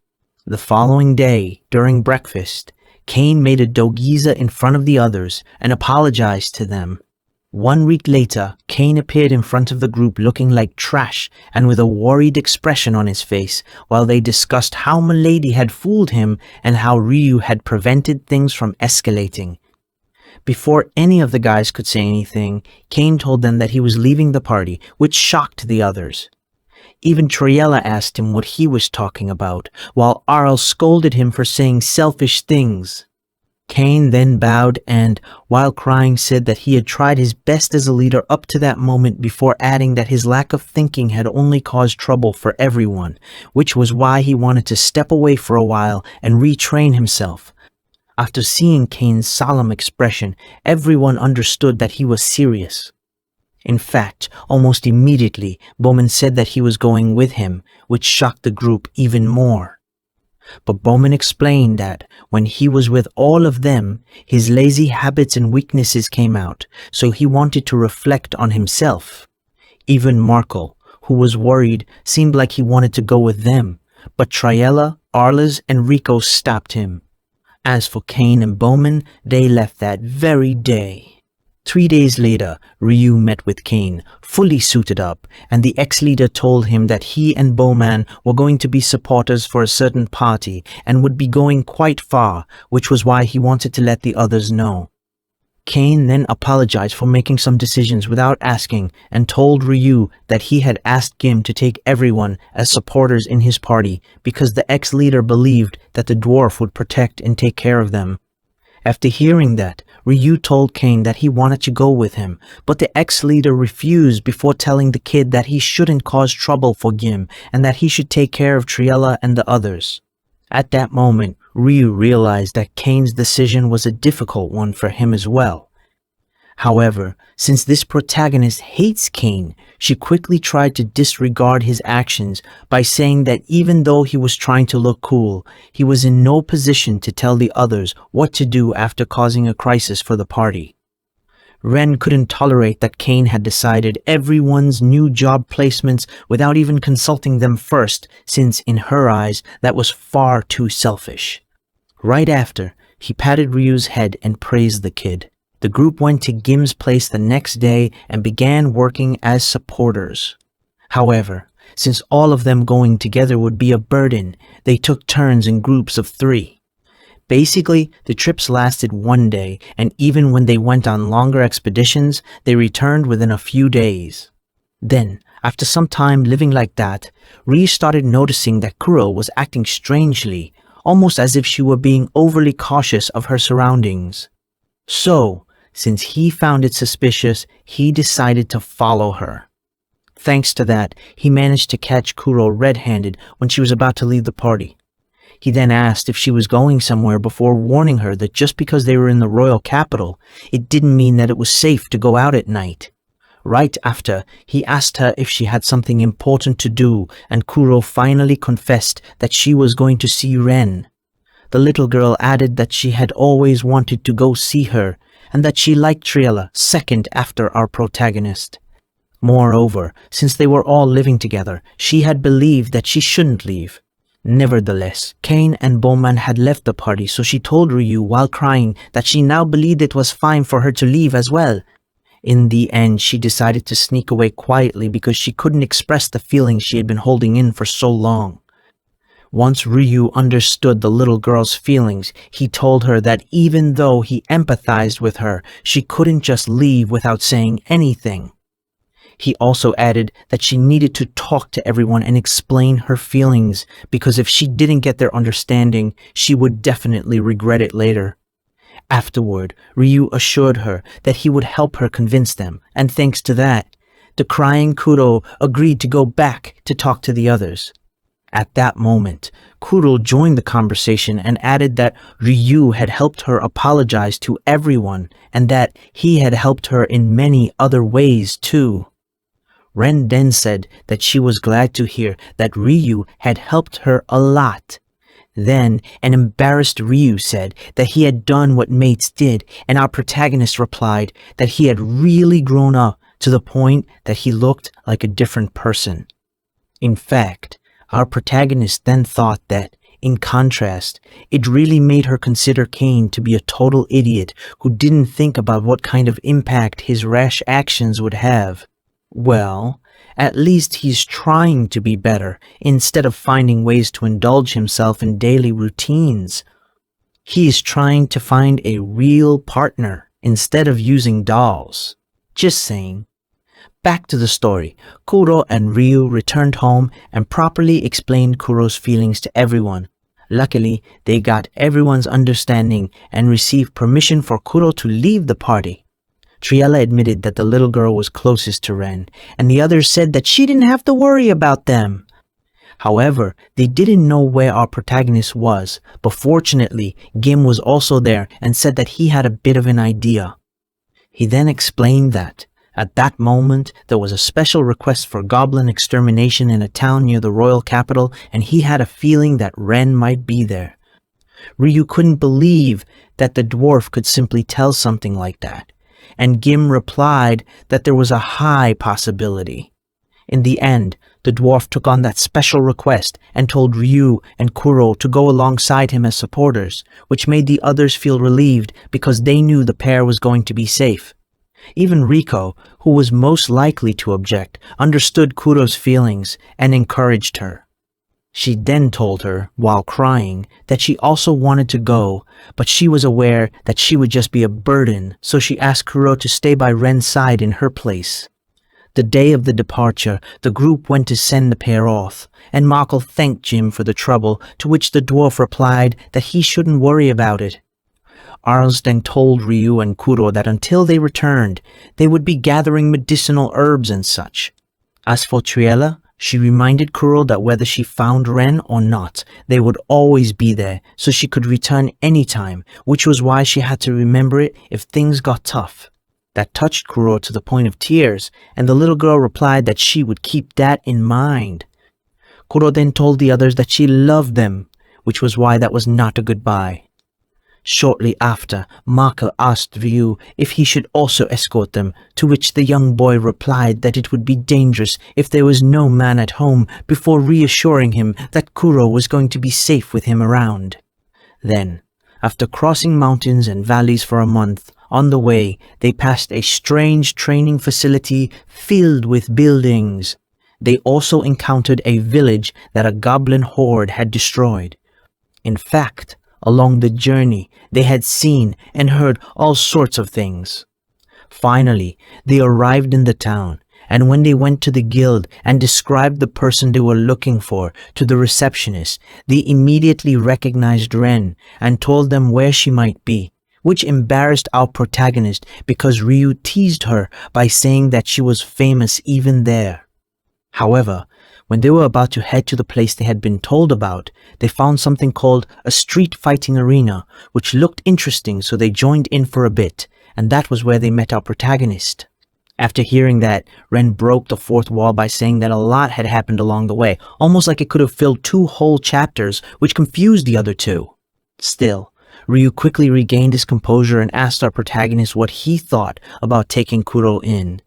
Right after, the young boy, perhaps thinking he was putting too much pressure on Ren, quickly and nervously added that if she couldn't do it, it was okay, as he was aware that our protagonist had her own circumstances. However, Ren quickly replied that she personally had no problem with Kuro joining the party, but since they had other members, she couldn't decide that on her own. At that moment, Elisa and Lily joined the conversation, and the former immediately said that she would leave it up to Ren and the others. After hearing that, Ren thought that Elisa's reaction was just as expected. On the other hand, our protagonist also noticed that Lily looked more conflicted than usual. Lily then asked Kuro if they could talk in private, which made the little girl feel uncomfortable. At that moment, Ren wondered if there was something that bothered Lily about adding Kuro to the party. Kuro and Lily went to the other side of the room to talk in private, but the little girl's behavior quickly made our protagonist think that Kuro might not be aware that they were talking about her. Suddenly, Ryu stood up and said that he would go there to speak with both Kuro and Lily. After Ryu walked away, Ren asked Elisa if she was truly okay with it, and the other quickly replied that either way was fine for her, which was why she was leaving all the decisions up to Lily. After all, it was Lily's job to think through difficult situations. In fact, she was confident that if they left it to Lily, things wouldn't turn bad. In the meantime, an inquisitive Lily asked Kuro what she was good at. But it was not the little girl who answered. Instead, Ryu said that Kuro was a skilled scout and added that just the other day she had detected a group of orcs faster than anyone else. Lily then said that she had heard that beast folk were good at hiding their presence and had superior detection skills to humans. Moreover, even though the little girl was small, it looked like she had flexible and strong muscles. While Lily was saying the last part, she suddenly grabbed Kuro's waist, which startled her. She even realized that, in close combat, she could trick enemies with her speed and land multiple strikes.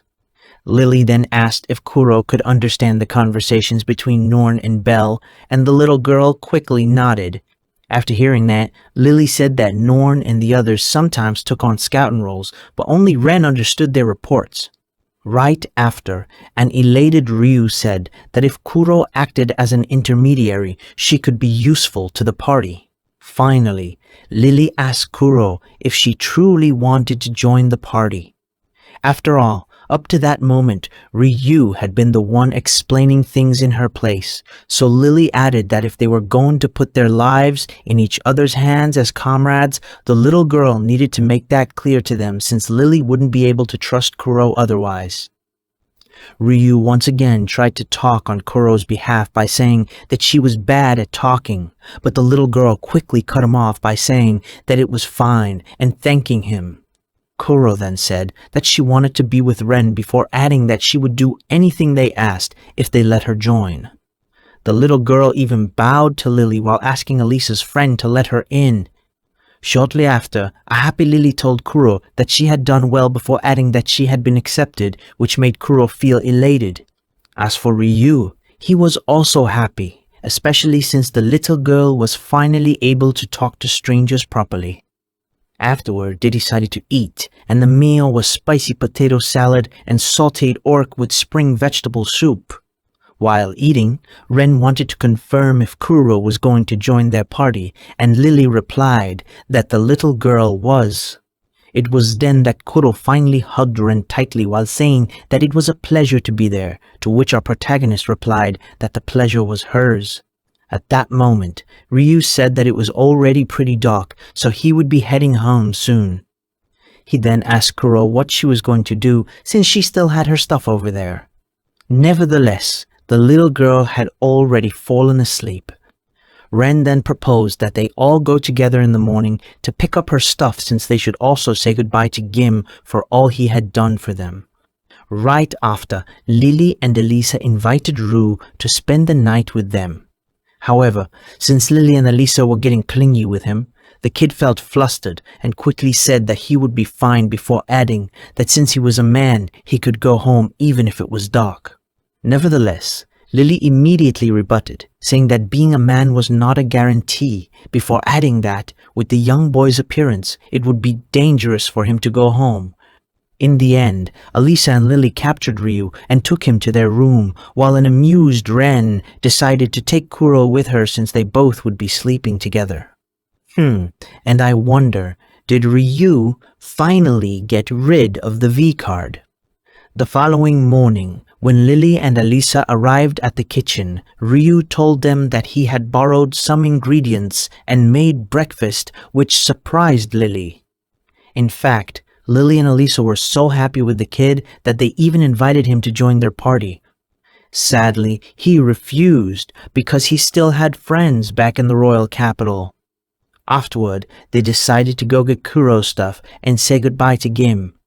It was then that Ren learned that Gim, along with other adventurers, was sleeping outside the town since a lot of adventurers were visiting due to the special request for goblin extermination that had been released. After a while, they finally arrived, and our protagonist quickly greeted the dwarf and then thanked him on behalf of Ryu and the others, since the old man had been helping out Ryu and the others a lot. Jin then quickly replied that since he had learned a lot from her, he was just repaying her by helping those kids. Our protagonist then asked him how he knew that she was in that town, to which he replied that he had heard that an adventurer had defeated the Goblin Legion, and he thought that she was the only one capable of such an incredible achievement, which made Ren think that the dwarf's sharp intuition was wonderful. She then told him that they were going to take care of Kuro from that moment onward, and after placing a small bag of money on the table, she humbly asked Gim to continue looking after Triella and the others until they could live on their own. The dwarf then grabbed the small bag and told Ren that he was not such an important person, before adding that he might just disappear with all that money.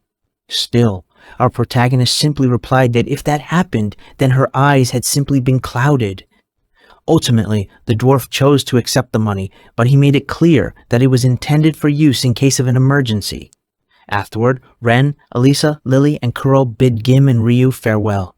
Our protagonist then proposed that the now quartet should do some coordination training, to which the others happily agreed. However, when Ren revealed that the training would be goblin hunting, the other three stopped feeling so happy. Ren then said that, first, Kuro would need to do reconnaissance on Norn and the others. Afterward, the little girl should report back to Lily and the others. Ren emphasized that Kuro needed to be able to communicate properly as part of the party. Seeing that the little girl didn't look happy, Lily intervened by saying that even though that training might seem troublesome and tough, they had to do it because if they were unaware of detailed information about the enemy, they might get wiped out. That explanation did the trick because Kuro got fired up, and our protagonist thought that stimulating a sense of responsibility by giving Kuro an important role had really motivated the little girl. Right after, Non, Belle, and Kuro went to do their job, leaving Ren, Lily, and Elisa astonished since the little girl could keep the pace of the two beasts. Shortly after, they found some goblins, and Non quickly ordered Kuro and Belle to take care of them, which the pair did with ease. Sometime later, the trio returned, and Kuro reported to the other trio that they had killed 2 goblins, 3 wild boars, and 15 horned rabbits. However, Lily still scolded the little girl because they were doing reconnaissance training, which meant that they shouldn't annihilate the prey. After hearing that, Kuro thought that Lily was very hard to please. Thanks for watching, and thanks to all of the supporters that made this video possible. If you would like to help the channel, please use the QR code in the screen. And last but not least, a super thanks to our high-ranking supporters: Arizona Gold, 1090, Fallen Stella, Joel Alvarado, Julian Hernandez, Kildrak, Hitsuka, Lucifer High-Rise, Not Omega's Foot Fungus, Pawe Jajeski, and NATO Enthusiast. Thanks and have a nice day.